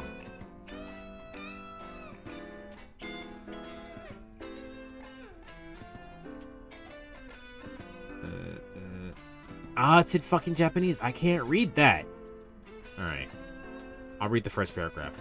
Sun Wukong is the major protagonist of the famous novel Journeys to the West, an unnamed monkey born from a huge rock. After he has mastered 72 marvelous magic skills, he names himself Sun Wukong, read as Sun Goku, according to the Japanese Onyomi reading. Sun is a common Chinese surname, and Wukong is a Buddhist given name meaning enlightened to emptiness. Given to him by his master Bodhi, who taught him the said magic skills. He violates everywhere he pleases, such as the Hell for extending his lifespan and the Celestial Core for stealing the Peaches of Immortality. And thus, before the novel starts, he was well known for causing havoc that shook the heavens through his rebellious attitude. But he has a soft side and cunning, confident exterior, though his personality is said to be very volatile. Sounds just like Skull, actually. Saitin Taisei has a cool design. I don't like the cloud eyes, though. I'm be real with you. So that's not going as high as it probably could do without it. It's going right next to this one. Nah, I like Wapo more, actually. All right. Carmen. Let's dance, Carmen. Is your lore entry here? It's not. It would be too convenient for your lore entry to be here. All right, Carmen. Carmen is a fictive female gypsy. Can I say that? Is that? I feel like that's a slur. Created by Prosper Mermi. She first appeared in Mermi's eponymous novella that was first written and published in 1845. The novella was adapted into a variety of different genres, most notably the opera Carmen by French composer Georges Bizet, which divulges in significant points to Mermaid's original history. Whatever the version, Carmen is generally depicted as a classic femme fatale who would take advantage of her beauty and charm to make her men fall for her. That actually seems reflected very well in Carmen's design, but quickly break the relationship once she is bored bored of her wooer, and then she looks for her next victim. Carmen is usually seen smoking tobacco because she had once worked in a tobacco factory. That's a really dumb reason to smoke tobacco. She's later slain by a spurned ex-lover, driven to a jealous rage as she leaves him. Though she knew he would be fated to kill her, she declared that she would rather die than allow herself to be bound to the will of another, and that Carmen will always be free. I actually kind of like that. Carmen can go into swaggy. Not above Milady, but above Messiah. And then the middle persona, Hecate. I can't read that. It's in Japanese.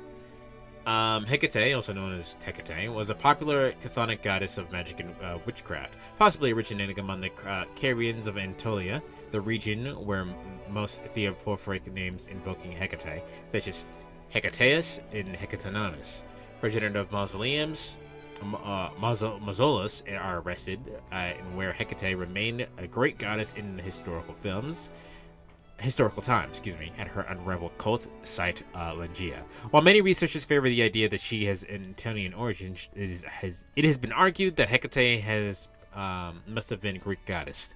The earliest inscription is found in the late Miletus. I can't pronounce most of these words. Close to Caria, where Hecate is protector of entrances. She has been associated with childbirth, nurturing the young, gates in walls, doorways, crossroads, magic, lunar lore, torches, and dogs. Hecate has a really mid design. I don't really care for Hecate's design, but it makes sense that her chain things turned into dogs. I don't really care for her design. Cendrillon is actually next.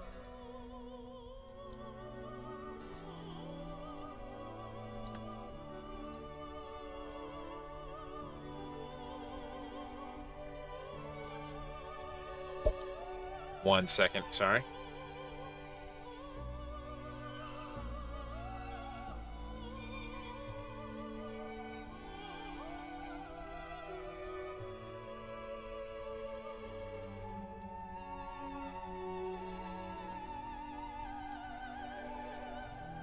Sorry about that. I'm alive. Welcome back to being alive. We're on Cendrillon.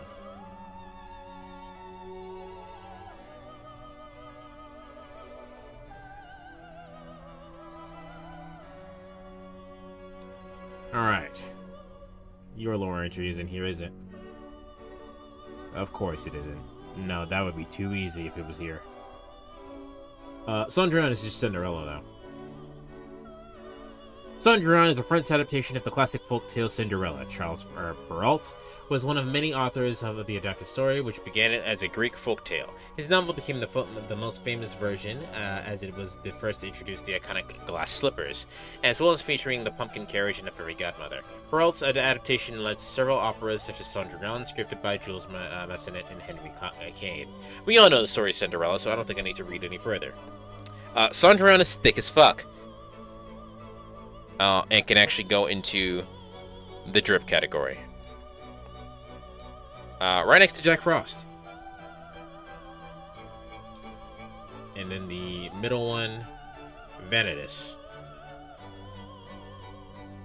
Oh, Vanitas is the middle, one, Freya. Okay, then what about your final one? Ella. Under my umbrella, Ella. Okay, Ella is just Cinderella again. Yeah, Ella is just Cinderella again. And I'm gonna be real with y'all. It's worse. It's not better. It is not a better design at all. It's Cendrillon, but it's white now. Now we have Goemon. Let's see here. Ah, my eyes! Goemon. Where's Goemon?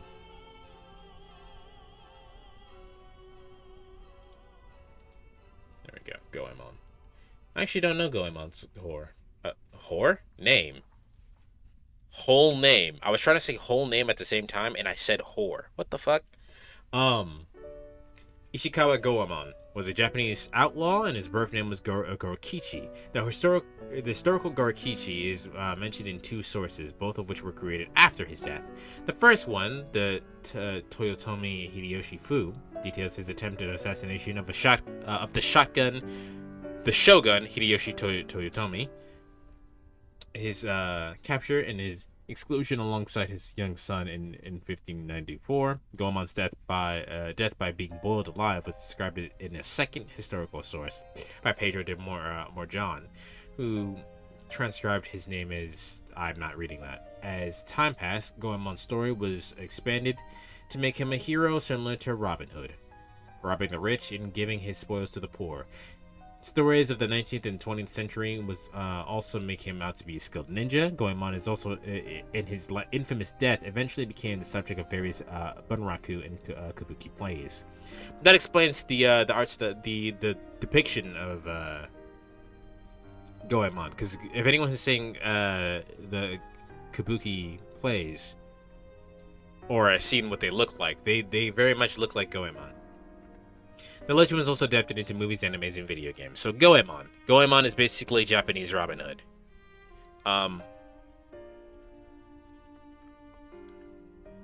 Goemon is kind of mid. I'm gonna be real with you.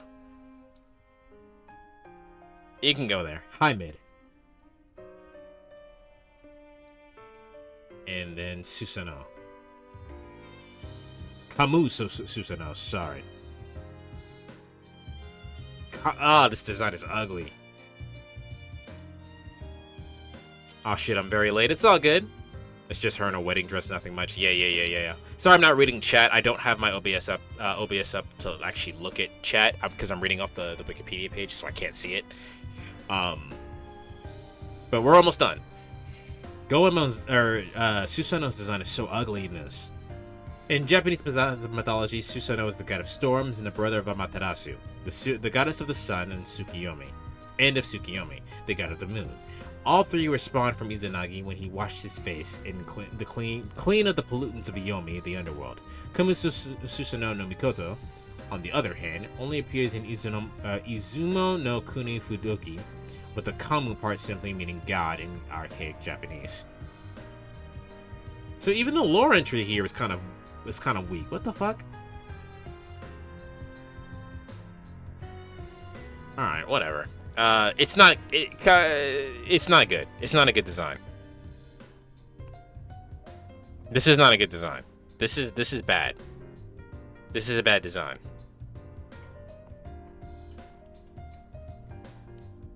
All right.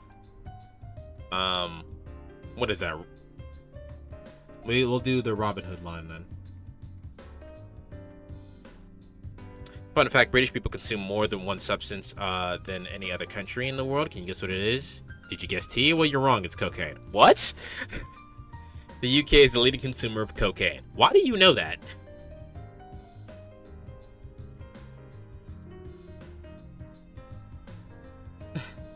I mean, I guess you are British, but like, why? What? Huh? Where's Robin Hood? Robin Hood. All right. You already did Loki. Hereward is the one we have next on the actual list, so. Hereward the Wake was the Anglo-Saxon nobleman and the leader of the resistance. It's possible that in some of the stories about Hereward mutated into tales about Robin Hood and influenced them. That is such an asspull. That's okay. That is such an asspull. Right here in Drown. That's trash. Let's do Robin Hood next.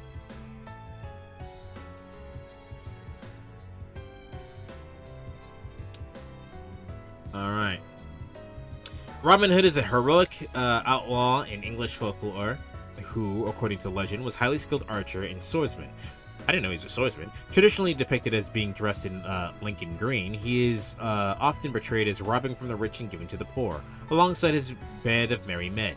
Robin Hood became a popular folk figure in the late medieval period and continues to be widely represented in literature, films, and television. Robin Hood looks like a stereotypical superhero, and I kind of hate it. He looks very much like a stereotypical superhero, and I kind of hate it. Robin Hood can go in fucking mid right here, right there. That's where you fucking belong. No, I'm not bitter. You're bitter. Don't. How don't you know that? I assume that's what you meant. Also, if you didn't put the pink skull thing in the drown tier, I will consume your walls. It's right there. It's right there. You see it right here. I think the Persona 5 has the worst character personas of the entire series. No, the starting ones are very good. The evolved ones are really trash.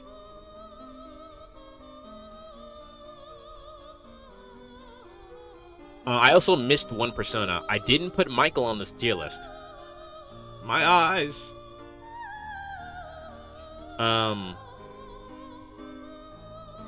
Let's do Zoro. Where's Zoro's line at? Alright, Zoro. Zoro, Spanish for Spanish for fox or sly, is a fictional character created in 1919 by New York-based pulp writer Johnston McCulley. His true name is Don Diego de la Vega. Zoro is a California nobleman of Spanish and native California descent, living in Los Angeles during the era of Mexican rule. He is a masked outlaw who defends commoners and the indigenous people of the land against tyrannical officials and other villains. Batman. It's Batman. It's Batman before Batman, but Batman. I actually don't like Zoro's design. I don't like that he has super broad shoulders. I don't super like it. That can go. It's not better than the new ones. It's not worse than the new ones, rather. That can go. I can go right fucking here. That's what that can go. What did y'all say? Wow, can't believe you missed out on my boy Michael. What the fuck? Yeah, fuck Michael. Do you think the in Reloaded they're going to give all the characters a third persona evolution? No. I actually hope they don't do that. I mean, the third persona evolution is only in the 5th Royale, which is debatably non-canon. It's not only is it non-canon, the evolutions are generally non-canon. I think the only time we've ever seen a persona evolution stick is with Persona 3 characters when they return for Persona 4 Arena.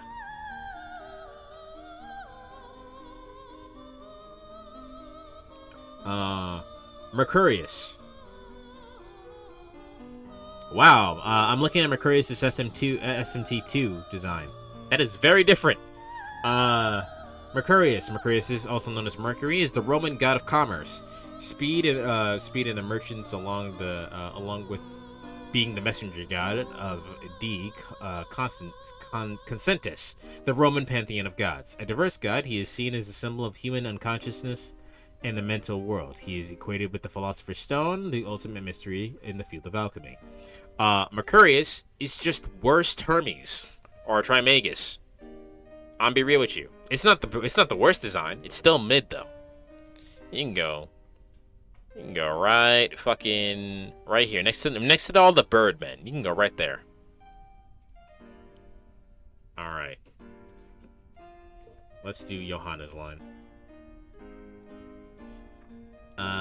Johanna. You thought they were looking at Persona wrong? It's me, SMT. Haha. You thought it was Persona this whole entire time, but it was me, SMT. Johanna is based on Pope Joan, or Joan of Arc, the legendary medieval woman who reigned as pope for a short period, going against the Catholic Church's ingrained traditions of male popes. Though the story was widely believed for centuries, modern historians have found no evidence of her existence and believe the legend to be a work of fiction meant to discredit the church. That's interesting. I think this should be canon to real-life lore. I think Joan of Arc is really cool. Should be credited to real-life lore.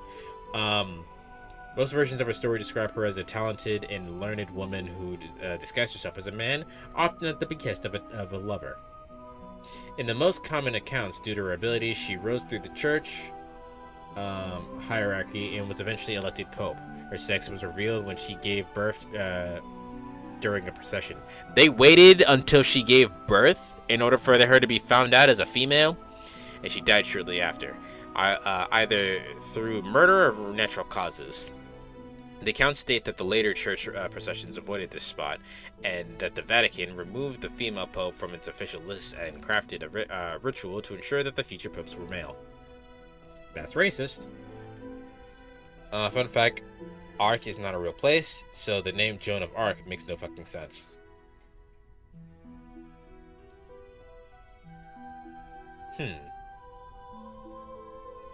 I guess that does imply that Arc is a real place. I never thought of that. Joan of Arc would be the first case of schizophrenia. Really? It would have been funny if it was just a fan fiction that somebody found years later after written. But Johanna is a bike and is the only vehicle persona. We are not counting Captain Kidd because Persona is riding a boat. This goes into drip category. Right under Sundreon. I think I like Sundreon more than Johanna.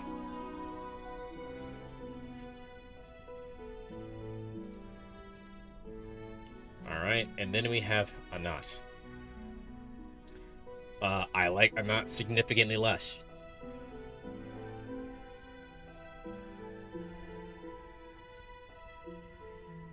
I can't read the lore entry on the Wikipedia page because it's in fucking Japanese, so I have to read the history. Anat, also known as Anath, is a Western Semitic princess, Semitic goddess of war and mistress of wild animals. Is it supposed to be like Silene? Also associated with love and sex in mythical texts. She is famous for having a violent temperament and for taking joy in slaughter. Wow. All right. As far as design goes, it's a Transformer. Have you seen the RC units? Have you seen the RC units in Transformers? That's what this is. It's all right. It's mid. I'll put that right there. We have Mother Harlot in Necronomicon. So let me read Mother Harlot.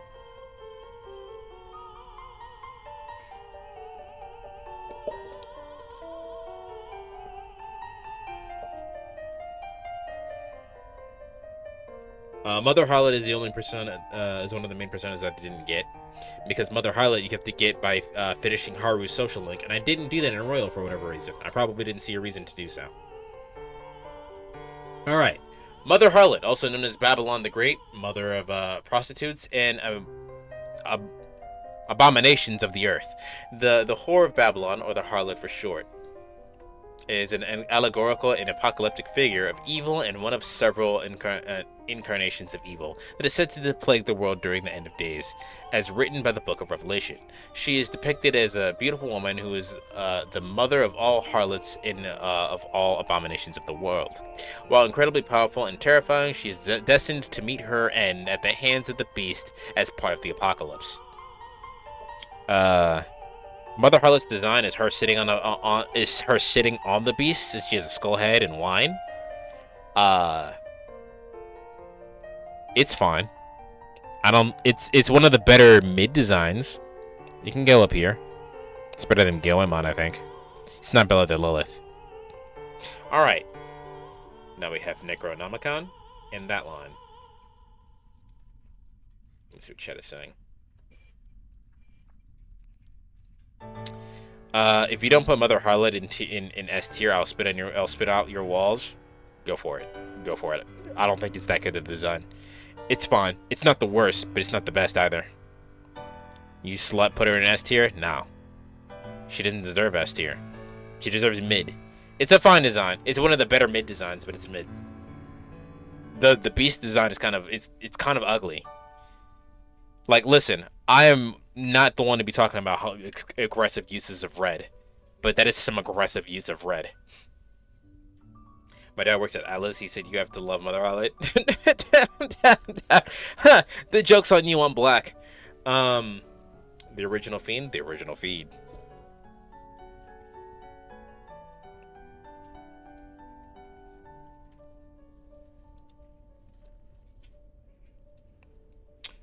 Alright, Necronomicon. The Necronomicon, whose original name is Al-Azif, is a fictional grimoire or tome of magic.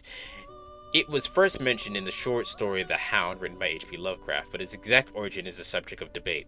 The book subsequently also appeared in stories of Lovecraftian followers. The Necronomicon has since gained the cult following, and various fake replicas of the book are circulating.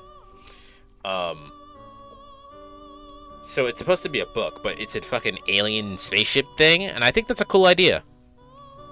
I don't think it's drip tier though, so we're gonna put it in swaggy, and we'll put it up there. This is a cool idea. We'll put it next to Alice. Oh Jesus! Hi. Holy shit, Yidin. Yidin scared the shit out of me. How you doing, Yidin? Let me give you a shout out real quick.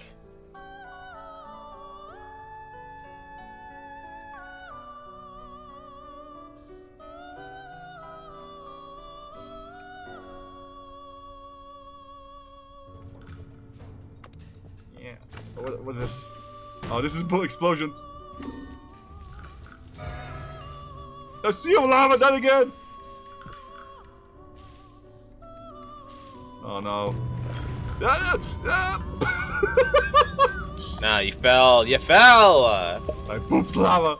Don't die. Hey guys. Man, shouldn't have had that burrito for lunch, huh? Alright guys, hello for Bieden's End.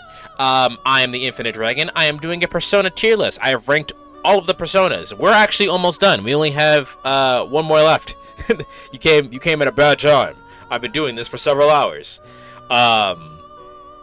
For anyone on my side who hasn't followed Biden, you should do so. He's currently playing, Ace Attorney like we are. He also does a lot of other, RPG games, usually. So if you like story games, you like Japanese culture, you should definitely check him out. Or story-based games just in general, you should check him out. Is there anything else I wanted to add to that? I don't think there's anything I wanted to add to that. Yeah, so I've ranked all the Persona all the Personas on a tier list. I've put all of them into them except for Michael, which I forgot to put in here, but I'm about to in a second. We've gone through all of them in Persona 5 Royale. I've also read all of the lore entries for them. My favorites currently being, my favorites in the top tier are Thanatos, Samael, Arsene, Satan, Raul, Thanatos Picaro, Megetsu Izanagi Picaro, Messiah Picaro, Asterius Picaro, Ariadne Picaro, Taiga Picaro, Fafnir, Megetsu Izanagi, Izanagi no Okami. Damn, I can't tell which one that is. Orpheus Picaro. I can't remember the name of this one. Sundrion, Johanna, Jack Frost, Pyro Jack, and Pixie. Thank you for the shout out. No problem. Yeah, so all this is in preparation for Friday when Persona 3 Reload comes out. It's going to be my main game and probably going to be one of the games I play the most on the channel with multiple repeat playthroughs because I have some challenge runs planned for that game. You didn't put Black Frost in S tier? What the hell is this? Where did I put Black Frost? Black Frost is in Swaggy. He's in the tier next to it. I did not put Black Frost in S tier because it's just a palette. It's a palette in terms of design. It's palette swap Jack Frost. I don't know what you wanted.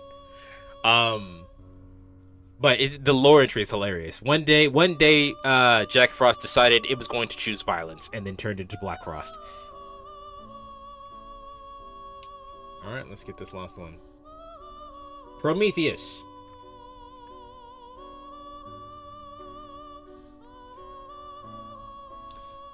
Prometheus was one of the Titans who sided with Zeus and his siblings in the Great War against the rest of the Titans, the original rulers of the world in Greek mythology. He was very intelligent, and his name means forethought or foresee, which makes perfect sense for our navigator in Persona. So that makes perfect sense. When Zeus won the war and banished Prometheus' brethren to Tartarus for eternity, Prometheus and the brother of I can't read Greek names, were given the task of populating the earth with creations. Epitheta was created, who created the beasts of the world, gave his creations all of the gifts that could be bestowed, leaving Prometheus with nothing to give humanity. Damn, that's kind of fucked up. Prometheus literally looks like a globe. Oh, Prometheus is in Persona too? Weird. Prometheus literally looks like a globe. It's a globe. This is a globe. It's a pretty globe, but it's a globe. It's mid. It's mid. We'll put it right here. Right next to Scotty. Alright! And with that, we're almost done. Hold on. Let me see if I can add Michael real quick.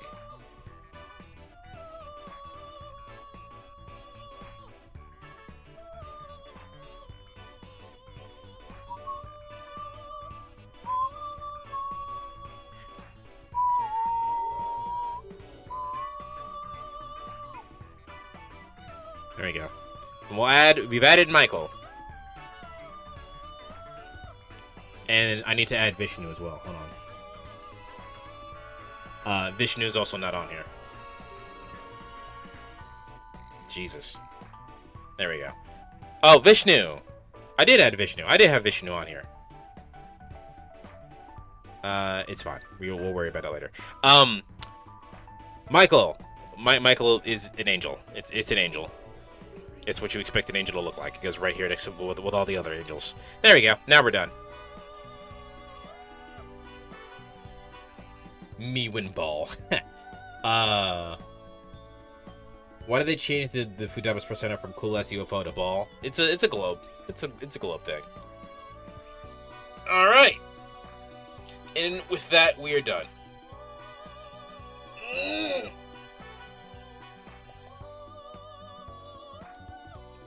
So, like I said, my top ones being Thanatos. My number one persona, Thanatos. Thanatos is what got me into the Persona series. It will always be my favorite. I am 100% incredibly biased towards Thanatos, because Thanatos is cool.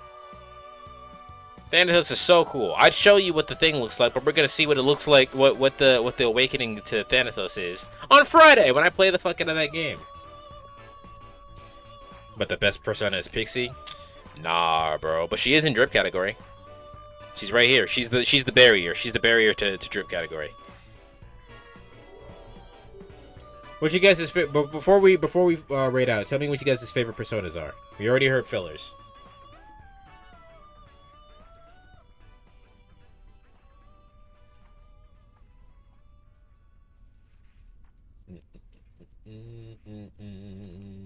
You didn't. Thank you for the raid, man. I'm sorry you came in right at the end.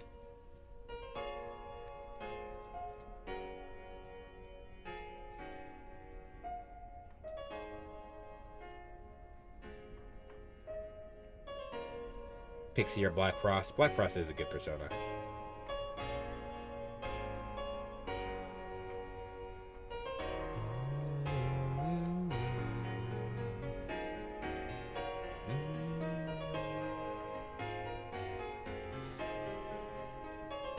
Let's rate someone playing Persona. I don't know who this person is. Oh, Oh, I love geez. Priest too, even if I No. did not. Shh, be quiet. This looks like a first playthrough. So We're gonna rate this person. Black Frost is OP. It's a very good persona. I did take into account which personas were strong. That's why Alice is that. If you see Alice right here, that's why Alice is up here in Swaggy, because Alice is very strong. All right, guys. I think this is the first playthrough that this person is doing. Not a shout out. I need a raid. So make sure to not be an asshole. And if it seems appropriate, follow. I will see you guys tomorrow for Yu-Gi-Oh! When I teach Magic how to play Yu-Gi-Oh! Later in the day. And then Friday is Persona 3 day. Let's go. We going all day. I have the day planned out. I have tons of caffeine ready. Let's go. Not to be an asshole. Literally 1984. What are you talking about?